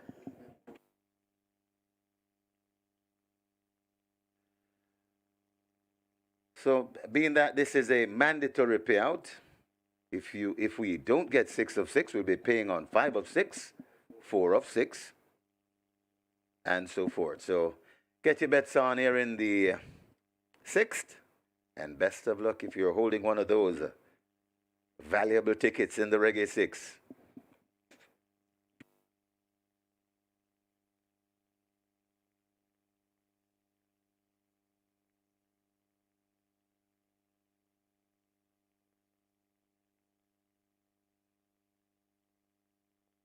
Race 6 at Caymanas Park, and boy, do we have a bit to talk about here.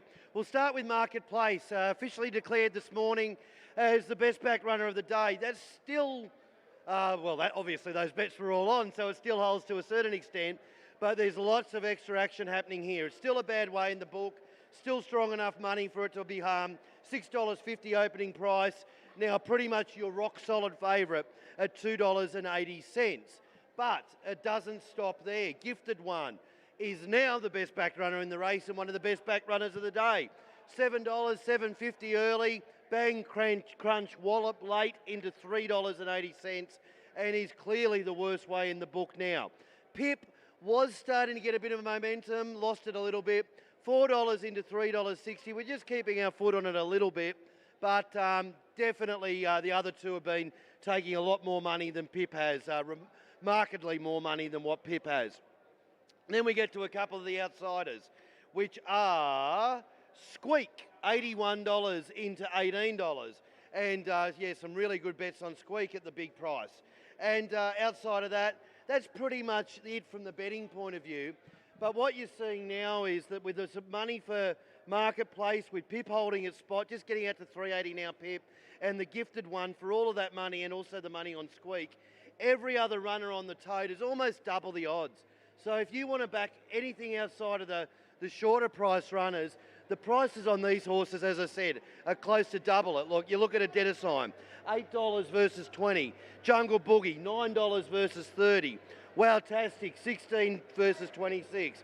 I can keep going all the way down the page, but it's the same story.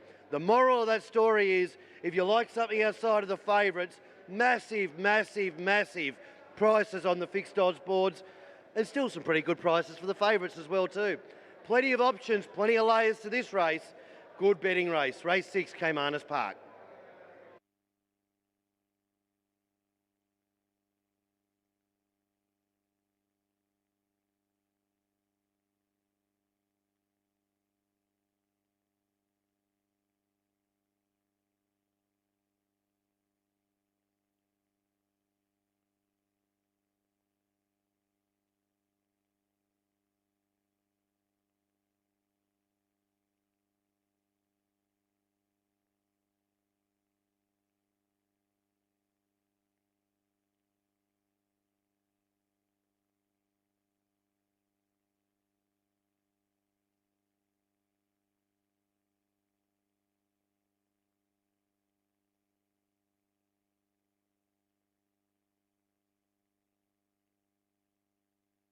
Late pick 5 heading to 1.5 million. We're approaching 1.4, so we are definitely heading in that direction, the 1.5 mark. That's 1.5 million, late pick 5. Rolling triple approaching 400,000. And the superfecta with a carryover in excess 285,000, approaching 600,000. And your high 5 getting close to 400,000 with a carryover in excess 143,000. Runners arriving at the post, hurry and make your wagers.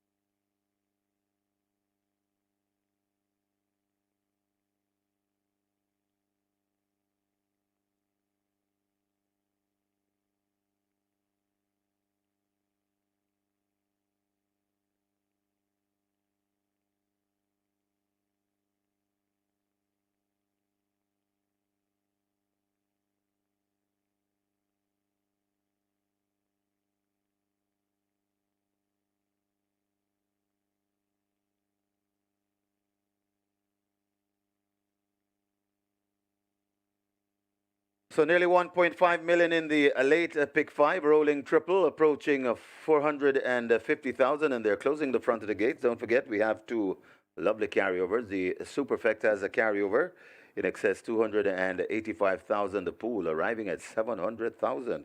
That's a nice pool. High 5 carryover in excess 143,000. High 5 pool approaching 400, or in excess 400. So we looks as though we're approaching 450,000. Get your bets on as the loading up is about to start.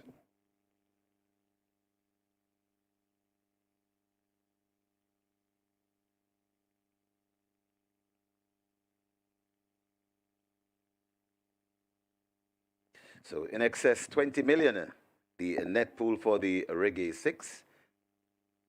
And it boils down to one race, 16 live tickets, 20 million plus up for grabs.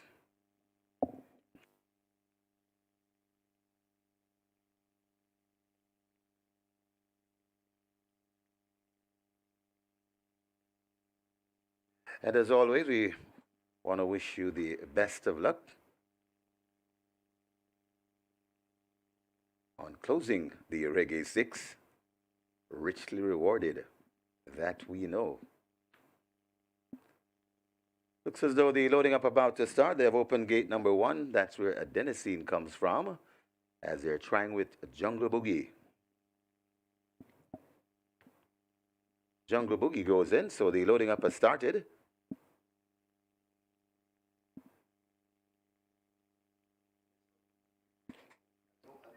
Wowtastic comes to gate number 3.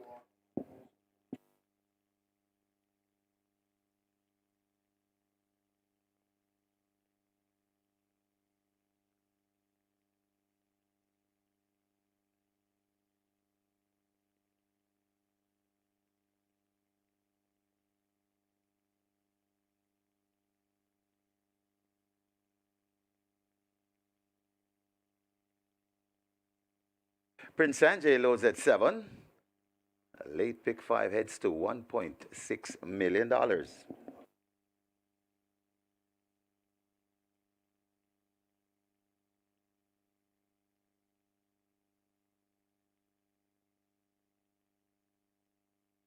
Special gift is the next one in gate number 8.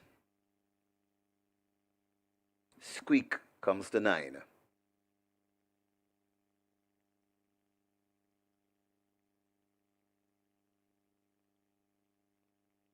Rider comes down from Squeak. That's Aaron Chatry. Squeak goes in. Chatry will climb aboard.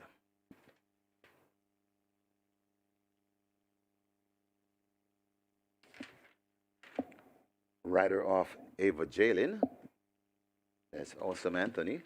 He'll climb aboard. Ava Jalen goes in.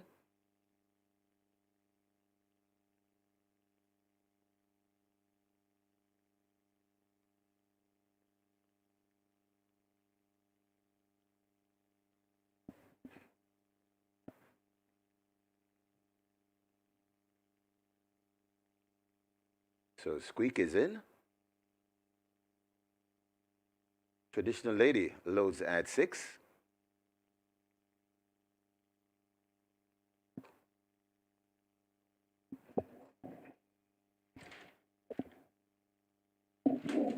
Eddie 29 is in at 13.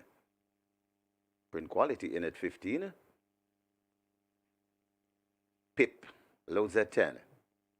Marketplace 11, so the loading up process well advanced. Adenosine will load without the rider. That's Action Pack Ren Lewis. Stormer comes to 4. And the final one, the gifted one. 5 furlong straight the trip.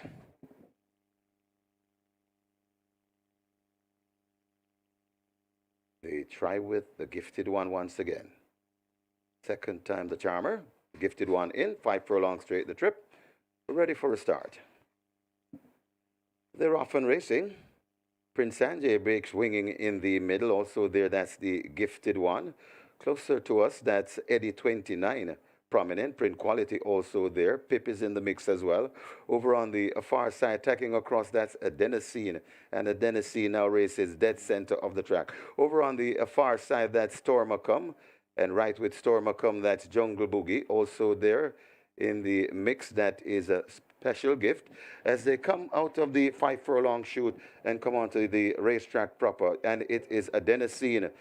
Now comes to the near side. Adenosine in front. Marketplace is right there in attendance. Adenosine Marketplace also there. That is Prince Sanjay. Adenosine Marketplace. Prince Sanjay also coming on. That's Pip and Squeak. And it is Marketplace now that hits the front. Marketplace in front of Squeak coming forward nicely. Marketplace hanging on from Squeak. Marketplace and Squeak. Squeak and Marketplace. They've gone by together. Then it got tight for third between a Pip, Ava Jalen, and Traditional Lady.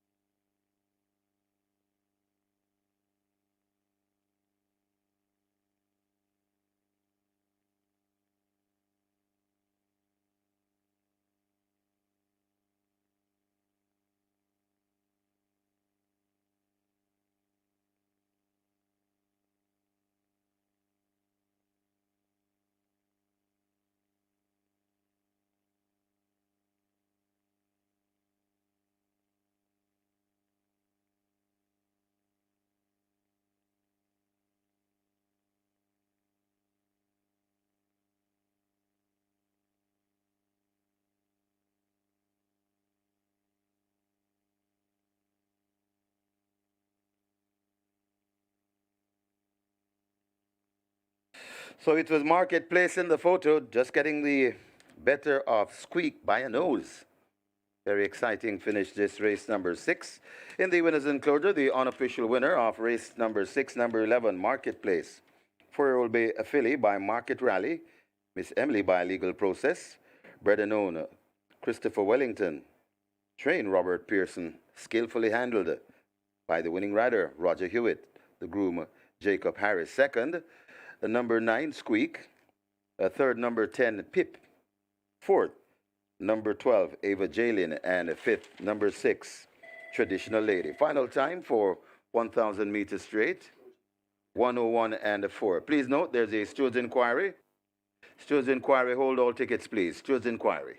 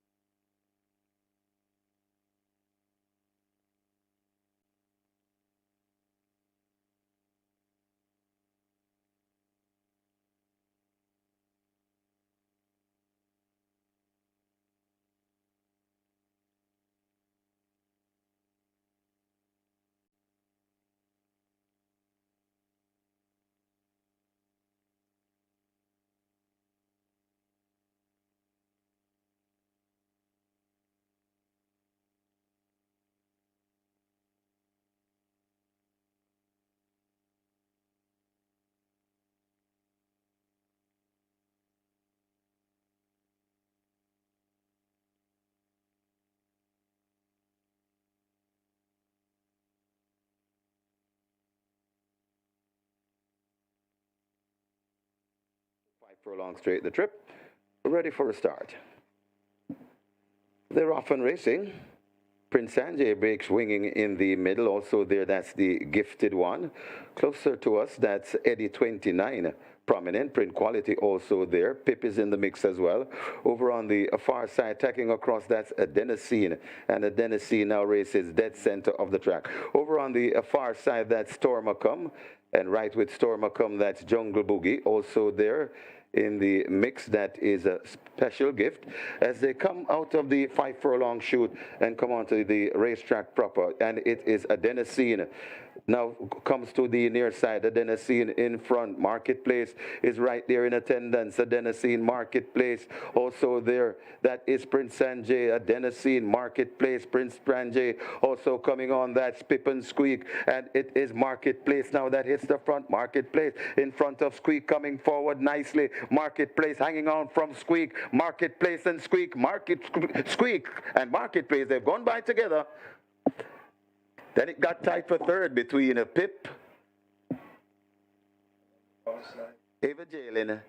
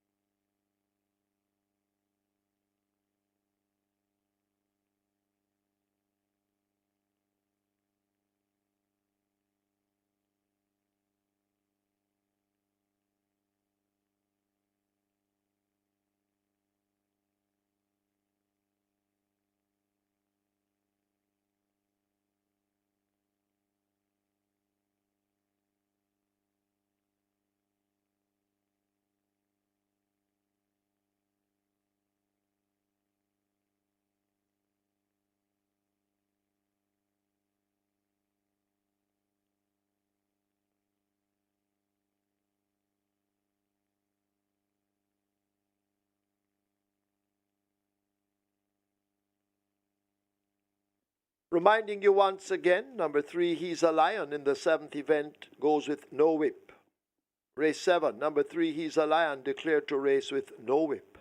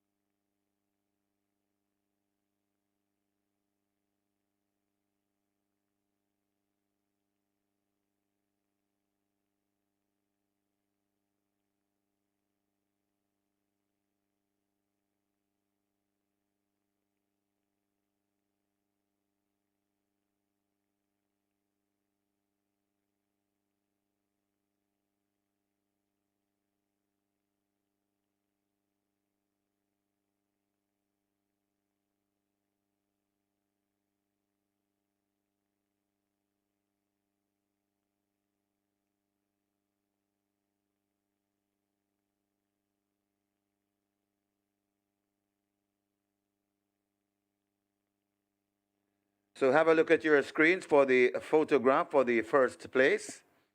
And look how tight that was of a finish.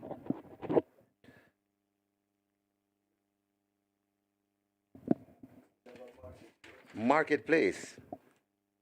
Just beating the 9 a squeak by a nose. That's the win print on your screen.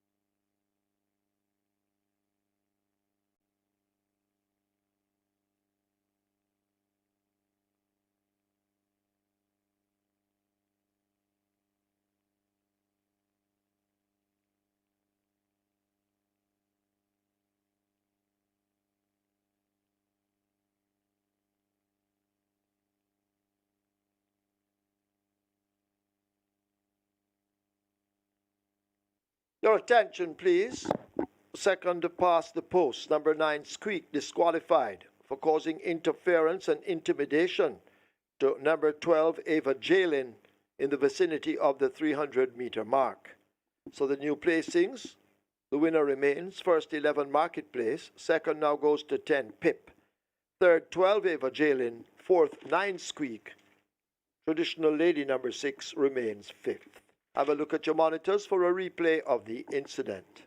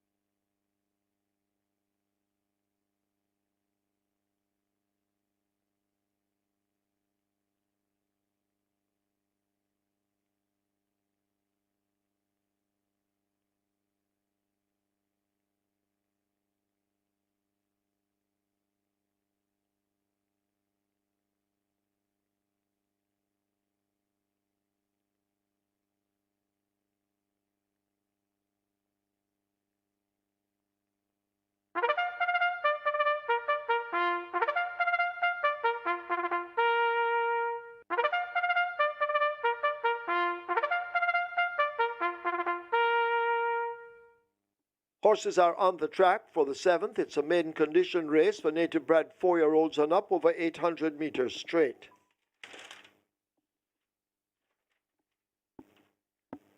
Three, He's a Lion, declared not to race with a whip. 9, She's a Braveheart, the weight 51.5. Wagering on double event, exacta, quinella trifecta, superfecta, high 5, rolling triple. The late pick 4 begins here. Runners make their way to post.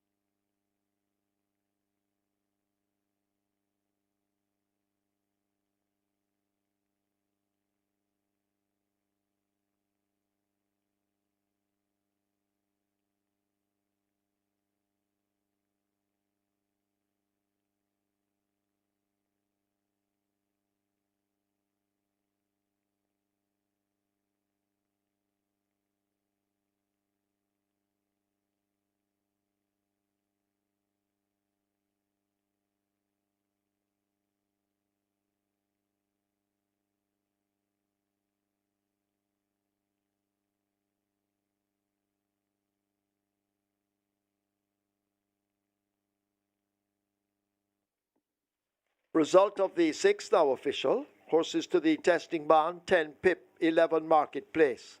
10 and 11 go to the testing barn. The winner Marketplace, 145 to win, 69 to place. Second, 10 Pip, 73. Third, 12 Ava Jalin, 187. Fourth, 9 Squeak. Fifth, 6 Traditional Lady. Double event, 14,320. Quinella, 822. Exacta, 608. Trifecta, 2,222. Superfecta, 37,434. 4 high fives, $100,450. 24 triples, 15,762. 10 winners of the Reggae 6, each receiving $2,057,161. And one winner of the early pick 4, $642,340. Splits 24-1, 47-1. They raced 1,000 meters straight in 101.4. The margins are nose by 3/4.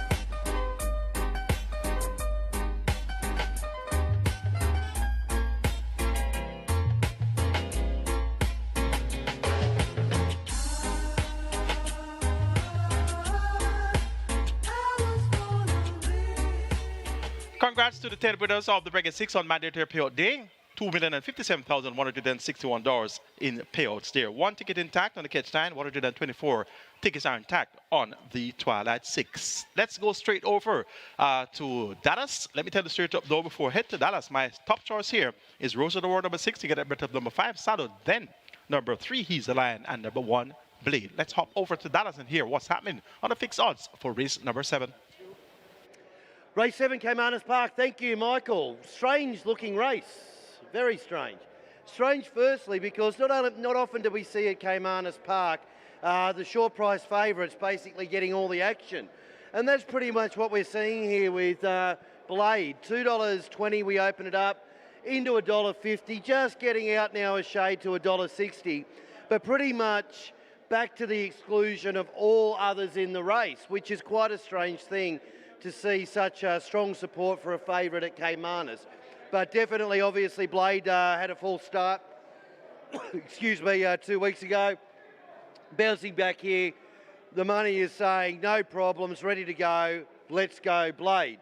Rose of the Warrior, this is a surprise, it's getting out now. Obviously, there's been a single big bet on it to make it $1.30 on the tote. we were around about the $5 mark, but just came in a bit with the very, very short price in the tote. But Rose of the Warrior is not an odds-on favourite. That's one thing for sure. And if you want to back Rose of the Warrior, and the tote will probably get out. But as you can see at the moment, it's $3.20 versus about $1.70 or thereabouts for Rose of the Warrior on the tote. Obviously exceptional value there. The only other horse that we've taken any money on really is Diamond Rock, 71 into $41. But outside of that, heaps of value outside of the favourite on the board. And I think the favourite is going to start, well, the favourite will be Blade, and it'll probably start a little bit shorter than $1.70 on the tote. So $1.60 probably still isn't a bad price. But that's pretty much the story of the race. All the serious action is with your favourite, number 1, Blade, and Rose of the Warrior, $3.20 versus a very, very short tote price. But obviously great value if you like Rosa. That's the story, race 7, Caymanas Park. Thank you very much, Dallas. And you heard the big man there in the fixed odds update, and all about Blade. And last week, Blade should have started. The 20th of May was deemed sick, and he's back here now. And look at that price, 3 to 5 for RC Blake and DC. That's Donovan Clark, new to licensed trainer, looking for his first win with his first start. And one thing's for sure, the word is out on Blade. 4 furlong straight, drawn post 1. Let's see what the excitement is about with Blade. It's 3 to 5 for Rose of the War. Experience on his side. The champion jockey Dane Dawkins is in the saddle for trainer Anthony Smith and owner Mr. JPS.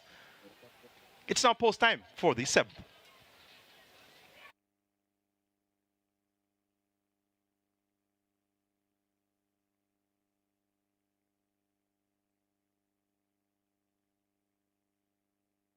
They're closing up the front of the gate in preparation for race number 7. And please note, jockey Paul Francis down for the remainder of the day. So trainer Gary Sabrati, you need to make other arrangement and contact these stewards. So jockey Paul Francis, he's out for the remainder of the day. They're closing up the front of the gate, and this is where the late pick 4 starts. It's approaching 800,000, the rolling triple approaching 300,000, and the high 5 in excess 100,000 and climbing. Get your bets on. Limited wagering time remains.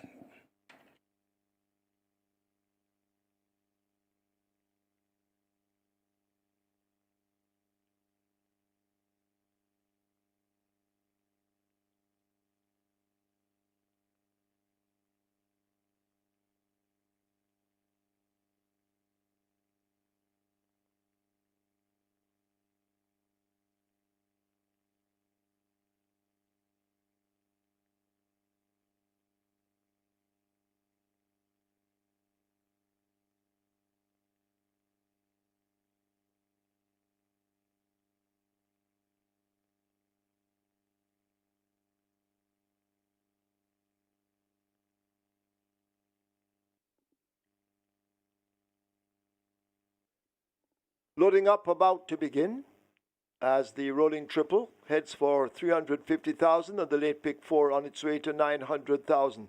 And the first one they try with is a Blade, a first-time runner.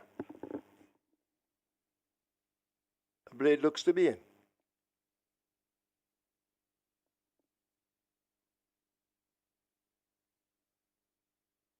So horses loading, get your bets on.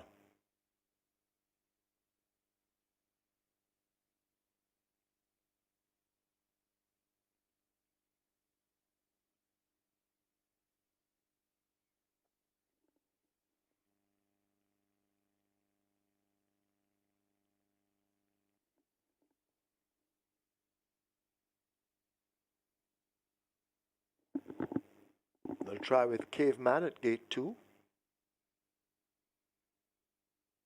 Caveman goes in. Rose of the Warrior is in at 6. Devastating Dane Dawkins riding.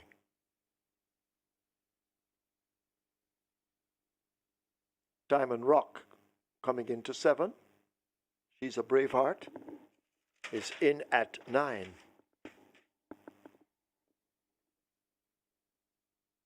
So not many left to load.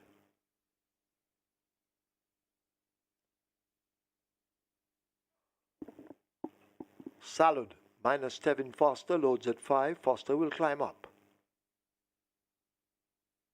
They'll try with She's Nene at 4. Roger Hewitt off.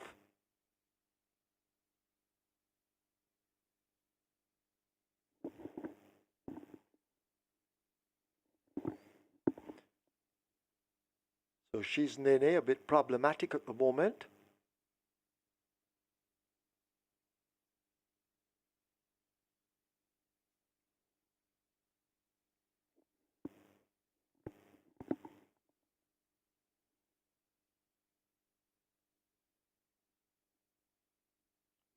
She's Nene continues to give trouble to load.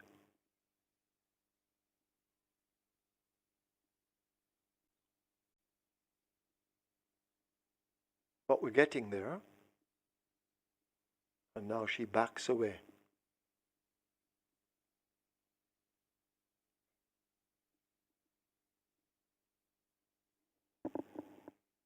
They haven't tried with Empress Nakilia or He's a Lion. They try to get this roguish She's Nene into 4.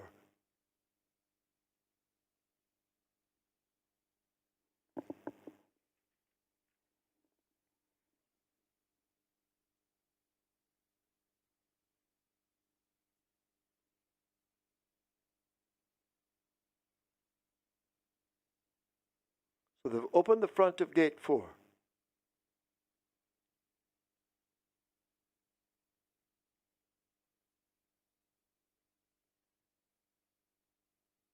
She's Nene continues to fight the handlers.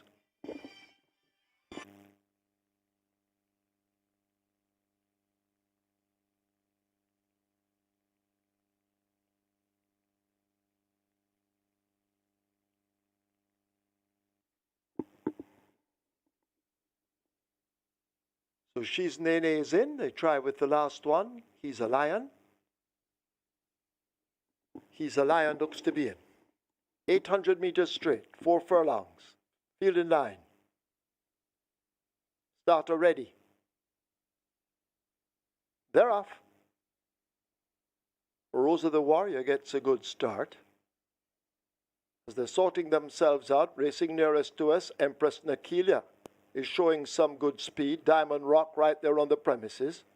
On the far side, Caveman is racing to the far side, and way over on the far side, that's a Blade in the white noseband as they come charging up toward us. Empress Nakilia is under the stands. Rosa the Warrior in the center. Salad is also showing some speed. Blade needs to do more running along with Caveman in behind them, but they're inside the final furlong, and it is Rosa the Warrior who charts the course. Salad in hot pursuit, but Rosa the Warrior continues to hold the lead and begins to stretch it just a bit. Empress Nakilia trying to run on under the stands, but it's Rosa the Warrior and Devastating Dane who take it. Could be Salad second over Empress Nakilia.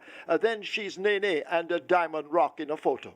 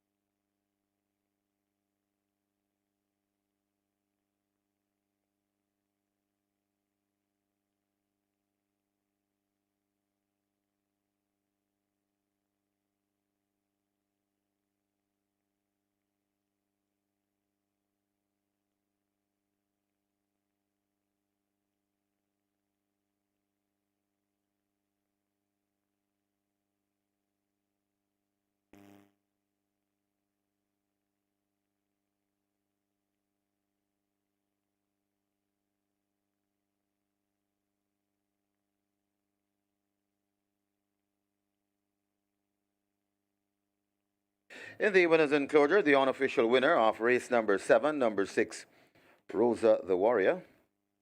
4-year-old Bay Filly by Soul Warrior. Rosa Kleb by Requet.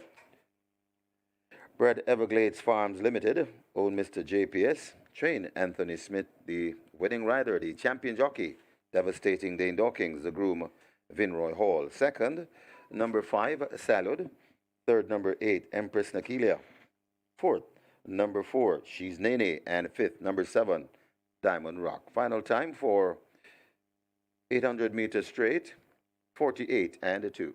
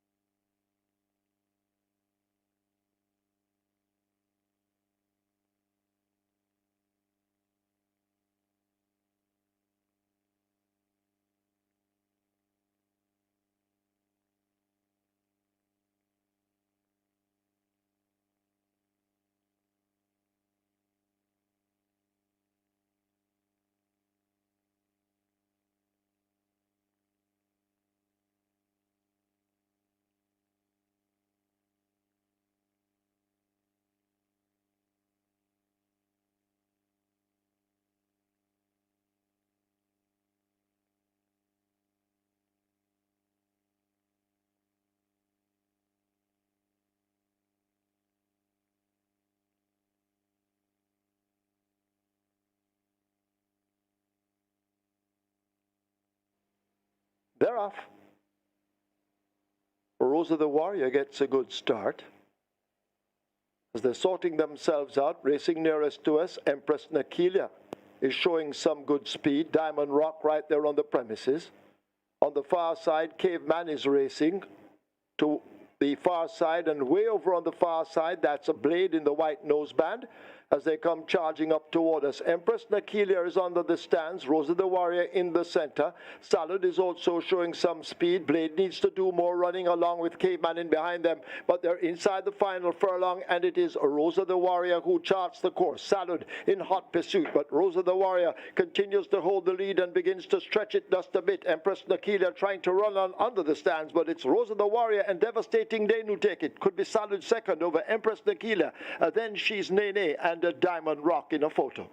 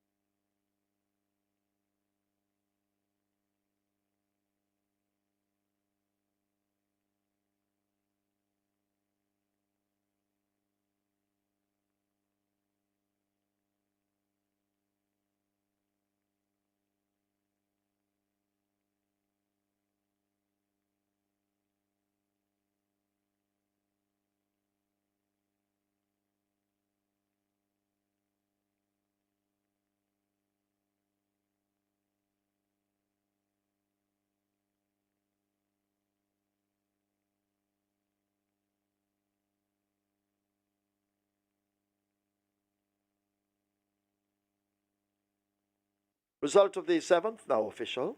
Horses to the testing barn, 1 Blade, 6 Rosa the Warrior. 1 and 6 go to the testing barn. Rosa the Warrior, 104 to win, 58 to place. Second 5 Salud, 93.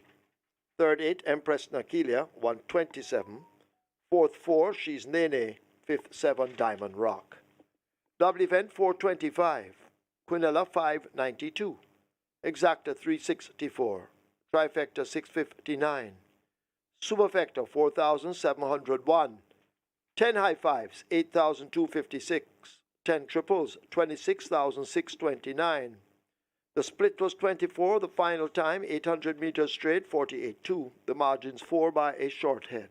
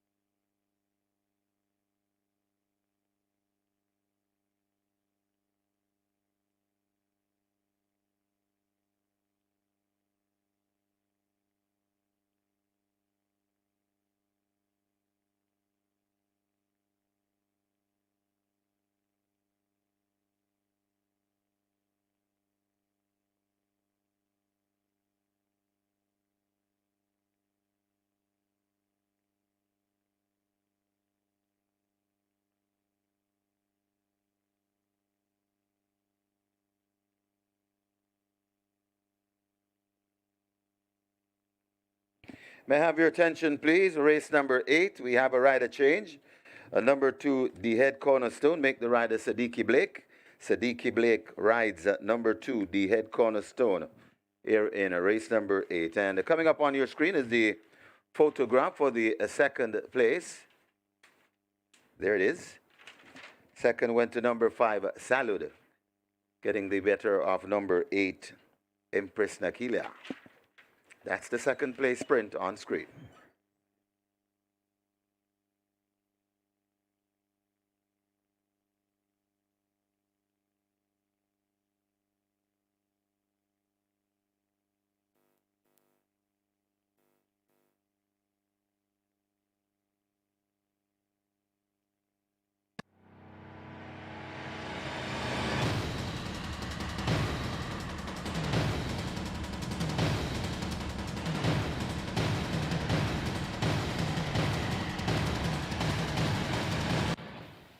So Wars of the War gets win in race number 7, and that's horse number 6 with Dean Dawkins in the saddle for trainer Anton Smith and owner Mr. JPS at even money. Rose of the Warrior wins quite convincingly. Saddled came in second, and the exacta I gave you there was the 6-5 exacta. My numbers were 6, 5, 3, and 1. The experienced runners over the newcomers, and the newcomers were He's a Lion and Blade, and no show from the newcomers there, particularly Blade, who was being bet off the board. Look at the exacta payout, $364. That's 6-1 for 2 logical horses in this 4 furlong straight sprint. The Quinella Plus pays $592, so good dividends there for the numbers once again on the card. Congratulations once again to the 10 winners of the Regular 6 on mandatory payout day, each receiving $2,057,161. My Regular 6 ticket got busted in the penultimate leg, finished second and third with Zabertone and Wilson. But the outsider was somewhere there in the mix. Had you looked at your form books, your race books, you'd have seen Bold Sammy as a 5th choice on those selections. Let's now take a look at the closing stages of our Regular 6 events. Victoria's Medallion is asked to make ground down against the fence. Prosecco is on the extreme outside, but it's still a wide open affair. Who will win from here? Prosecco is widest of them all. No surrender near the rail. Right against it, Victoria's Medallion. But they drive up toward the final 16th. It is No Surrender and Yuval Pinnacle poached a 2-length advantage. No Surrender will not surrender the lead and wins by a length and 3/4. Victoria's Medallion looks to be second over Queen Adele. Then Prosecco Traditional Boy is back in 5th. California Gold on the outside, California Gold, and To Kill a Mockingbird goes on with it, but California Gold may just have the overall lead, but To Kill a Mockingbird not going away. Also coming on, that's Ava Sunshine once again. Watch the bee's knees coming right against the rail, but it is California Gold in front. To Kill a Mockingbird is right there too, but California Gold and Lethal Linton Stedman in control. California Gold beats the bee's knees, To Kill a Mockingbird. Then it gets tied for fourth. As they arrive at the final 316th, and Storm Valley is away from them. Sunshine Cat in the distance running in second. Golden Emperor not responding to the right-hand stick, and it switched now to the once again to the right as they're inside the final 16th, and it is all Storm Valley and Shane Richardson beginning to tie up a bit, but they've poached a commanding advantage, and there'll be no stopping Storm Valley. Storm Valley wins by 6, maybe more. Golden Emperor second. Sunshine Cat third. In the Blood is fourth. Estelita fifth and last. Brass Emmanuel trying to come forward. Stranger Danger is over on the far side, but Thales and Denby Life still fighting on. It's Thales and Denby Life. Denby Life marginally the leader. Thales trying to get on terms. Denby Life keeping on from Thales. Denby Life. Thales is right there too, and now Thales gets the upper hand, and it's a double for Lethal Linton Stedman. Thales beats Denby Life. Brass Emmanuel cut tie for fourth between Hago Sumai and Stranger Danger. 6.5 furlongs. In front, Marketplace is right there in attendance. Adenosine Marketplace also there. That is Prince Sanjay. Adenosine Marketplace, Prince Sanjay also coming on. That's Pip and Squeak, and it is Marketplace now that hits the front. Marketplace in front of Squeak coming forward nicely. Marketplace hanging on from Squeak. Marketplace and Squeak. Squeak and Marketplace, they've gone by together. Then it got tight for third between a Pip, Ava Jalen,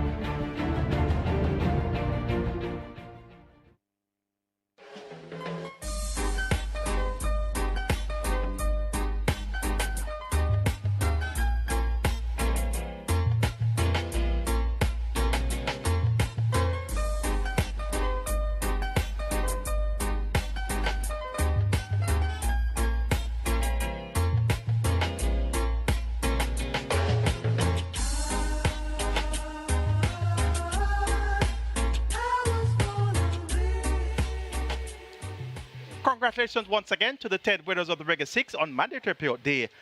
Always a very, very big day to look forward to mandatory payout in the Regular 6. You call it mandatory mania when it comes around to Regular 6 mandatory payout date, and we look forward to that happening next month once again.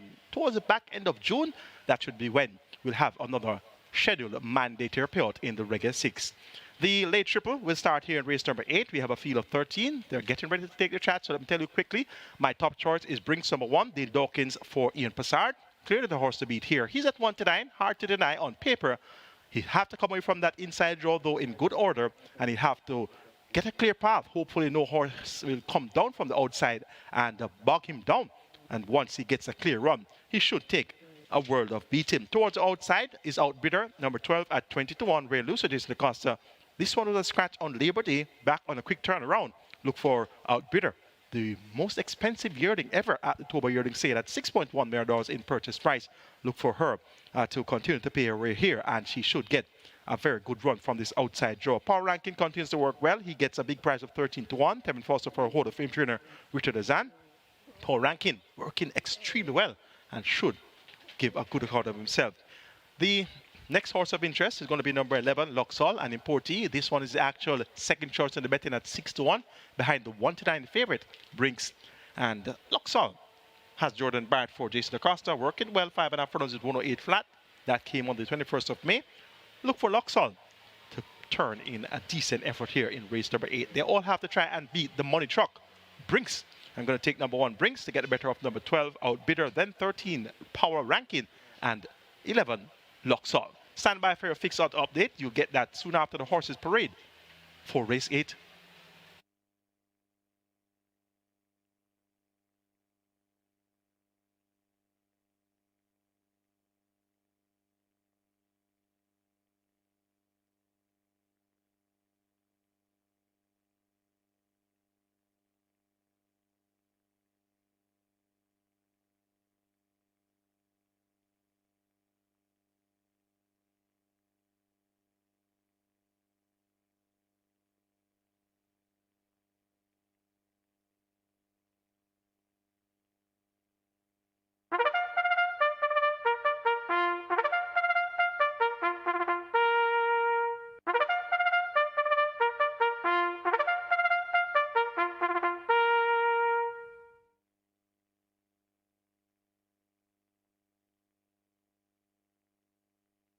Horses take the track for the 8th. It's a restricted overnight allowance for 3-year-olds and up. It's for non-winners of an overnight allowance lifetime, the distance 1,100 meters. 2 day head cornerstone make the rider Sadiki Blake. 9 Catawba goes with 47.5 kilos. 11 Luxol 48.5. 12 Outbidder 53.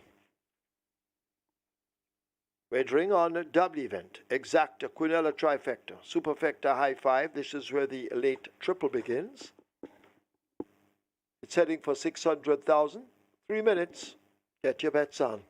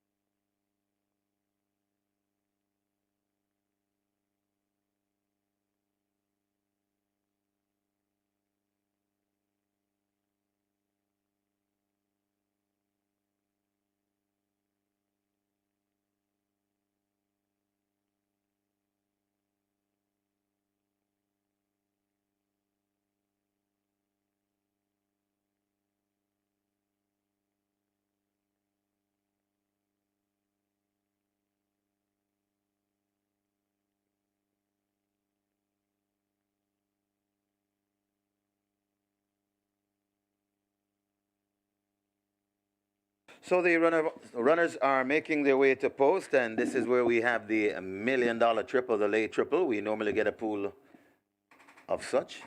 This is the late triple, very popular one. Looking for $1 million. We're on our way to 700,000, so it's climbing fast. Get your wagers on. High five wagering available. High five pool on its way to 150,000. Runners on their way to post. And reminding you, simulcasting from Gulfstream tomorrow on Sunday simulcast. There is a big payout that's going to happen at Gulfstream for tomorrow, as we have the mandatory payout on the GP6. Today we started with a figure of 821,000, and I'm guessing we might be near $1 million or over $1 million up for grabs tomorrow. And as we always say, all you have to do, find the winners. We'll give you the cash. Get your bets on here in the 8th. Late triple, on its way to 700,000, on its way to $1 million. Get your bets on.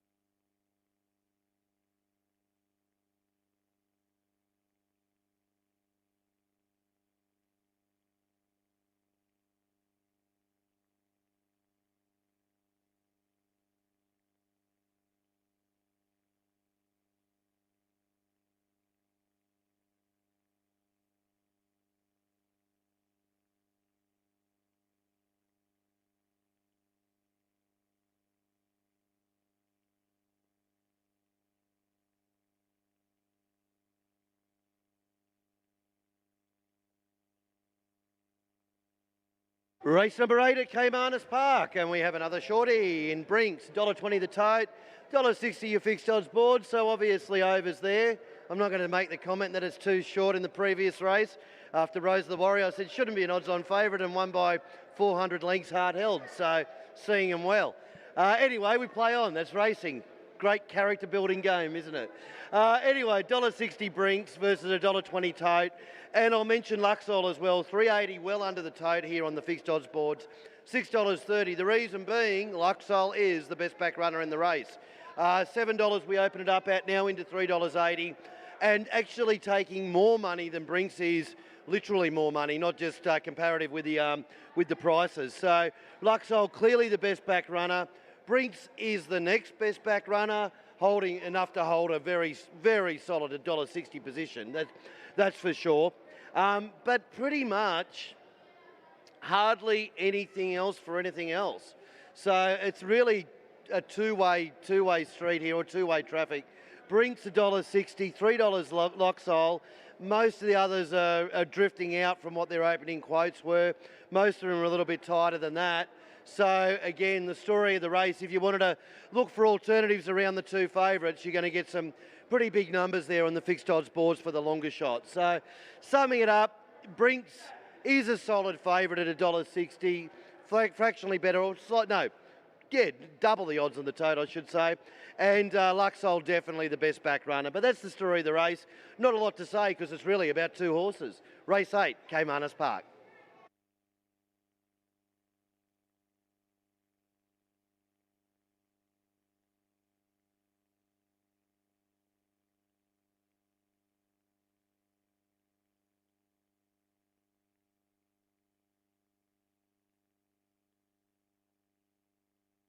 So the runners are arriving at the post. This is race number 8, and the triple now getting close to $1 million. It's heading to 900,000. High five wagering approaching 200,000. And giving you more good news on the simulcast schedule for Tuesday.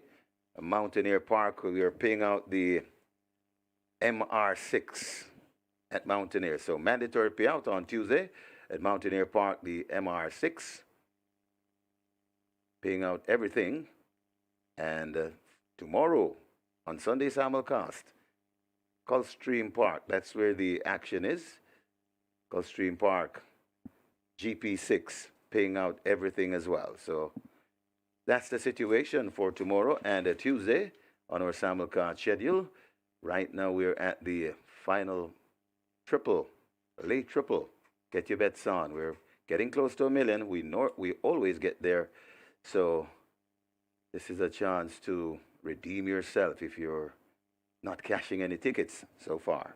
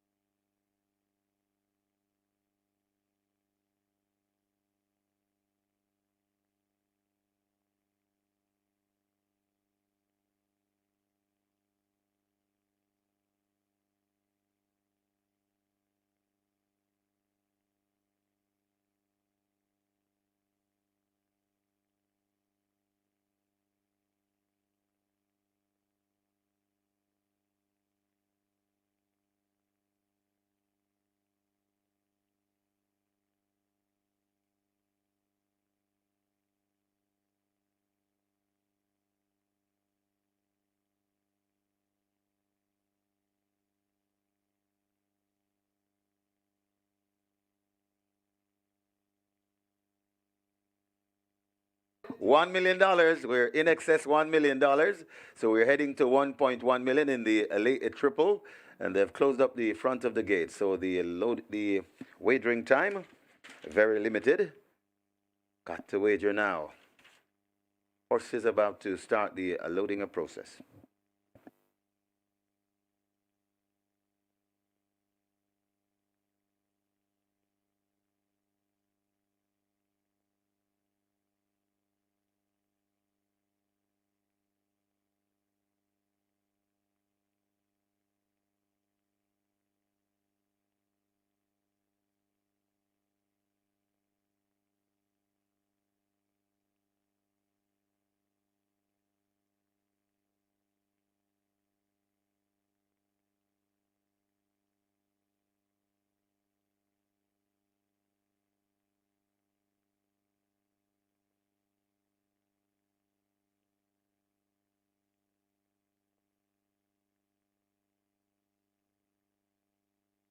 Horses loading, last chance to make your wagers. First one in the head cornerstone in gate 2.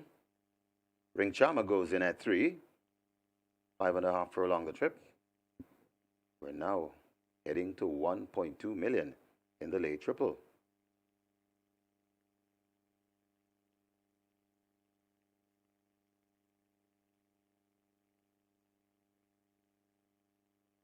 So the head cornerstone and Ring Charmer slotted in gates 2 and 3. Magical Mood lows at 5.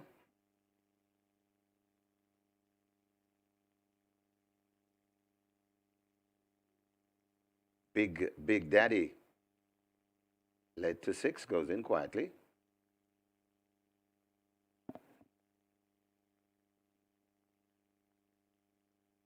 K-Boy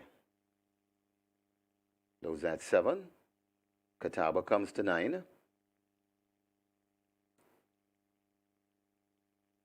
Charming Beauty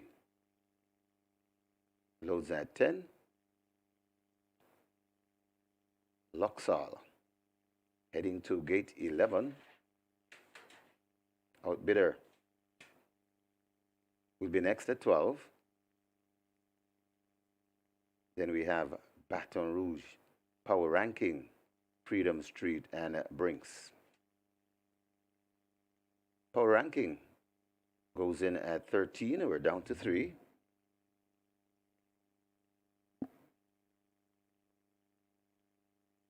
Baton Rouge comes to gate number 4.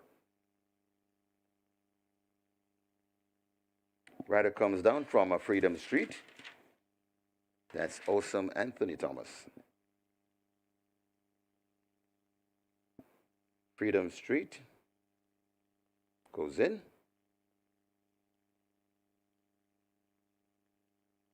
Thomas will get situated. And the final one will be Brinks, the 2-5 favorite. Brinks goes in, 5.5 for along the trip. Danzamil is ready for a start.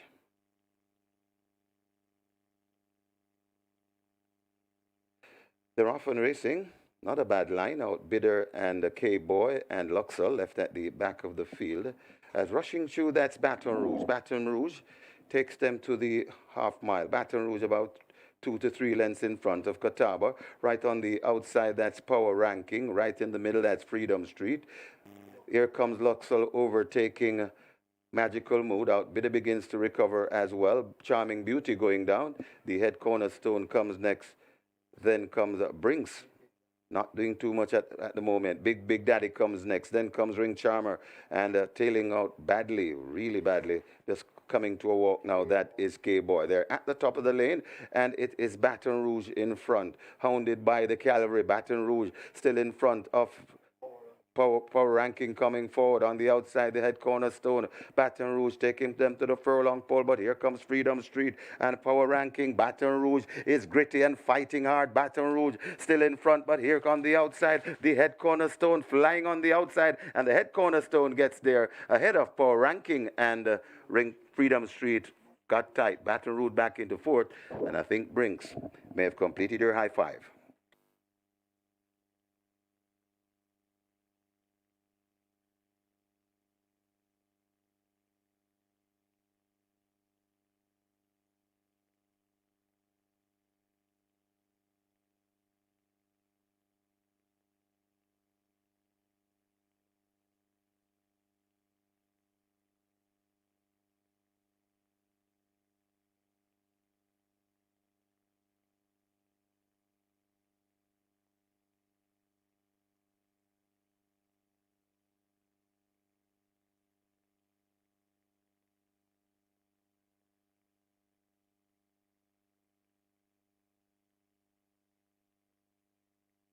Your attention, please. There's now a steward's inquiry looking at a possible incident in the final 200 meters. Please hold all tickets. Steward's inquiry looking at the final 200 meters.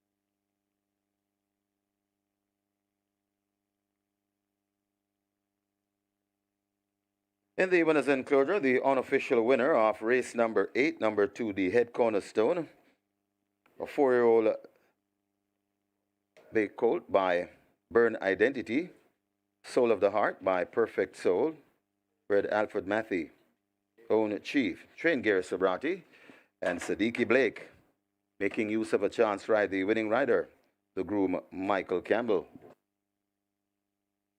Second, number 13, Power Ranking. Third, number 8, Freedom Street. Fourth, number 4, Baton Rouge. And fifth, number 1, Brinks. Final time for 1,100 meters, 107 flat.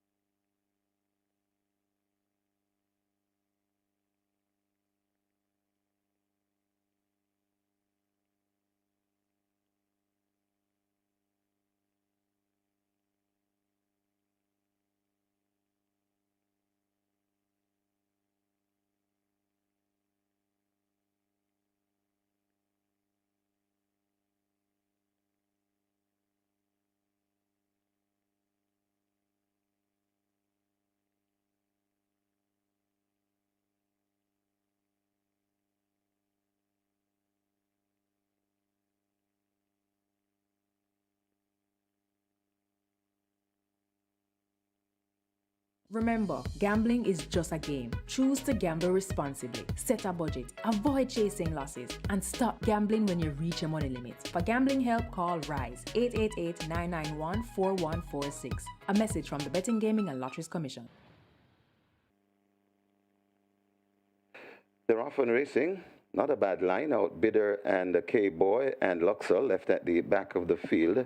As rushing through, that's Baton Rouge. Baton Rouge takes them to the half mile. Baton Rouge about 2 to 3 lengths in front of Catawba. Right on the outside, that's Power Ranking. Right in the middle, that's Freedom Street. Here comes Luxor overtaking Magical Mood. Out Bidder begins to recover as well. Charming Beauty going down. The head cornerstone comes next. Then comes Brinks.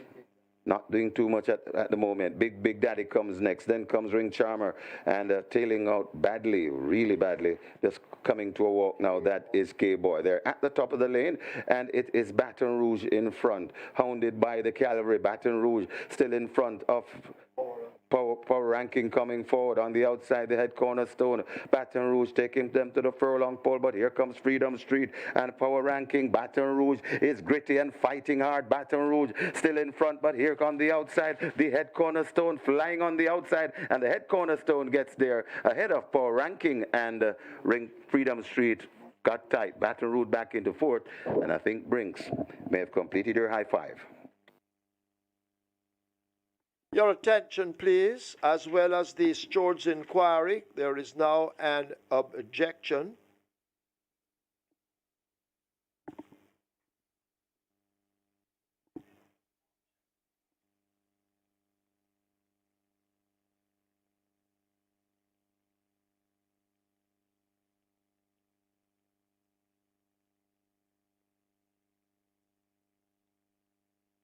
So as well as the steward's inquiry, there is now an objection lodged by Rayon Lewis, aboard number 12 outbidder. He lodges it against horses 2, the head cornerstone, and 13 Power ranking. So a steward's inquiry and a jockey's objection against the winner, the head cornerstone, and the 13 Power ranking second past the post. Please hold all tickets.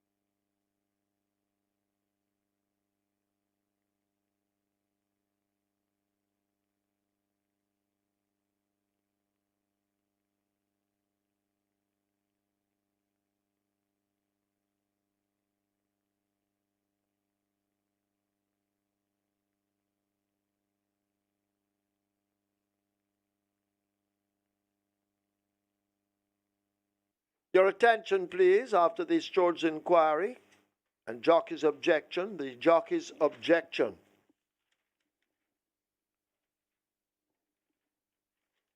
against the winner has been overruled. The jockey's objection against second past the post, number 13 Power Ranking, has been sustained. Power Ranking disqualified and placed behind horse number 12 Outbidder for intimidation and interference in the final 200 meters. The placings now read: first, number 2, The Head Cornerstone remains. Second goes to 8 Freedom Street. Third, 4 Baton Rouge. Fourth, 1 Brinks. Fifth, 12 Outbidder. Have a look at your monitors for a replay of the incident.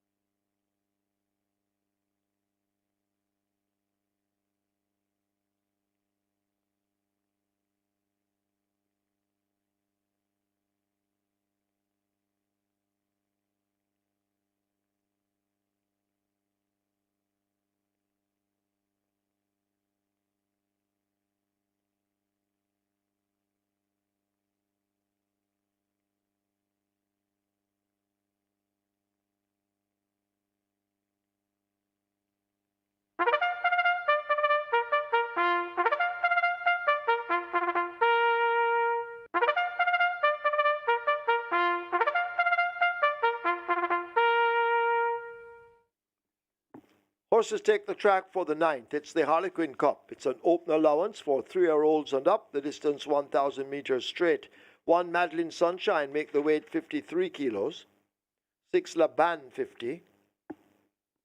7 Emperor of the Cats 51.5. 8 God of Love 53. Wagering on the double event. This is the late double. Exacta, Quinella, Trifecta, Superfecta. Superfecta has a carryover in excess of $217,000. Get your bets on.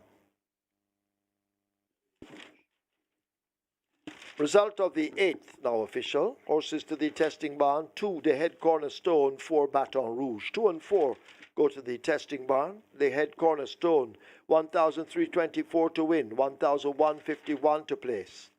Second, 8 Freedom Street, 232. Third, 4 Baton Rouge, 694. Fourth, 1 Brinks. Fifth, 12 Outbidder. Double event, 10,864. Quinella, 111,880. Exacta, 104,048. Trifecta, $313,009. Nobody won the Superfecta. Carry over to race 9 coming up. $217,895 and 3 cents. Nobody won the high five. High five carryover to race 10.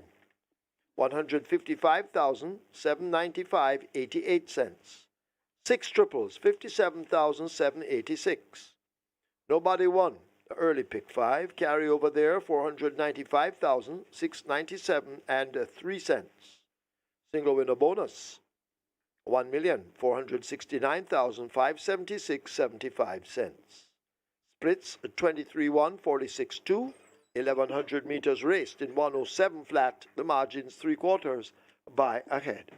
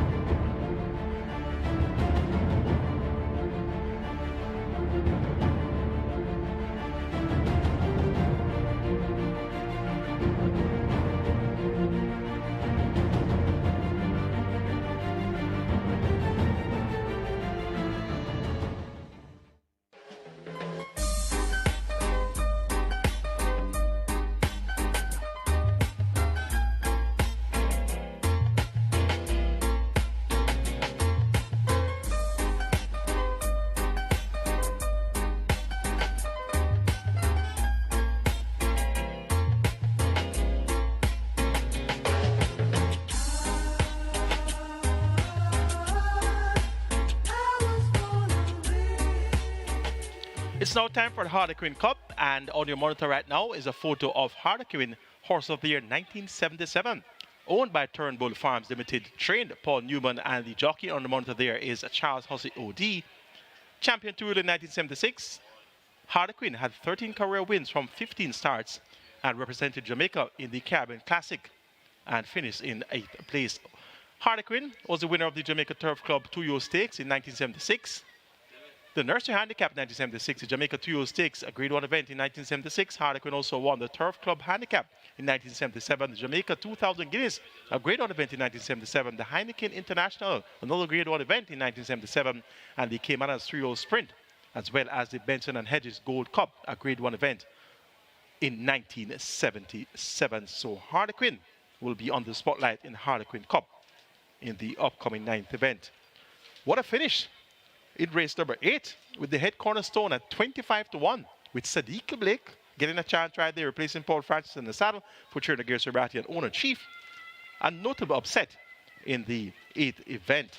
Second now is Freedom Street, and third now is Baton Rouge. And look at the payouts in the exacta: $104,048, Quinella Plus $111,880, and the trifecta of $313,009. Big dividends there, massive dividends in race number 8. Superfecta carryover over 217,000, high five carryover over 155,000, and we have the early pick 5 carryover over 495,000, which of course rolls over to the late pick 5. Big dividends in race number 8. 2 tickets are intact on the Twilight 6 with 4.2 million plus in that net pool. And that's 2 very skillful patrons having spotted the head cornerstone at long odds, as well as a winner of race number 6. And that was, well, actually, that was a winner of race number 5, Bold Sammy, at 29-1. So way to go. 29-1 and 25-1, and you're in the running. Great job. It's now time for our feature, the Harlequin Cup. Let's take a look. The top choice here has to be number 3, Runaway Algo, based on the stakes record performance last week in 1:30 and 4/5 of a second, winning by over 11.5 lengths and beating Calculus and Sistering Treasure. Cuts back in distance significantly to 5 furlong straight, not proven over the straight course. The visor has been fitted by most improved trainer Dale Murphy. 57 kilos for Linton Stedman. Linton Stedman, he took it for a hat-trick. He scored earlier on the card with California Gold and Phalos, so he's looking for 3 wins. Runaway Algo, 1-9. This price is way too short for Runaway Algo. He raced last week Saturday over 7.5 furlongs. He's cutting back to 5 straight. He's not an out-and-out sprinter. He'll have some out-and-out sprinters to compete with. Madeline Sunshine will be banging away from that inside draw. And there's Yellowstone, who has great speed as well. And Duke is proven over the straight course. Emperor of the Cats also quite quick. So this won't be an afternoon stroll for Runaway Algo.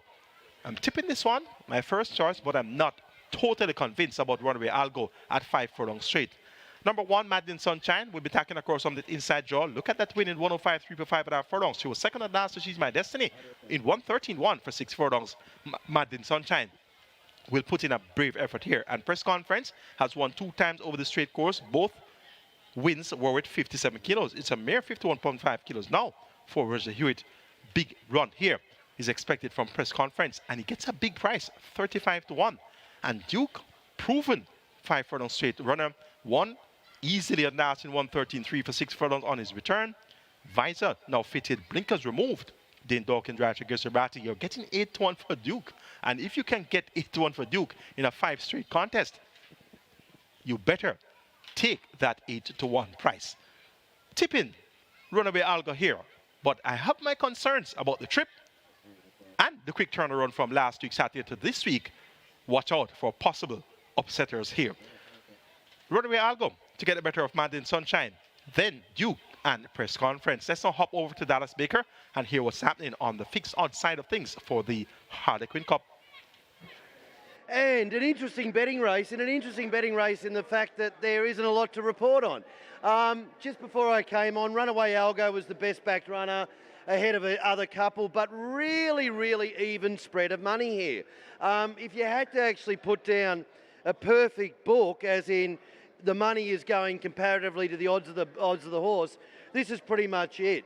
Runaway Algo, short price favourite, $1.60, $1.55, holding its own there, and everything's pretty much holding its price because how even the spread of money is. Just as I came on, though, an okay bet from Madeline Sunshine, probably making her the best back runner of the race, and she paraded terrifically too, as you expect from Jason DaCosta horses. Outside of that, absolutely splitting hairs. Probably the bottom two are taking the most, but really it is just so evenly spread. So pretty much I think that's what the punters are saying. The market's right. That's their right chances. Take your pick and go from there. Just before I go, there's been a lot of action in the last race. Prices are bouncing around everywhere. If you want to have a bet in the last, have a look now because the markets are moving around. We're taking phenomenal money in the last. Have a look there. That's the story race 9, but the last is going to be very, very interesting. Horse is now loading. Horse is loading. Press conference is in at 2. Yellowstone at 4. Duke at 5. This is the Harlequin Cup. 5 furlongs straight. Trying with Laban.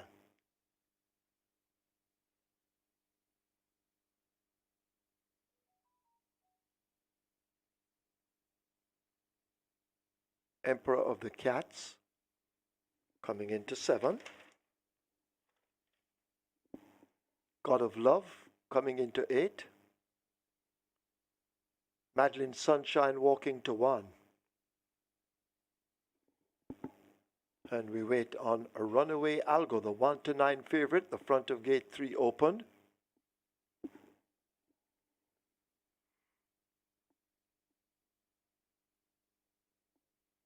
So 1 to load, Runaway Algo.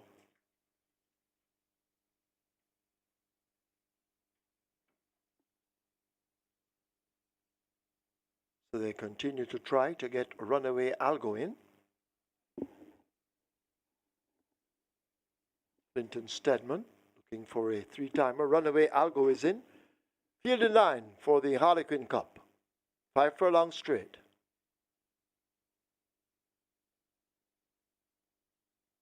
They're off for the Harlequin Cup. God of Love breaks nearest to us. A Duke is running early. Emperor of the Cats is toward this near side.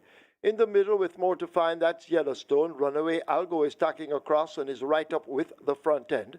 Also there too, that's Madeline Sunshine. These are the speedballs as they arrive at the 3. They make their way now toward the final quarter. Runaway Algo and Madeline Sunshine on the far side. Yellowstone in the center with Emperor of the Cats. The band near to us along with God of Love in the red, but it's still open as Runaway Algo on the far side moving quickly. Emperor of the Cats nearest to us. Yellowstone is in the center as they run toward the final furlong. It is Emperor of the Cats. Yellowstone has to come into it, and Runaway Algo now beginning to find feet as they're inside the final 16th, but it's Emperor of the Cats who leads them in the Harlequin Cup. Emperor of the Cats will create the upset. Yellowstone is second over Runaway Algo, Duke and Laban finishing in 5th.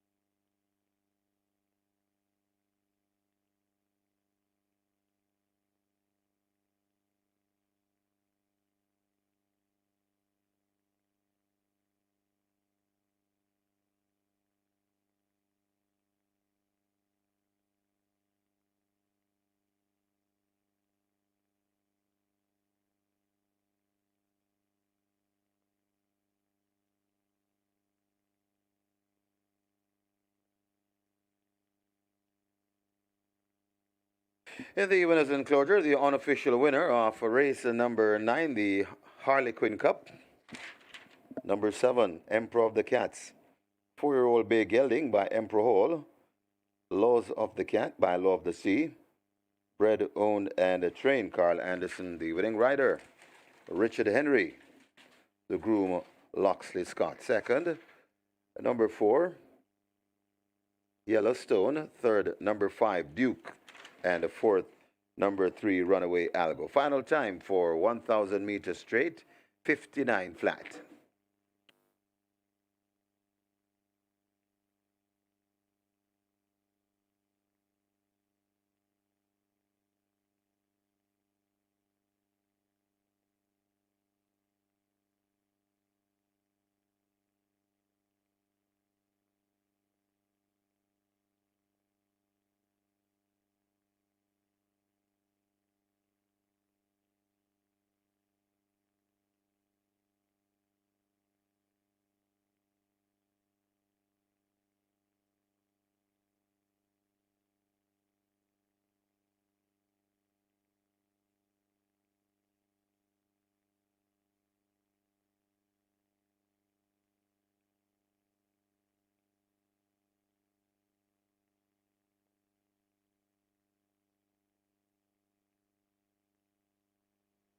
They're off for the Harlequin Cup.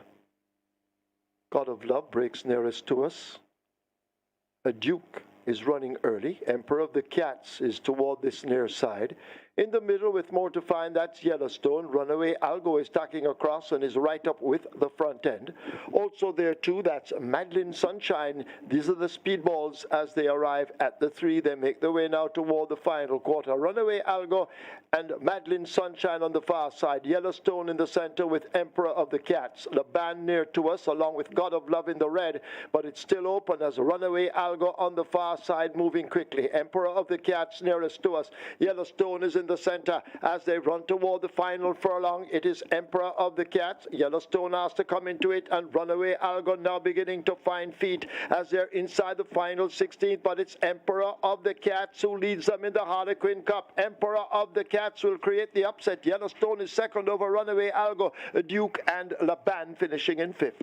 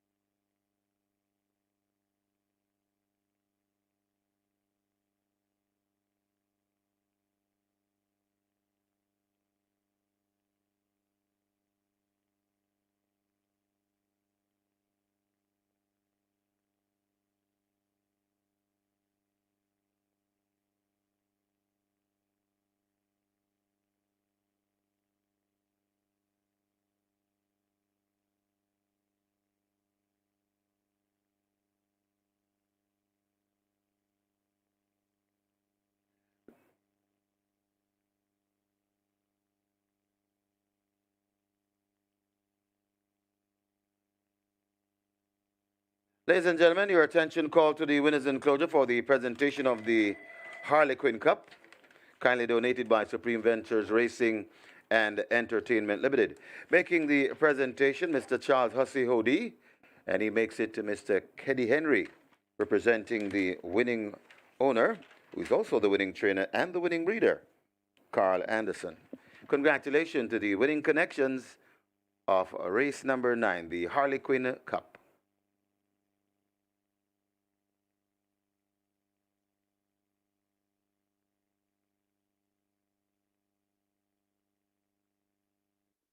Result of the ninth now official. Horses to the testing barn. 6 Laban, 7 Emperor of the Cats. 6 and 7 go to the testing barn. Emperor of the Cats, 887 to win, 244 to place. Second, 4 Yellowstone, 129. Third, 5 Duke, 137. Fourth, 3 Runaway Algo. Double event, 132,174. Quinella, 5,674. Exacta, 15,738. Trifecta, 38,997. Superfecta, 139,378. Two triples, 113,500.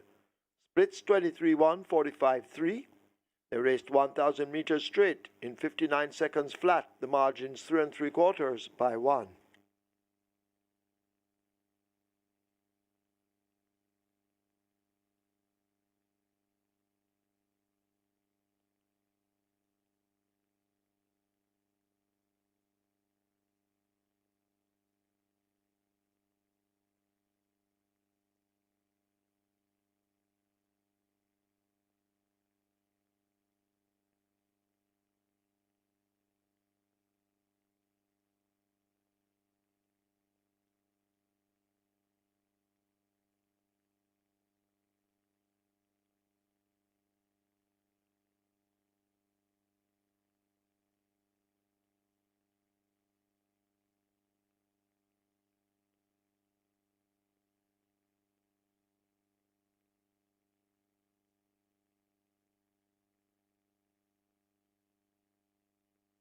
So up on the screen, a photograph for third place, Duke, number 5, nearest to us, getting the better of number 3, Runaway Algo. 5 Duke, the grey, nearest to us, finishing third ahead of a Runaway Algo on the far side.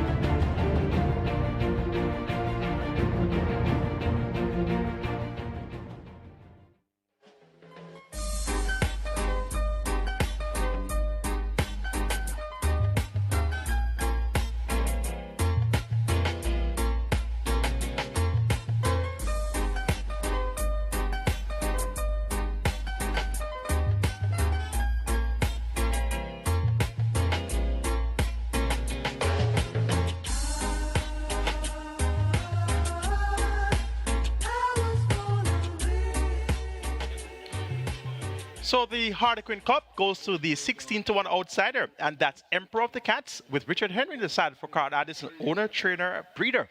Emperor of the Cats made it a gate-to-our performance, a really sharp performance there by Emperor of the Cats. Yellowstone competes the Exacta, and the Exacta pays big 15,738, and the Quinella Plus, another big dividend in the Quinella Plus, 5,674, and look at the Quinella Plus payout in the previous event. Once again, 111,880, and we had really big dividends in the trifecta, 313,000 plus in race 8 and Exacta over 104,000. So the Quinella Plus is a must, and you have to get in on the Quinella Plus wager. Superfecta payout 139,378, triple 113,500. So big dividends have been the norm for the second half. As a matter of fact, for the entire card, has a regular 6, had a payout of over 2 million on mandatory payout day with 10 winners of the regular 6. Runaway Algo, I told you I had my doubts. He's racing over 5 furlong straight, not his type of journey. He's unproven over the straight course. He ran last week, 7 days ago. Stopped the clock in a new stakes record for 7.5 furlongs in 1:30 and 4/5 of a second. And he's back at the races. 1 week later at 5 furlong straight, I'm still trying to figure out what the idea was.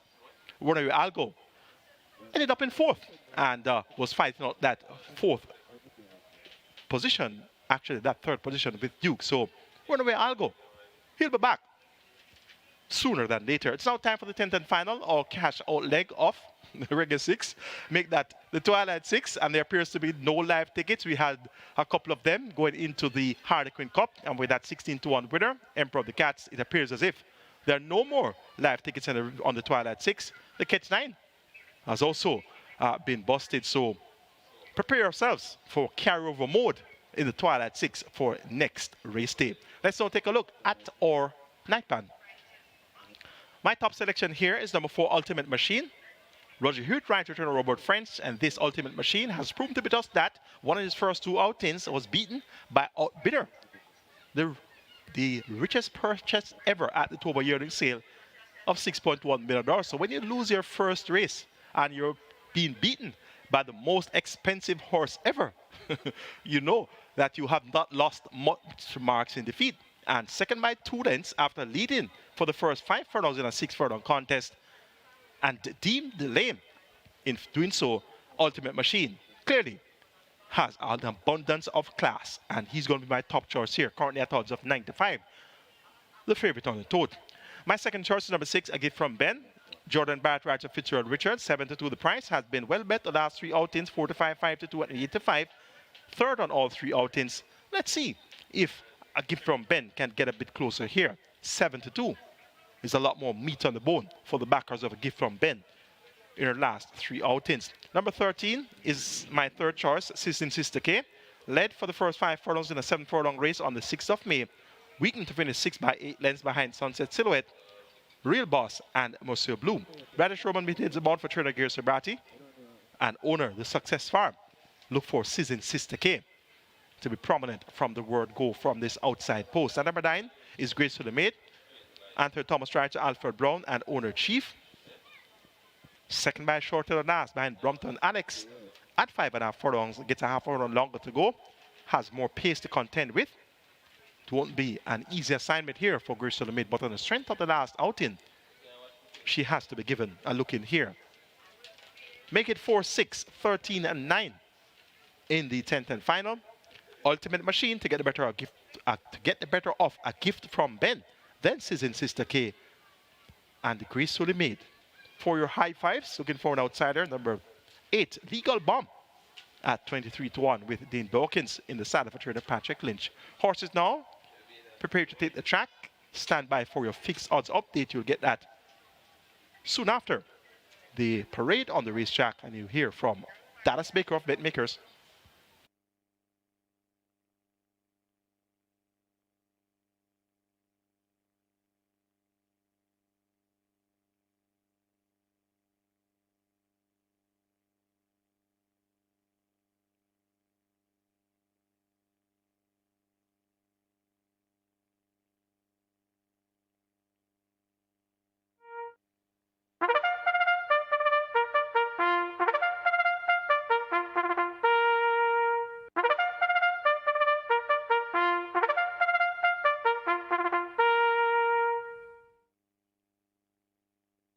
Horses take the track for the 10th. It's a restricted allowance 4 for native bred 4-year-olds and up, non-winners of 3, and reported 4-year-olds and up, non-winners of 2. The distance 1,200 meters.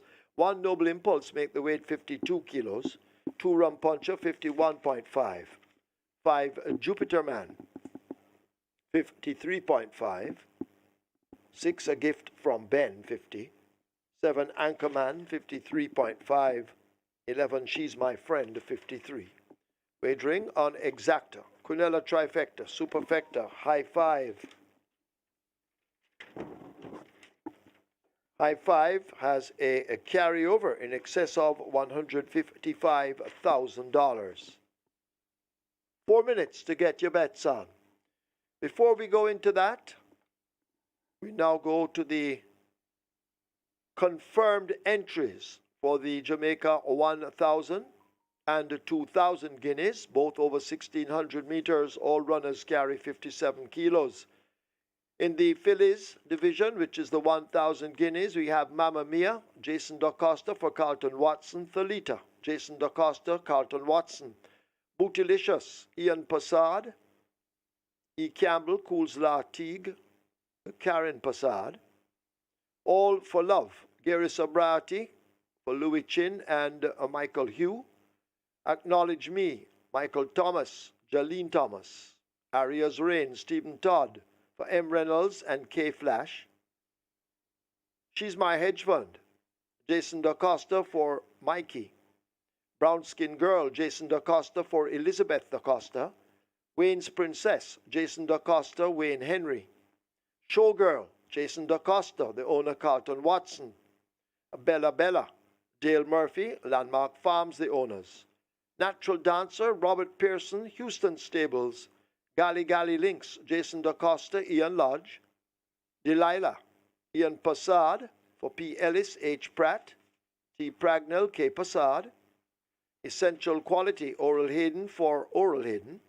And Epic, Edward Stanbury for Vintage Blood Stock. Moving on to the 2,000 guineas. Mojito, Richard Azan for R. Azan and Ahaba. Rhythm Buzz, Vincent Atkinson for Piaget Stable. Wizkid, Jason DaCosta for Von White. Rejected Raja, Robert Pearson, WB Racing. Awesome Anthony, Patrick Taylor for Von White. Ability, Patrick Lynch for himself. Burlap, Richard Azan for M. Azan. W. Bagwan Dean, R. Azan. G. Brown. Sensational Move, Gary Sobriety for Barsher. Easy Peasy, Richard Azan, Naya. Ridgeliner, Dale Murphy for Landmark Farms. Money Miser, Fitzroy Gillespie for himself. Burning Valor, Carl Anderson for himself. Secret Admiral, also Carl Anderson for himself. And on charter, Jason DaCosta for Carlton Watson. And of course, the draw will be on Tuesday at 2 o'clock. Live stream and also here at Caymanas. 2 o'clock for the post position draw for the 1,000 and 2,000 guineas. Runners go to post.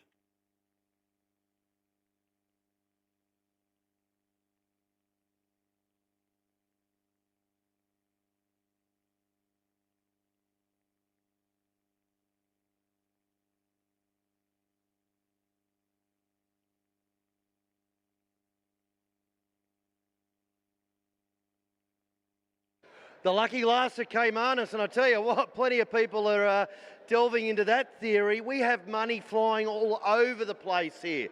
The moral of the story here, punters, I'll just get to where you should be thinking about it right now. The best back runners have become a Gift from Ben and Ultimate Machine. Gift from Ben into 360, Ultimate Machine into $1.80. I'll get back to them in a sec. But what you've got on the board here, punters, every other runner is significantly huger value than the tote. Like, you have got absolute fill up here if you want to work around the two best back runners in the race, and they're not the only back runners. We have had real significant bets and consistent bets on 2, 3, obviously 4, 5, obviously 6, 8, 12 and 13. All of them have had a run at being sensationally well backed, and we just keep getting money all over the place. Moral of the story is, though, most of these runners are taking up more than $1 million in the book. But a gift from Ben was very well back from $7.50, now settling around the $3.60 mark. And then the waiver money came from Ultimate Machine. As it got out with the rest of the money coming in, I think we got to about as good as $3.60. That was claimed early, came back into $2.30, poked its head back to $2.80, claimed at that. Now it's $1.80, very heavily backed, as is a gift from Ben, but everything is heavily backed. There is confidence about everything. And the reason I say that with the confidence around everything is with that you are getting such a good price on the fixed odds board with horses that have been very, very, very well backed. It's just that there's been more for these two. So you can bet with confidence, you know, there is confidence around most of these runners. So pick your favourite, pick your alternative to the two favourites, get to your fixed odds window because there is huge value to end up the day. We've seen a 50-1 winner on the boards. We've seen Bold Sammy win it close enough to that on the board as well too. So it has been a day where there's been a few upsets, a few of the odds-on favourites have got beat. If you think that's going to be the case in the last, boy oh boy, do you have some value on this board here. Have a look at it, get to your fixed odds window and keep betting up. This is one hell of a good betting race. Good luck in the last and we'll see you next weekend for Guineas Weekend. Good luck.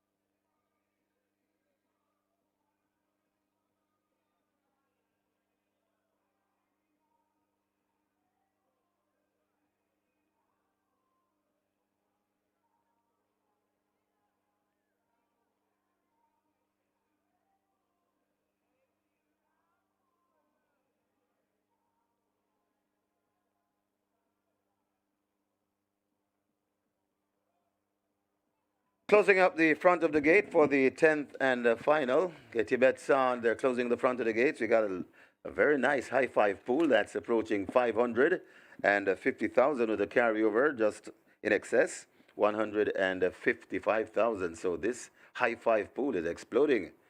And reminding you once again, tomorrow on Sunday simulcast, that's when we go to the mandatory payout route for the GP6. And we started the day with a GP6 at $821,000. So should be nearing $1 million or in excess of $1 million for tomorrow on a mandatory payout day on the GP6. They're closing the front of the gate, so hurry and make your wagers.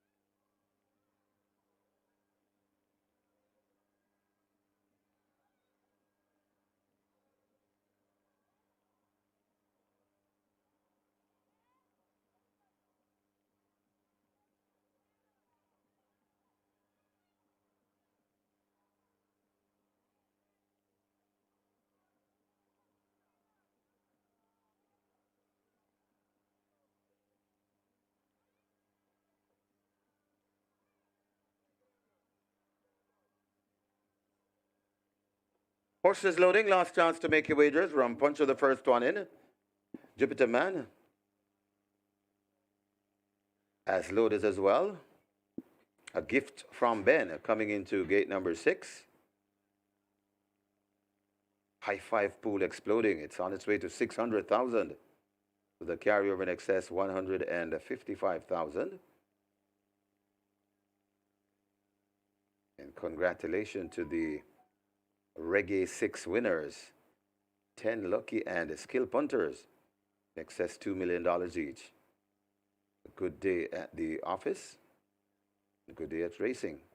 Gracefully made, the next one in, gate number 9.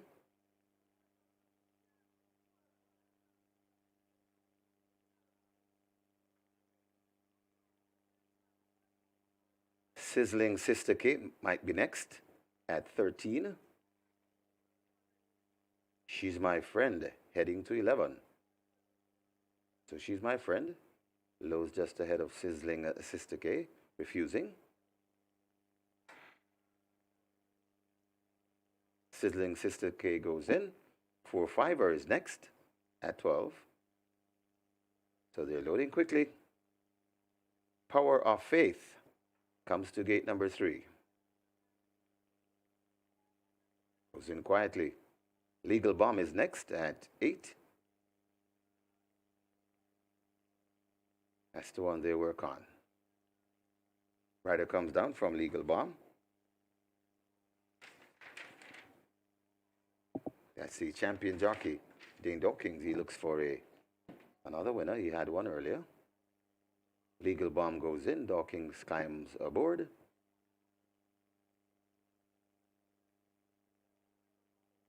Noble Impulse heads to 1. So 3 to load.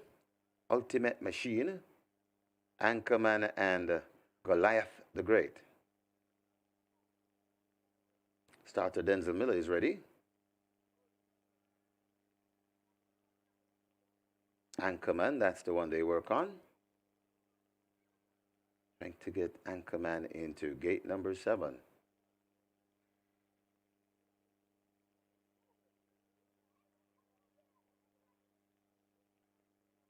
The pair of Goliath the Great and Ultimate Machine waits.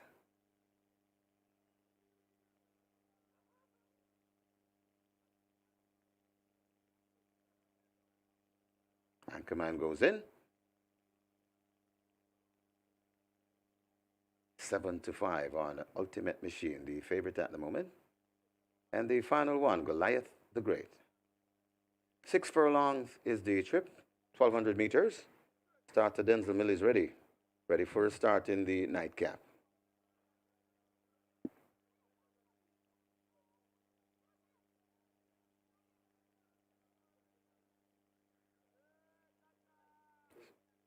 Starter holding them.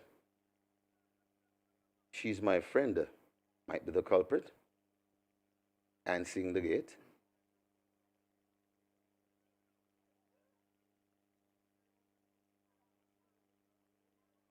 Ready for a start. They're off and racing. That's a perfect line. Anchorman and a Sizzling Sister K outsped and left at the back of the field. A gift from Ben, Ultimate Machine, and Noble Impulse all wants that lead. Right there in fourth, that is a Legal Bomb. Then comes Power of Faith. On the inside, that is Rum Puncher. Out wide and hidden from view, that is Gracefully Made. Then comes She's My Friend. Sizzling Sister K recovering and 4-5er and racing at the back of the field, Anchorman. They come towards the 3, and it is a gift from Ben, tackled by Ultimate Machine. These two are fighting for it. Dropping out a bit, that is Noble Impulse, a gift from Ben and Ultimate Machine. This is where the fight is. They're at the top of the lane.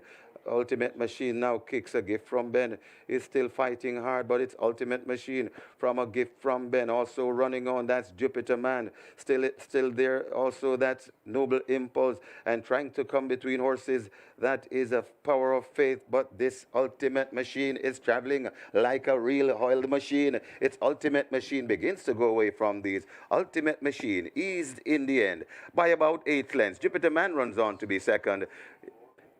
A gift from Ben and 4-5er in a photo for fourth. And finishing in the 5th spot looks to be Power of Faith.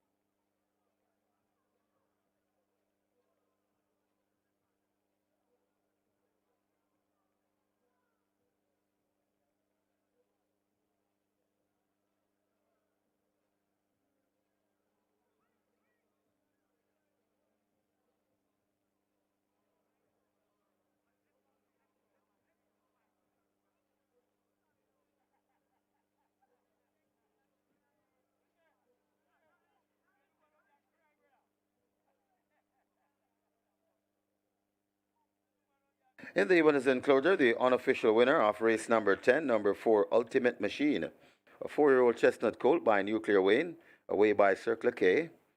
Bred Edison Chai and Arthur Foreman. Owned and trained Robert French, the winning rider. For 2 on the day, Roger Hewitt. The groom, Nigel Webley. Second, number 5, Jupiter Man.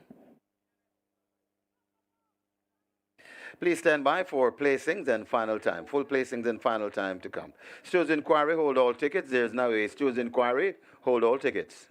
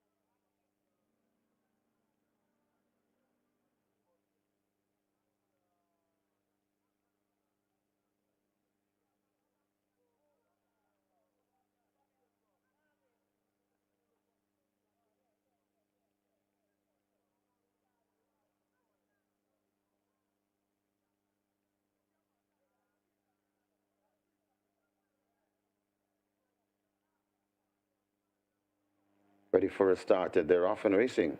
That's a perfect line. Anchorman and a Sizzling Sister K outsped and left at the back of the field. A gift from Ben, Ultimate Machine, and Noble Impulse all wants that lead.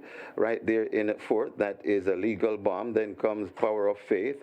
On the inside, that is Rum Puncher. Out wide and hidden from view, that is Gracefully Made. Then comes She's My Friend. Sizzling Sister K recovering and 4-5er and racing at the back of the field, Anchorman. They come towards the 3, and it is a gift from Ben, tackled by Ultimate Machine. These two are fighting for it. Dropping out a bit, that is Noble Impulse, a gift from Ben and Ultimate Machine. This is where the fight is. They're at the top of the lane. Ultimate Machine now kicks. A gift from Ben is still fighting hard, but it's Ultimate Machine from a gift from Ben. Also running on, that's Jupiter Man. Still there. Also, that's Noble Impulse. And trying to come between horses, that is a Power of Faith. But this Ultimate Machine is traveling like a real oiled machine. Its Ultimate Machine begins to go away from these. Ultimate Machine eased in the end by about 8 lengths. Jupiter Man runs on to be second. A gift from Ben and 4-5er in a photo for fourth. And finishing in the 5th spot looks to be Power of Faith.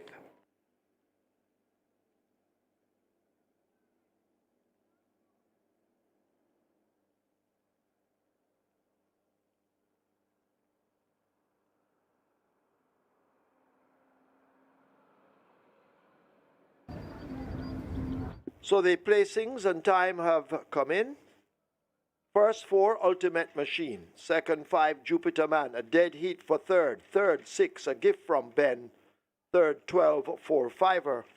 Fifth 3, Power of Faith. Stewards inquiry, please hold all tickets.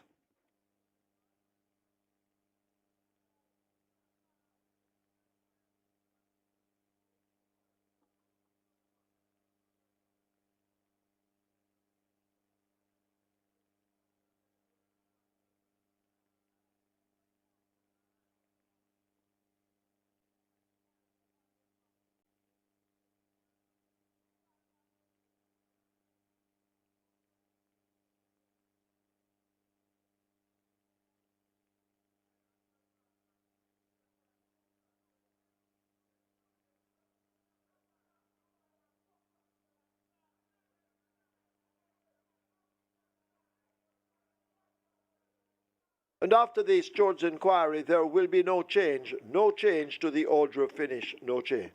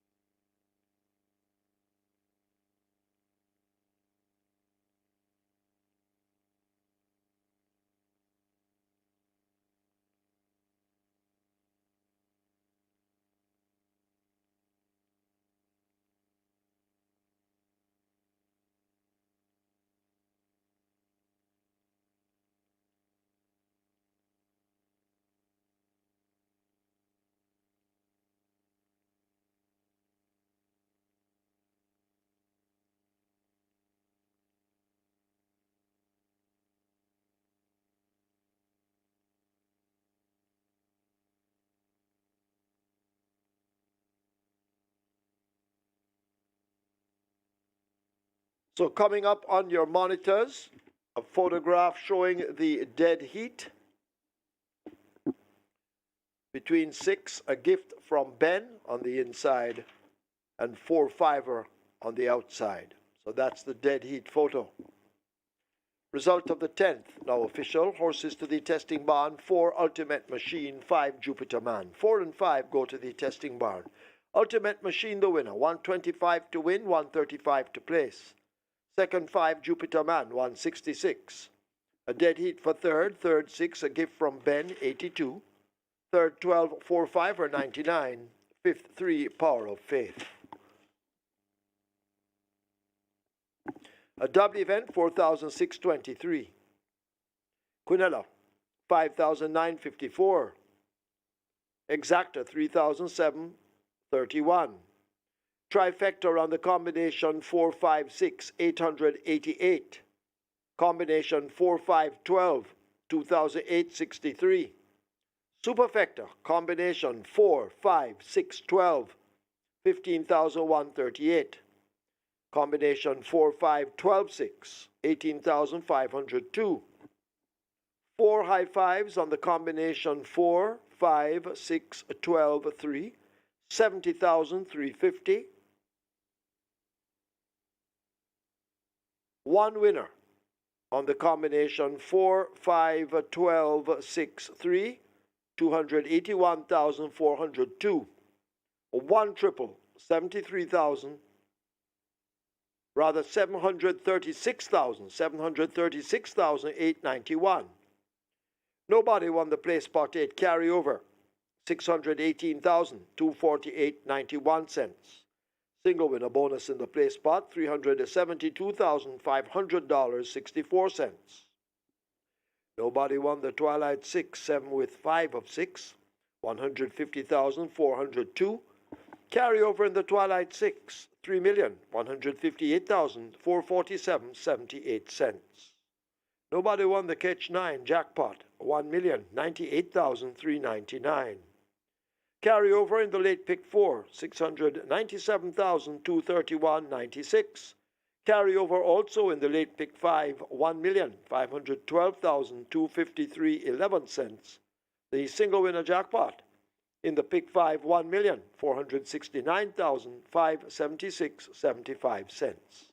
Splits 23-46-2. They raced 1,200 meters in 1:14.3. The margins 9 by 3/4. That's it from me. Remember, the post position draw for the 1,000 and 2,000 guineas, Tuesday, May 30.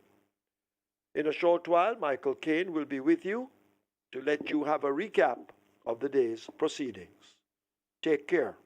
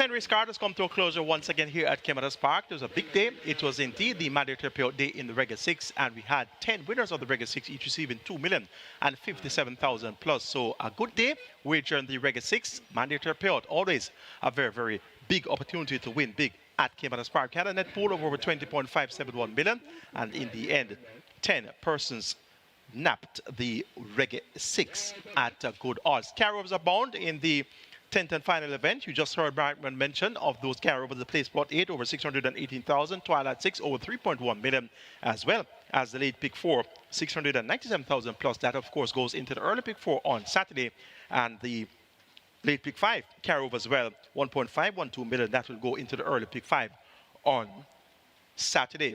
One winner of the early pick 4 today, receiving 642,340. Congratulations to the lone winner of the early pick 4. And congratulations as well to the 10 winners of the regular 6, $2,057,161. And I sincerely hope that my ticket guided you to making your decisions there. One horse beat me, and that was Bold Sammy. And that would have been a good guide to get you in the winner's circle for the regular 6. Twilight 6 carryover, 3.158 million. And that will be to next Saturday. That is going to be Guineas Day. The season's first classics are finally here. Next week, Saturday and Sunday, we're going to have the 1,000 guineas, and then we'll have the 2,000 guineas. So the fillies will go first on Saturday, and then the colts and geldings will follow through on Sunday. So big things next week, the season's first classics here at Caymanas Park, and we'll be having the post-position draw come Tuesday at 2 p.m. And you can join us live on caymanasracing.com and our YouTube channel, and you'll get to see the post-position draw for the season's first classics. In the Jockeys Corner today, Linton Stedman, he had 2 wins on the card, and those winners were in race 2, California Gold for trainer Patrick Lynch, and in race number 4, Thanos for trainer Fernando Geddes. Singles all round in the trainers category, no trainer able to saddle more than 1 winner.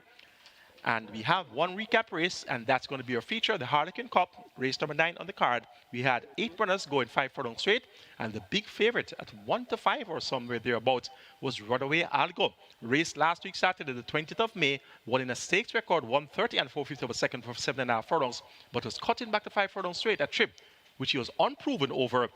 Even though the visor was fitted by most improved trainer Dale Murphy, Runaway Algo seemed a bit out of tune as to what was going on in the 5 furlong straight Harlequin Cup. Madden Sunshine was well supported with Ray and Lewis for trainer Jason Acosta. There was also some support for Yellowstone, and we had a straight specialist of some sort in Emperor of the Cats. This one had Richard Henry for Carl Anderson, and there was Duke as well, another 5 straight specialist with Dane Dawkins for Gary Shabati. It was expected to be a runaway win again for Runaway Algo. Let's see how the Harlequin Cup unfolded. They're off for the Harlequin Cup. God of Love breaks nearest to us. A Duke is running early. Emperor of the Cats is toward this near side. In the middle with more to find, that's Yellowstone. Runaway Algo is tacking across and is right up with the front end.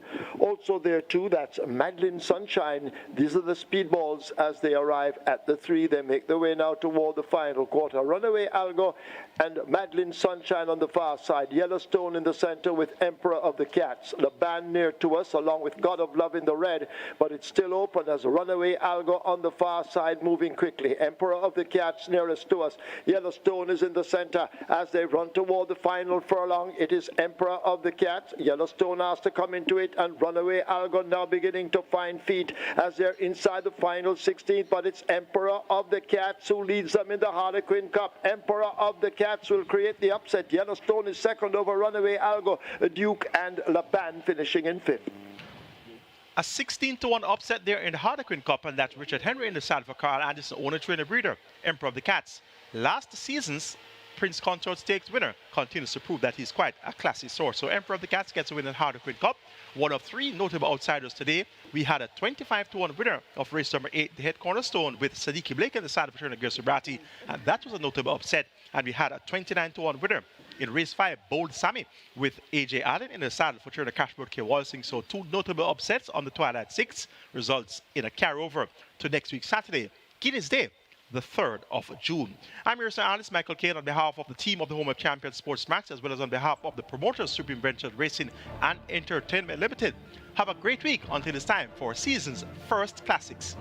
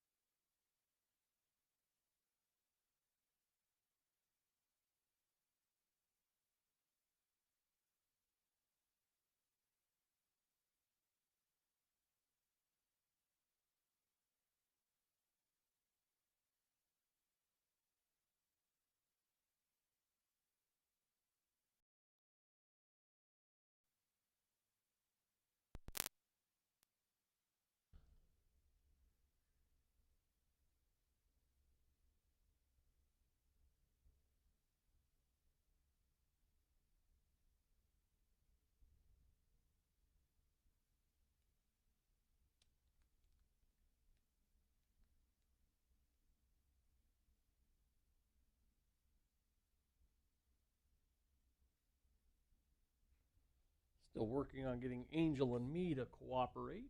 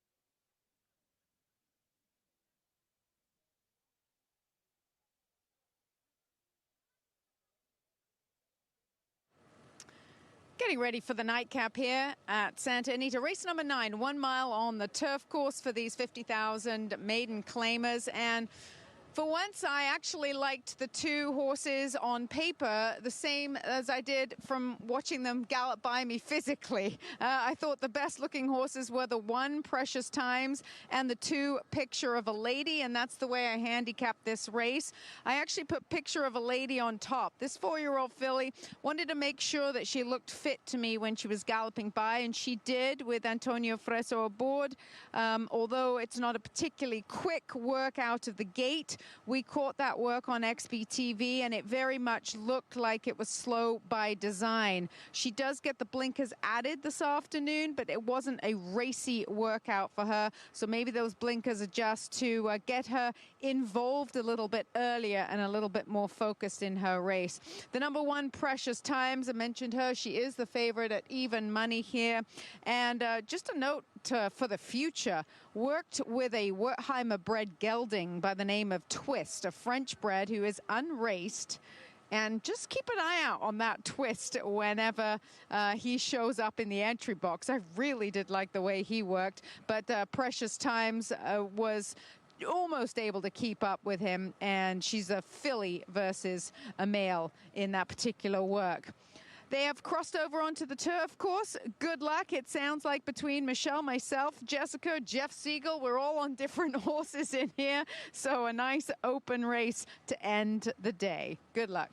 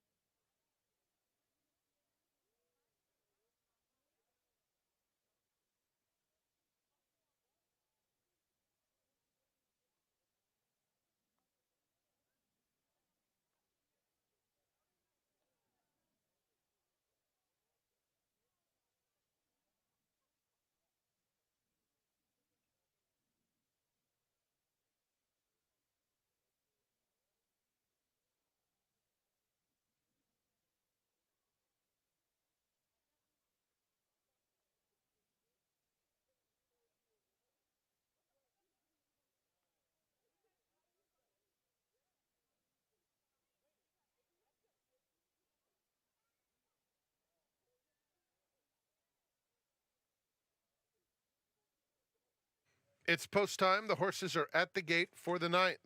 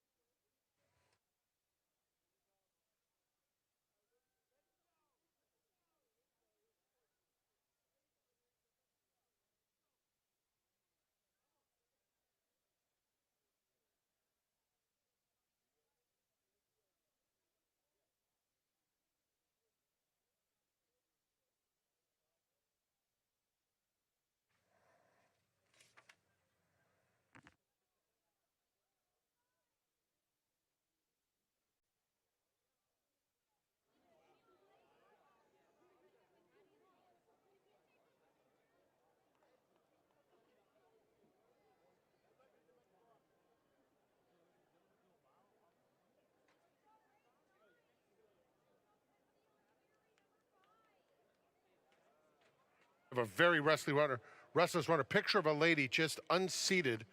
Jockey Antonio Fresu and is extremely fractious in the gate. Stand by.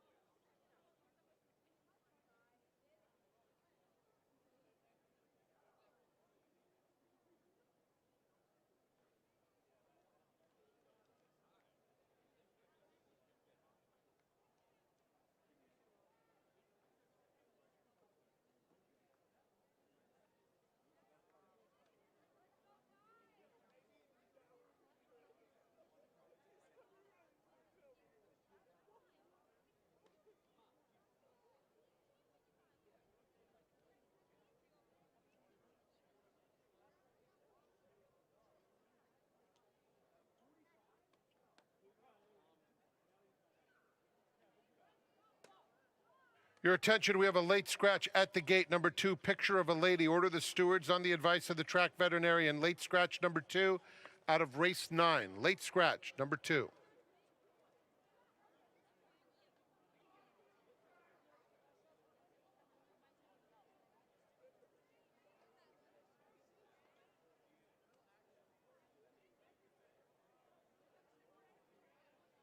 As a result, the Super High 5 pool will be refunded.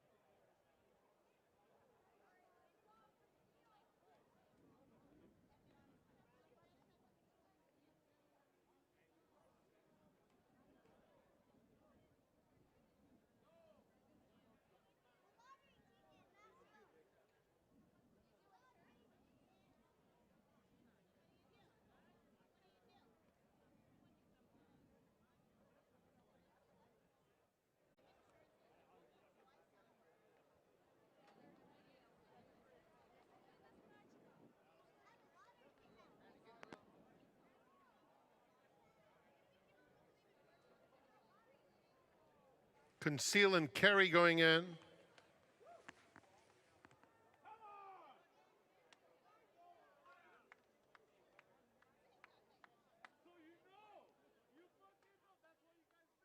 Billy Gallivant. And they're off.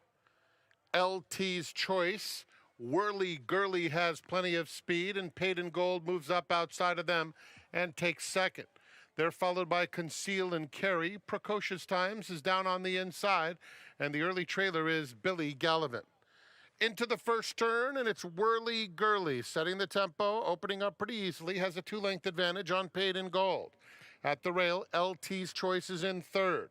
Conceal and Carry fourth, 3 lengths off the pace, a little bit eager under a tight hold, followed by Precocious Times, who's 4 off the lead, and Billy Gallivant just outside of her. They swing on to the backstretch behind Whirly Gurly, 3/4 of a length.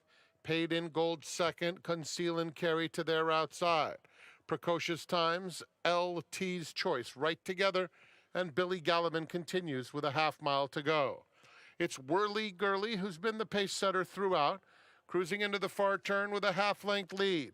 Paid in Gold trying to press now in second. They tried to quicken just a touch with less than 3 furlongs to travel. It's Whirly Gurly just in front, Paid in Gold racing in second. At the rail, LT's Choice, and now Precocious Times makes a dangerous move on the outside, swinging to the 3 path as they straighten up for home. Paid in Gold on the outside of Whirly Gurly. Precocious Times bears down, though, and turns out the lights quickly. Precocious Times. Hernandez peeks back. He knows it's lights out, game over. Precocious Times, the easiest kind of win. Whirly Gurly gamely holds second in front of Paid in Gold, and then it's a photo in behind them, LT's Choice and Billy Gallivan.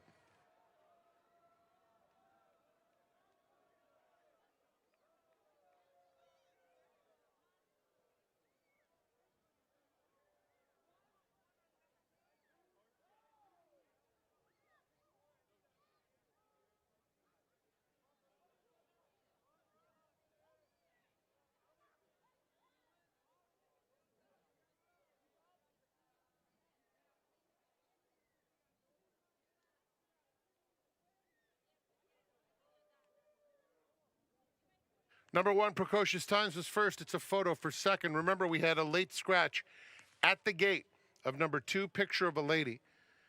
And in the pick 4, pick 5, and pick 6, tickets on a late scratch go to the starting favorite, in this case, the winner, Precocious Times. Please check your tickets carefully.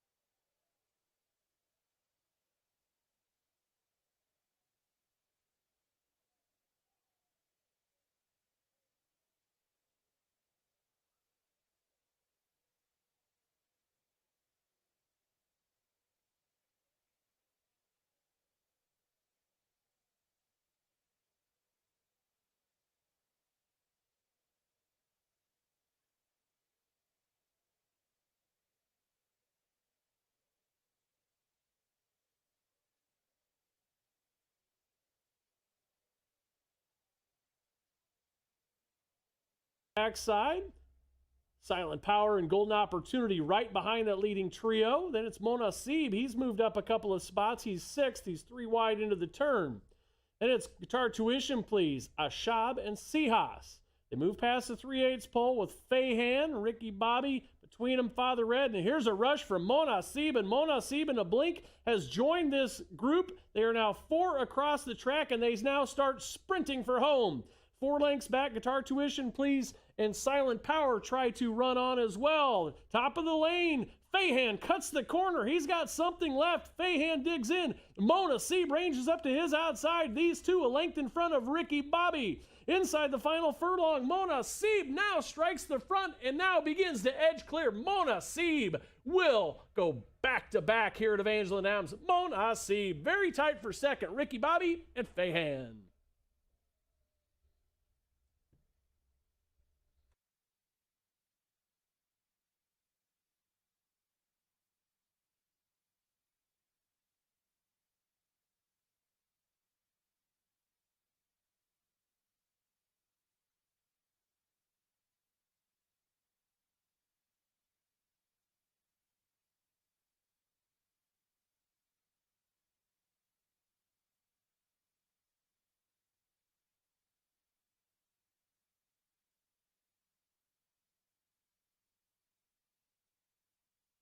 Official winner posted on the board. That is 3, Mona Seeb. Photograph to determine the runner-up, 3rd, and also a photograph for 4th and 5th. Mile time in 1:39:61. Mona Seeb wins for the 2nd time on the season. Photograph sign comes down.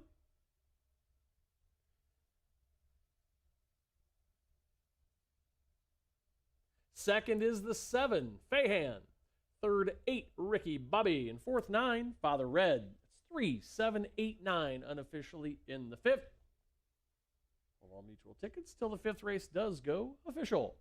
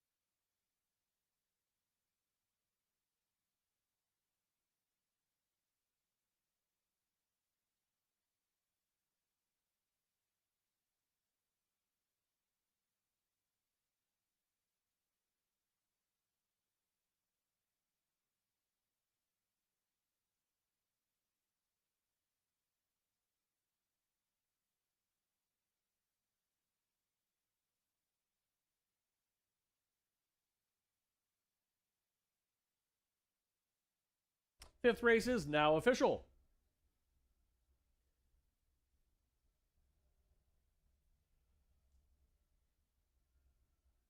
Stepping into the winner's circle, second time this season, that's Monasib.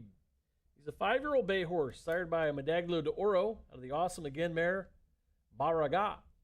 Kentucky bred is owned by Trey Portillo Ranch Incorporated of Candido Esquivel. It's back-to-back training victories for Allison Escobar, pairing up a back-to-back for jockey Elio Barrera. Congratulations to that team. Back-to-back on the Saturday card. 3-7 exacta, $21.60. 3-7-8 trifecta, $42 and a nickel. 3-7-8-9 dime super, $29.96. 1-3 double, $17.40. Pick 3, 6, 1, 3, $22.75. Early pick 4 is 5, 6, 1, 3, $327.55. Early pick 5, 6, 5, 6, 1, 3 is $1,072. Even. Sixth race on the card. We're back on the turf. Another turf dash. Louisiana bred maiden filly mare, 3-year-olds and up. 20,000 claimers to a $15,000 tag. About 5 furlongs on the turf. Overweight on 2, Marina, the rider 1 pound over.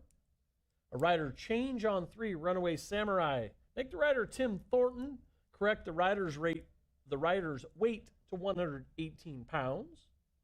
Overweight on 5, La Vienne Rouge. The rider is 1 pound over.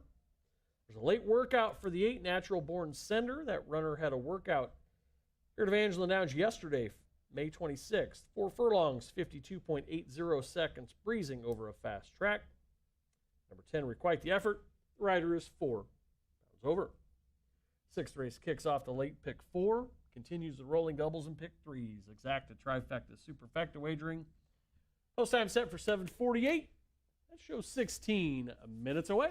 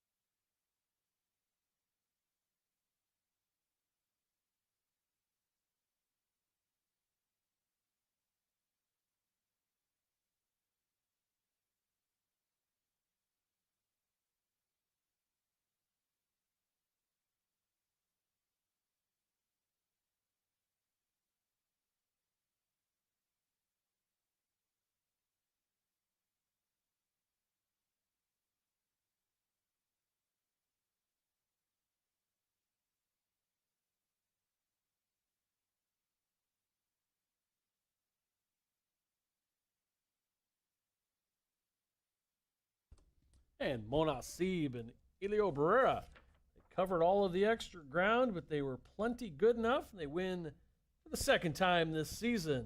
Trainer Allison Escobar gets her second victory of the card as well. Here in the sixth, we're back on the turf. Louisiana-bred maiden filling mare 3-year-olds and up.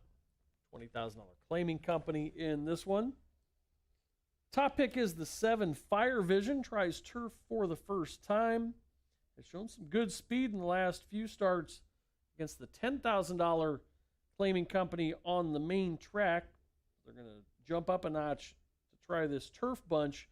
Sired by Court Vision. Court Vision was a Breeders' Cup mile turf winner a number of years back. So there's some turf breeding in the on this for the grass. We'll see if Fire Vision can show that quick early speed. Elio Barrera tries to go for 3 in a row. Second choice is the 9 Trusca. This runner's had some decent trips here at Evangeline Downs. Has been able to pass some rivals in the last couple of trips despite being caught wide last time out, exceptionally wide, 6 wide off the turn. From the 9-post, jockey Juan Vargas will need to work out a trip. They'll need to kind of find their way to the corner to avoid being caught wide in that short sprint to the turn here on the turf. But if Trosca can manage to work out a trip, I think this runner could be a threat late in the lane. For third, we'll look to the 1 AVJ. This runner, a couple of sluggish starts the last 2 trips, showed some better early efforts at the maiden specialweight level at the fairgrounds earlier in the year. Off the layoff, let's see if maybe being a little fresher off the layoff that AVJ can break a little sharper and take advantage of that inside post. Casey Fuselier aboard with AVJ. A lot of these runners trying turf for the first time. Let's see who likes it the best. They'll head to the track just a couple minutes. Good luck.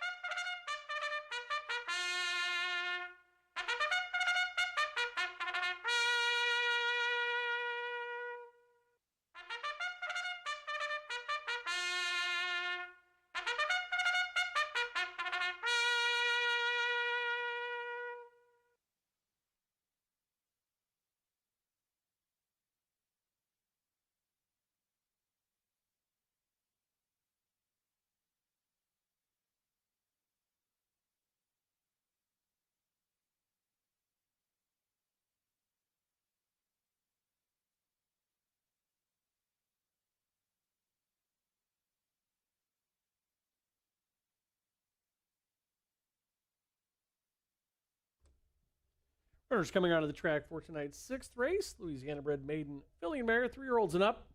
20,000 claimers to a $15,000 tag. We'll go about 5 furlongs on the turf. Overweight on 2, Marina. The rider is 1 pound over. Rider change on 3, Runaway Samurai. Make the rider Tim Thornton. Correct the rider's weight. Overweight on 5, La Vie en Rouge. The rider is 1 pound over. Late workout for the 8, Natural Born Sender. Yesterday, we're going to work out 4 furlongs here at Evangeline Downs. 52.80 seconds, breezing over a fast track. Overweight on 10, Requite the Effort. Rider's 4 pounds over.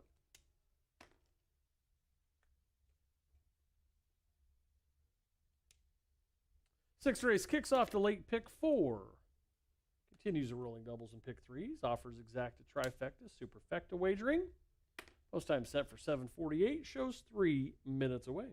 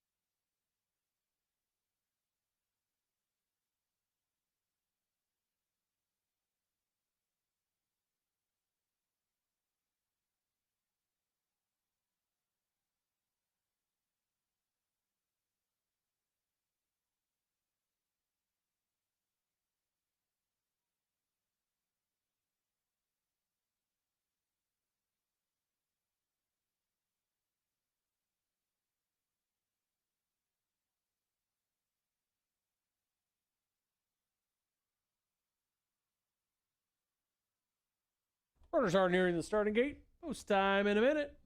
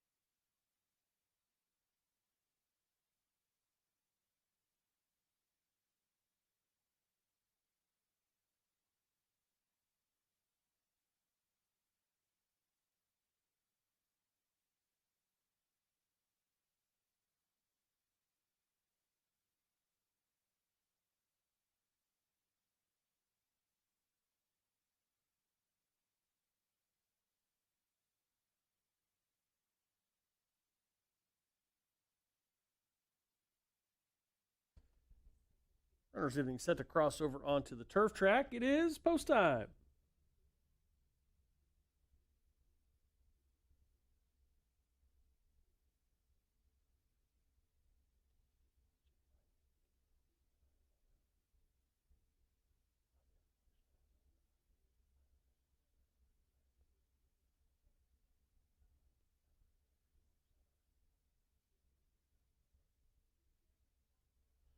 Runners now set to load.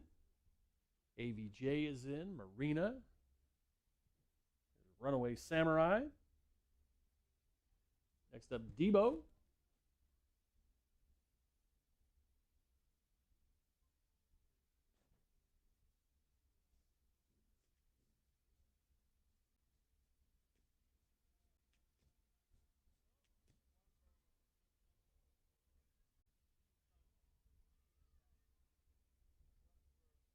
La Vie en Rouge. Nicely unified. Next up is Fire Vision. Natural Born Sender. Last coupler, Troska.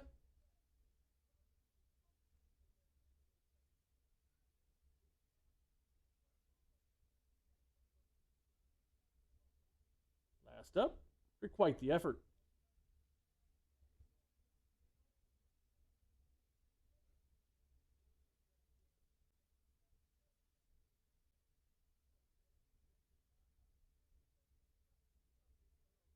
Is all party. Good start for Fire Vision. Also away in good order is Debo. Towards the inside, a rush from both Runaway Samurai and Marina. Runaway Samurai, Marina, Fire Vision, these three closest to the front. Right behind him is Debo. Caught wide is Requite the Effort. Length back to Natural Born Center alongside of Nicely Unified. A couple of lengths back to Troska. Tail of the field, we have La Vie en Rouge and AVJ midway on the turn. Outside, it is Fire Vision, who now strikes the front. Marina back to second. Runaway Samurai is third. Outside, moving up a couple of spots, is Natural Born Sender. Towards the inside, trying to pick up some ground, is Nicely Unified. Final furlong, Fire Vision is the leader. Runaway Samurai gaining. Way outside, AVJ is absolutely flying from the back. Fire Vision needs to find the line. AVJ is flying. Fire Vision, AVJ. Fire Vision holds on.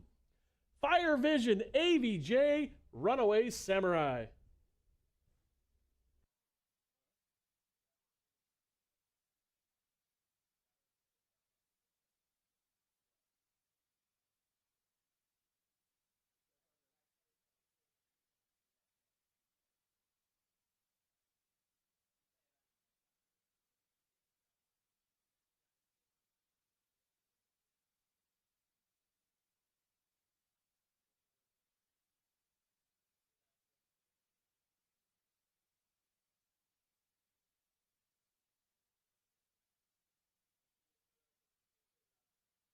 Unofficial order finished posted on the board. The winner is 7.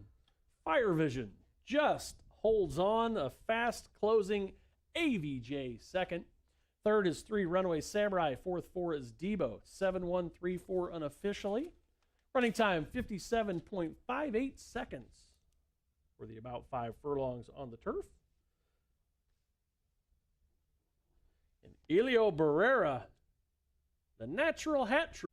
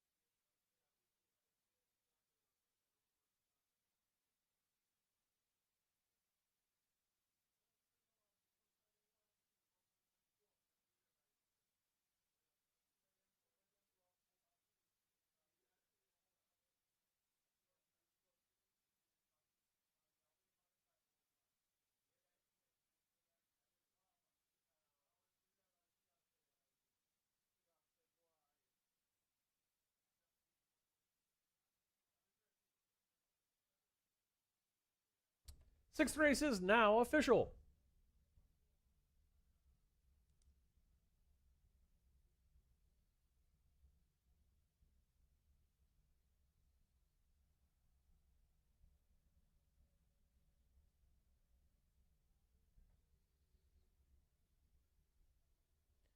$13.60 winner for Fire Vision in tonight's sixth race.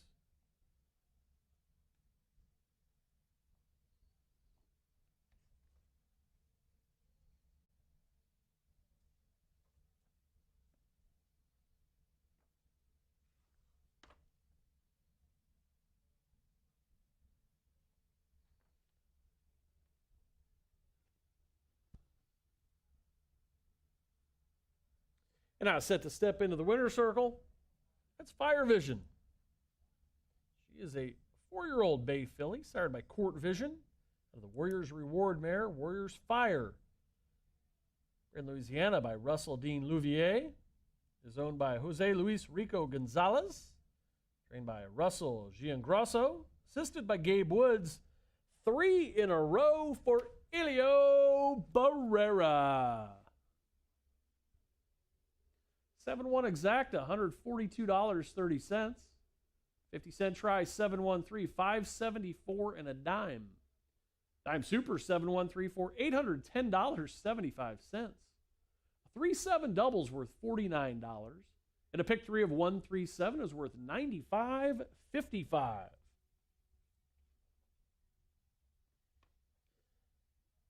Seventh race on the card. Filly and mare, 3-year-olds and up. They've not won 3 races lifetime. $5,000 claimers. We go 5 furlongs. Kicks off the late pick 3. Continues the rolling double. Exacta, trifecta, superfecta wagering.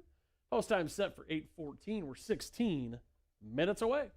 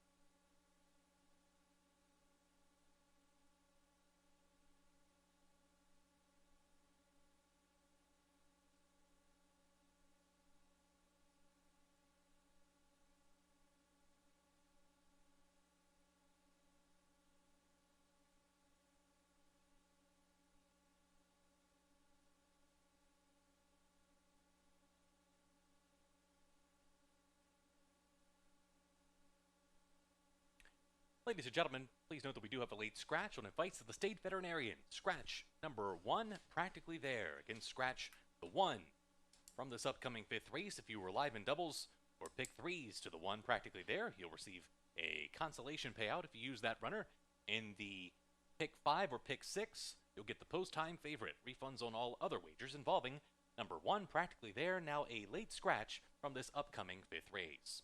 That runner now making her way off the track. The rest of the field will be heading to the gate here shortly, but again, a late scratch of the 1 practically there from the 5th race. Also have a rider change to pass along in the 6th race, again in race number 6. Number 3, Sheriff's Kid, will now be ridden by Victor Rodriguez and will be 1 pound over. Again in the 6th race, number 3, Sheriff's Kid, will now be ridden by Victor Rodriguez and will be 1 pound over.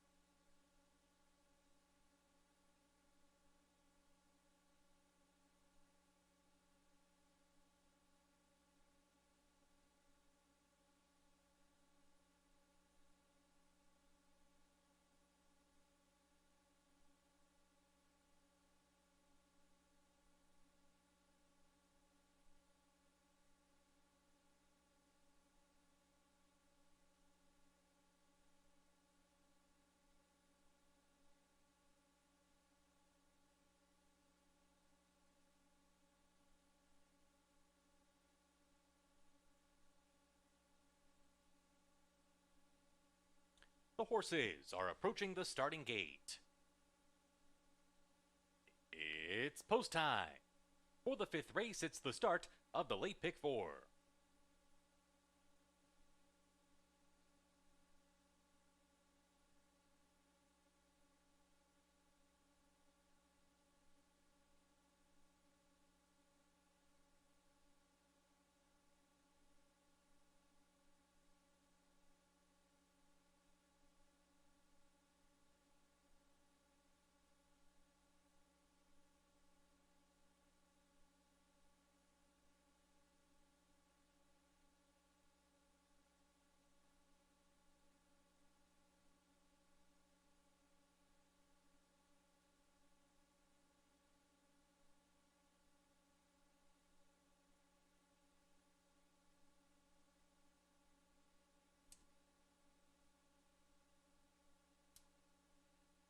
China Cat, Sweet Annabella, clearly visible.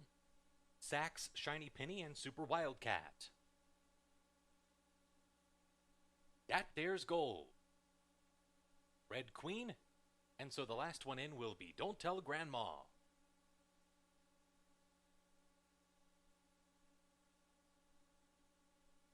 Don't Tell Grandma is in. They're in the gate. And they're off. That there's Gold wins the break. Super Wildcat quickly comes to take her on. Red Queen away in 3rd, and then Shiny Penny with Don't Tell Grandma parked out about 4 wide in that run for the clubhouse turn. Clearly Visible's guided down to the rail to save ground, and then comes Sax as they make the bend. Another gap of 3 to Sweet Annabella, and 4 more to the trailer China Cat, who's about 10 lengths off of the pace-setting Super Wildcat. This front-running long shot ran her first quarter in 24 seconds flat. Super Wildcat with Don't Tell Grandma now rushing up to vie for the lead, and these two open up by 2 on Red Queen in 3rd rather. Shiny Penny is next. To the outside, Sax races in the clear. Dat Dare's Gold covered up down inside. She's in 6th, but only about 3 lengths from the lead. Clearly Visible 7th. She too, right there in the thick of things as they race for the far turn. Further back, Sweet Annabella and China Cat begins to unwind. The entire field is covered by 7 lengths as they hit the far turn. 48 and 2 for that opening half mile. And Red Queen has come away with the lead. Sax is putting in a bid. On the far outside, Shiny Penny's launching into contention as well. Don't Tell Grandma gives way in 4th. 1 furlong to go. Red Queen off the turn. In front, Shiny Penny with a full head of steam out in the center is closing in quickly. Here comes Shiny Penny up to challenge Red Queen. Red Queen and Shiny Penny come down to the finish together. Red Queen fights back. Red Queen got it. Red Queen fends off the bid of Shiny Penny. and then came Clearly Visible and China Cat in 121 and 3.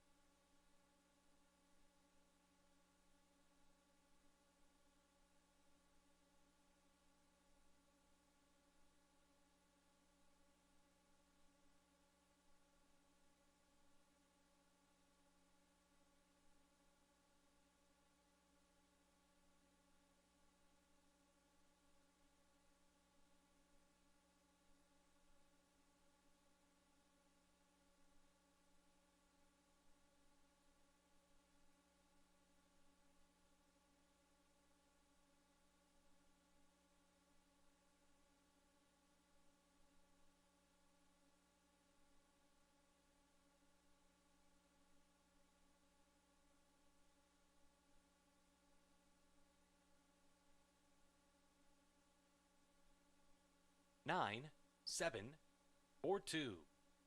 Winner number 9, Red Queen. Second was the 7, Shiny Penny. Third was the 4, Clearly Visible. And fourth was the 2, China Cat. 9, 7, 4, 2.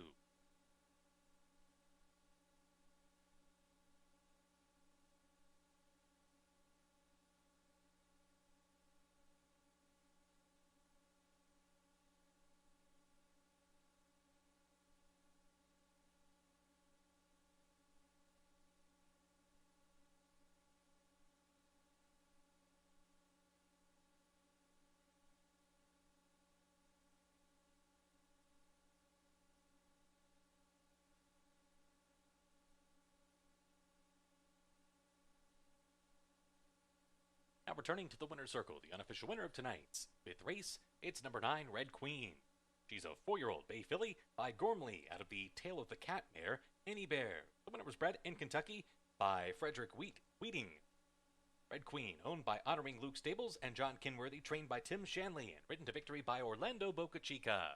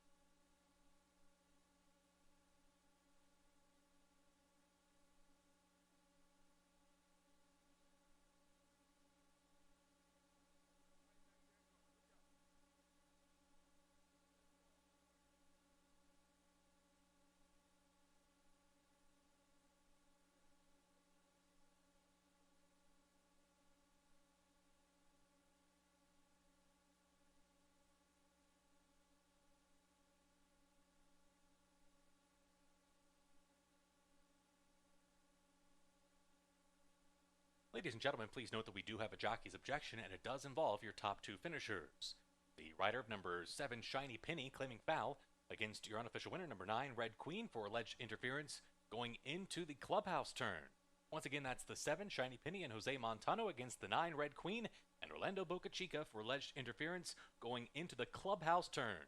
You're getting a look now at what the stewards are reviewing on your screens. Please hold all tickets until the race can be declared official.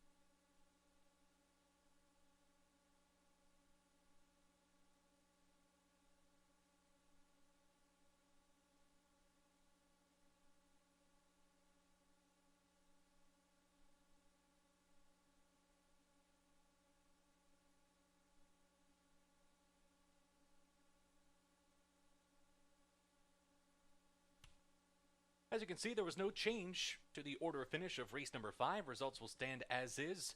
In stewards found insufficient evidence, and again happened at a tricky part of the track without a clear angle of what happened to cause number 7 Shiny Penny to take up there. And so again, results will stand as is. 9-7-4-2. Your winner, number 9 Red Queen, turns $8, $5.20, $3.40. Second was the 7 Shiny Penny, $5.80, $3.80. Third was the 4 Clearly Visible, $3.20. And fourth was the 2 China Cat. $2 exacta, 9-7, $43.40. Trifecta 9-7-4, $73.90.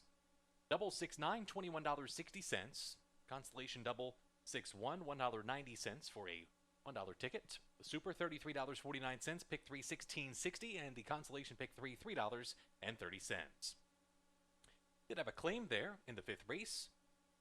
Number 5, Dat Dares Gold, goes to new owner Ira Ashwell, trainer Greg Vines, in a 3-way shake. And so that wraps up tonight's 5th race. Post time for the 6th in 18 minutes.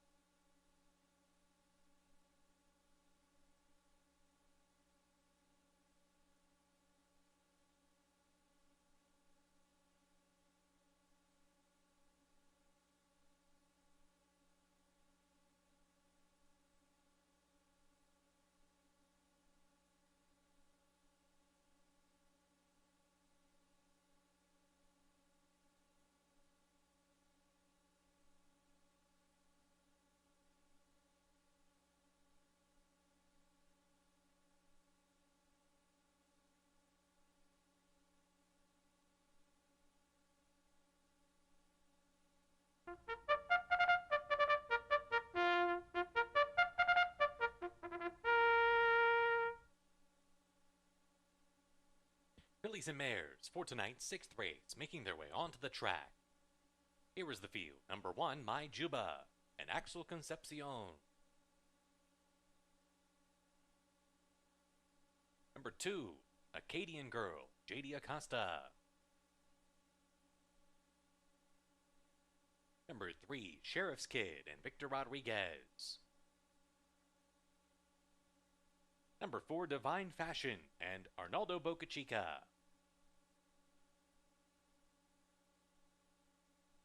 Number 5, Tequila Fog and Angel Cruz.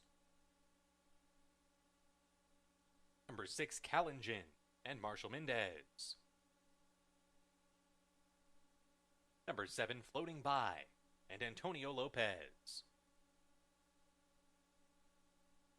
And completing the field is number 8, Tapping South with Connie McKenzie. That is your field for tonight's 6th race. Win, Play, Show, Exacta, Trifecta, Superfecta, Daily Double, and the Late Pick 3 all available here. Close time for the 6th is in 6 minutes.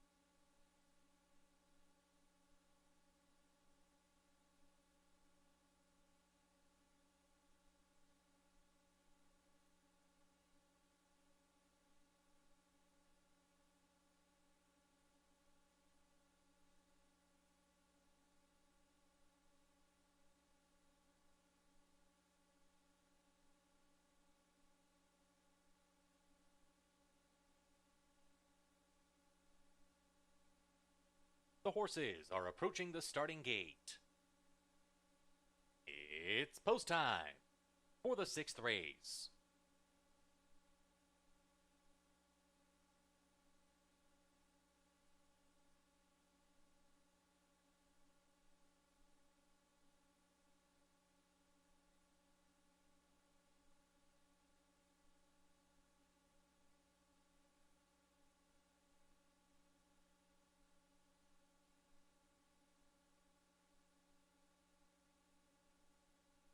My Juba, Acadian Girl, Tequila Fog and Calingin, Sheriff's Kid, Floating By. Here's Divine Fashion. Last one in will be Tapping South.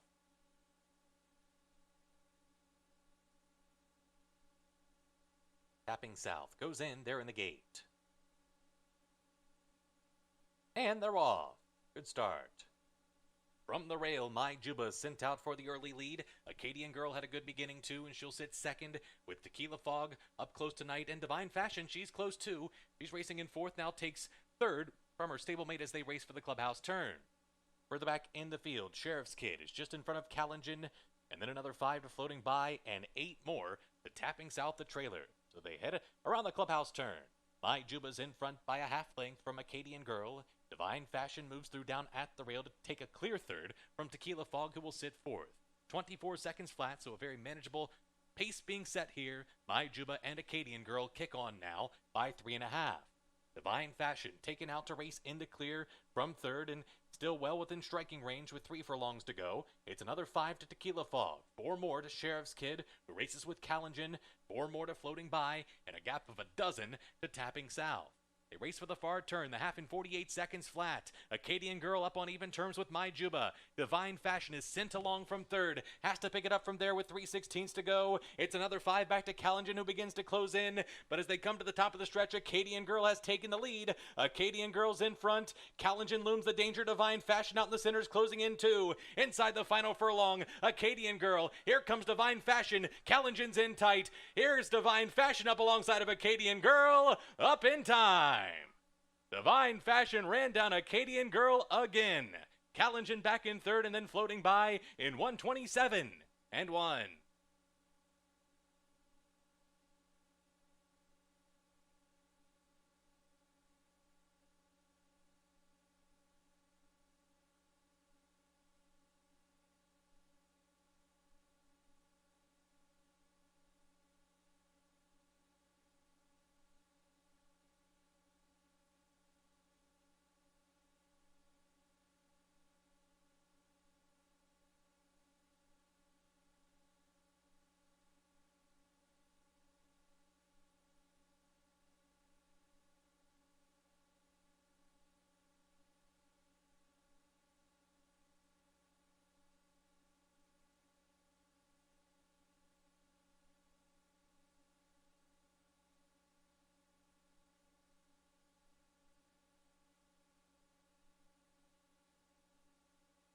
Four, 2, 6, 7.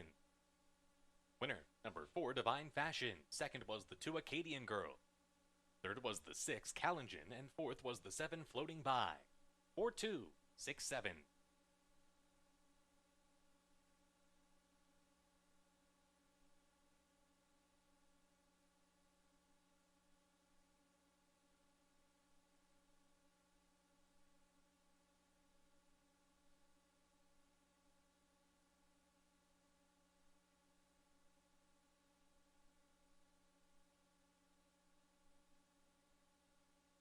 Race 6 is official.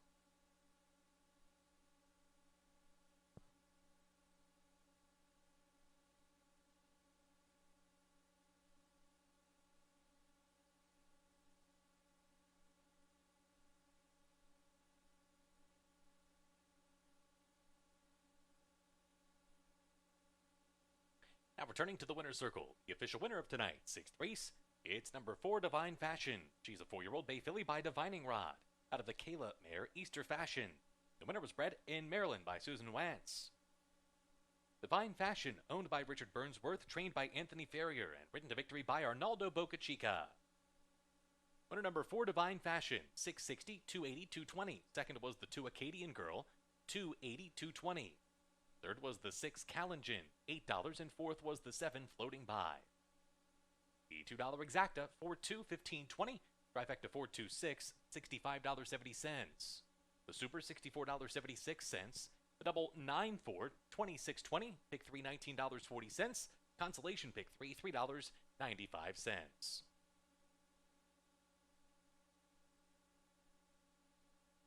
And so that wraps up tonight's 6th race. Post time for the 7th and featured event is in 19 minutes.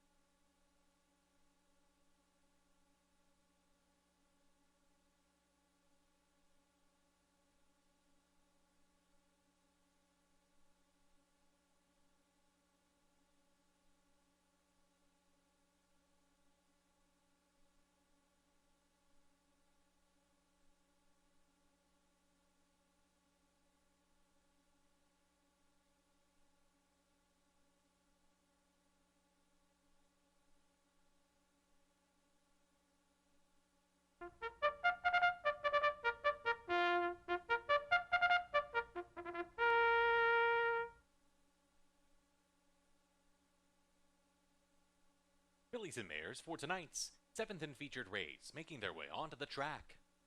Here is the field. Number 1, Emberly and Javier Rivera. Number 2, Cedar's Wish and Dennis Araujo.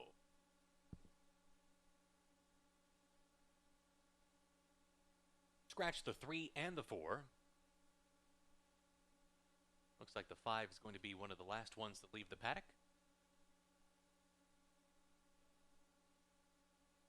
Last in line here.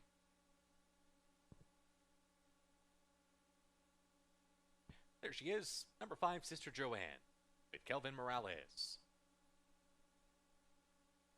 Number 6, Fancy Her Up, and Gustavo La Rosa.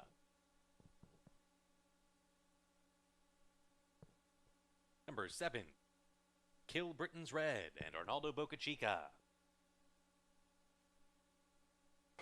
Number 8, Snowy Juba Cat and Christian Geraldo.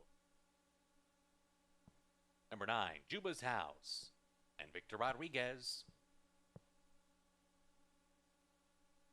And completing the field is number 10, Fast Mule, Angel Cruz. That is your field for tonight's 7th and featured race. Win, Play, Show, Exacta, Trifecta, Superfecta, and the Late Daily Double all available here. Post time for the feature is in 6 minutes.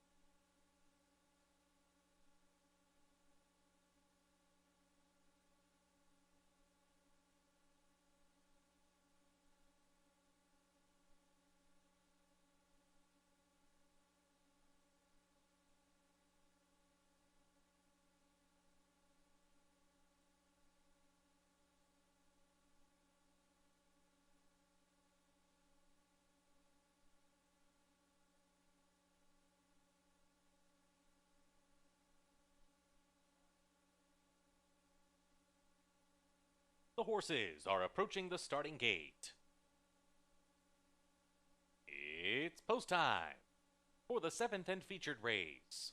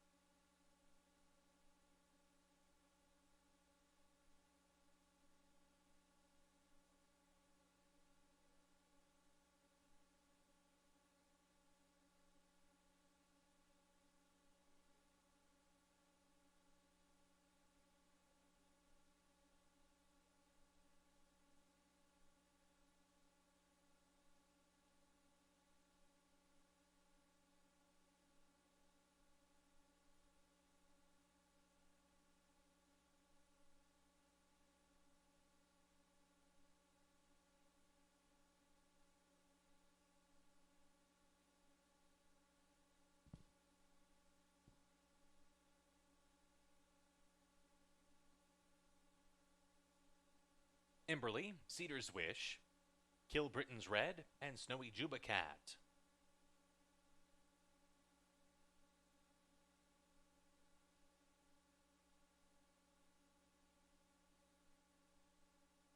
Sister Joanne,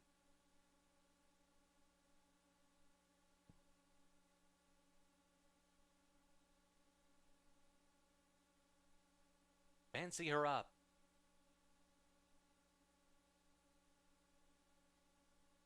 Juba's House, and the last one in will be Fast Mule.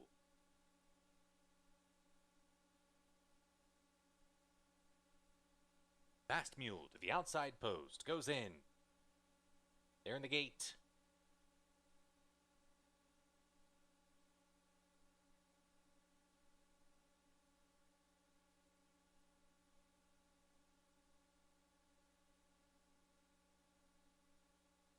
For 2, Cedar's Wish acting up.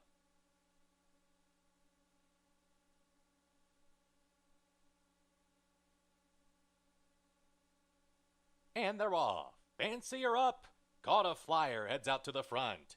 She's taken on from the inside by Emberly. Snowy Juba Cat is there. Juba's House and Kill Britain's Red now splits horses in as Emberly has to take back off of heel. Sister Joanne is next, followed by Fast Mule, and the trailer is Cedar's Wish. Less than 3 furlongs to go, and Fancy Her Up is flaunting her speed. Moves away to a 3-length lead over Snowy Juba Cat through a 22-1 first quarter. And then comes Juba's House, who picks up the running from third. Kill Britain's Red is down at the rail. She's now joined by her stablemate Fast Mule, but as they bend around the turn, Fancy Her Up comes to the top of the stretch in front by 2. Snowy Juba Cat set down from second, and a 3-wide Juba's House is next. They're inside the final furlong. Fancy Her Up's off the turn in front, but here comes Juba's House. Juba's House at long odds trying to get to Fancy Her Up. Fancy Her Up and Juba's House, those two come down to the finish, and Juba's House springs the upset at 29-1. Runs down Fancy Her Up. And then came Snowy Juba Cat with Sister Joanne. Fast Mule was also right there in 52-4.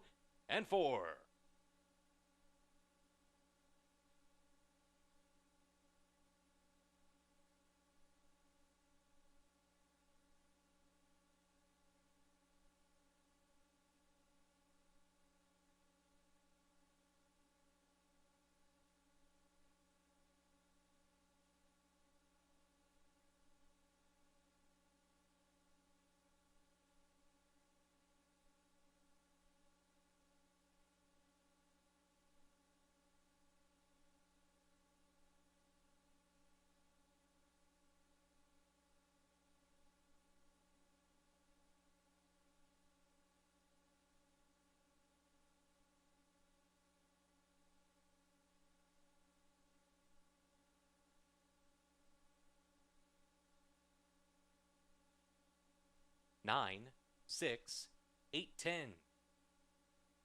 Winner number 9, Juba's House. Second was the 6, Fancy Her Up. Third was the 8, Snowy Juba Cat. And fourth was the 10, Fast Mule. 9, 6, 8, 10.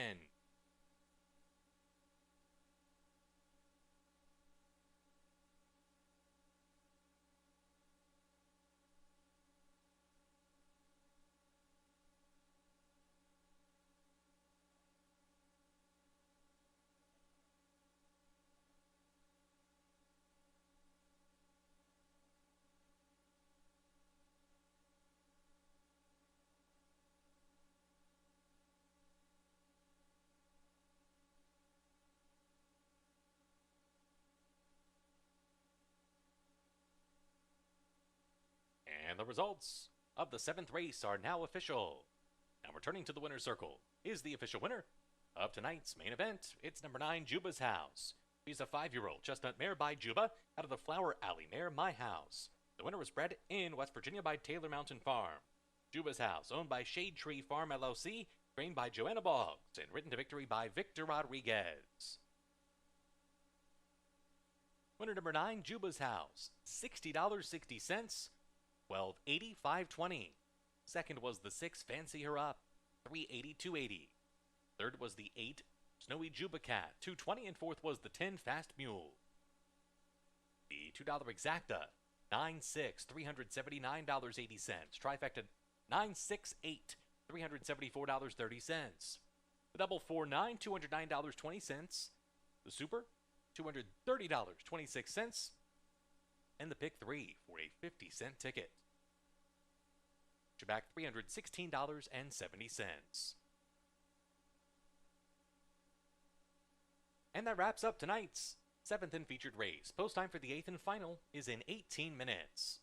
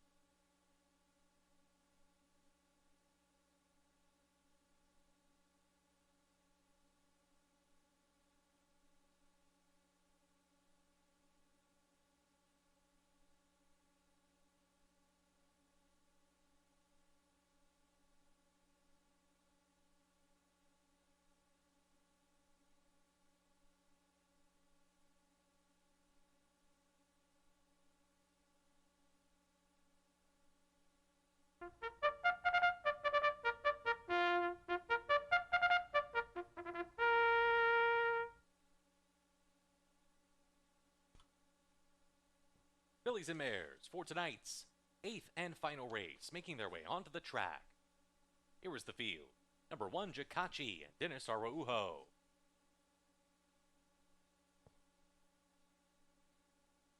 Number 2, Right to Assemble and Christian Geraldo. Number 3, Spunky Zoe and Amnel Boca Chica. Number 4, She's a Humble Hustler and Kim Cecil.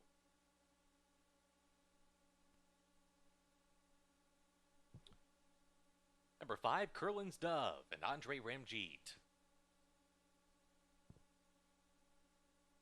Number 6, Pretty Spectacular and Javier Rivera. Number 7, C2 and Allison Nunez. Number 8, Fort Zana and Jason Simpson. Number 9, Super Snake and Bryson Butterfly. And completing the field is number 10, Irish Samurai with Orlando Boca Chica. Scratch your alternates. That is your field for tonight's 8th and final race. Win, play, show, exacta, trifecta, and superfecta wagering, all available here. Post time for the finale is in 5 minutes.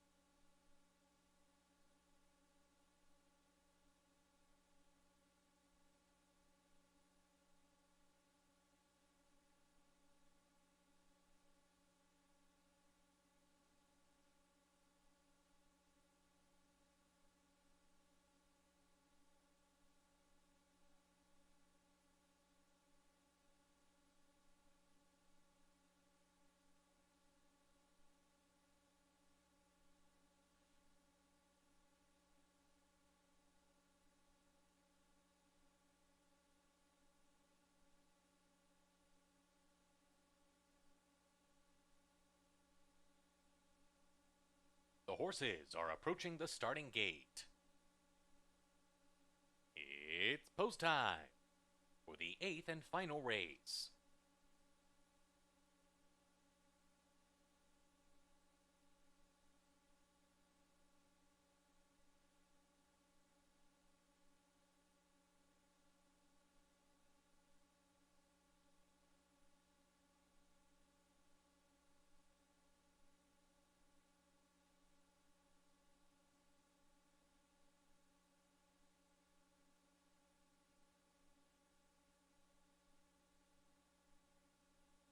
Jakachi, right to a symbol. Pretty Spectacular in C2. Spunky Zoe, Fort Xana. She's the Humble Hustler also moves in.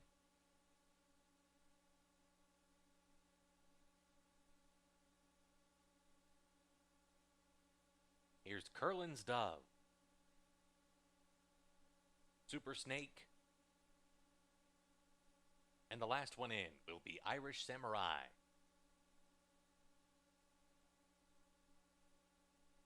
Irish Samurai, the outside post, goes in. They're in the gate, and they're off in the nightcap at Charlestown. Curlin's Dove and Pretty Spectacular shows speed from in between horses. C2 is right there as well with Super Snake. Down at the inside, Spunky Zoe trying to rush up and right to a symbol is having to steady off of her heels. Then comes Irish Samurai with Jakachi. Those two race as a team and let this leading group of 6 speed off. The back markers are Fort Xana, and She's a Humble Hustler. So a fairly strung out field heads around that clubhouse turn through a 23-3 opening quarter. The pace is contentious for the level and distance as they continue to sort themselves out. It's Super Snake who comes away with the lead. Curlin's Dove is sitting in second. They've now opened up 3 on Spunky Zoe, racing third. Right to a symbol moves to the outside. C2 backpedals in fifth. Then Irish Samurai with Jakachi and Pretty Spectacular. Another 2 to Fort Xana and 8 more to She's a Humble Hustler. They race for the far turn. The opening half in 48-1. Super Snake at long odds shows the way into the far turn. The gray Spunky Zoe moves up to challenge now. Irish Samurai putting in a 3-wide bid right to a symbols right there. Jakachi rides the rail up into contention. Spunky Zoe comes to the top of the stretch in front, but plenty of work to do still. The favorites are swarming in. Jakachi trying to go for the split. Irish Samurai over the top. Irish Samurai now moves up to take the lead. Irish Samurai, Jakachi tries to battle on at the rail. Spunky Zoe in between. Irish Samurai and Jakachi down to the wire. Irish Samurai takes it by 2 over Jakachi, Spunky Zoe, and Super Snake. Final time 1:30. Flat.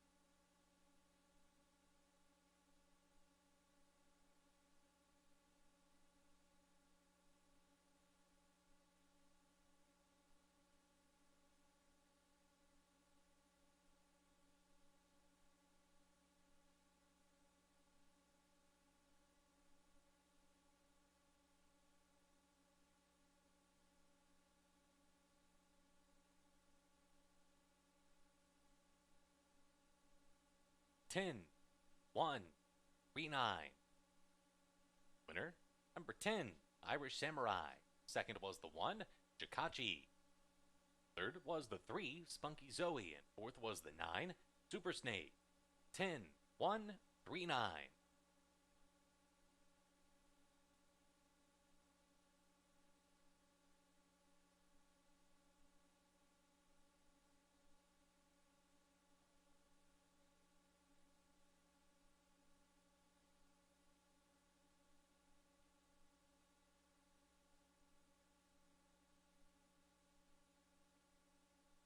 Now returning to the winner's circle is the official winner of tonight's 8th and final race. It's number 10, Irish Samurai.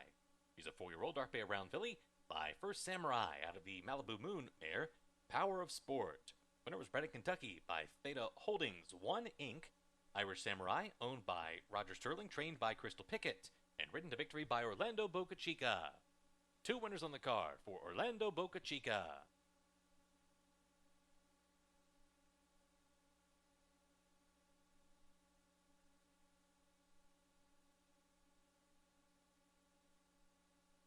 The winner number 10, Irish Samurai, returns 540, 280, 240.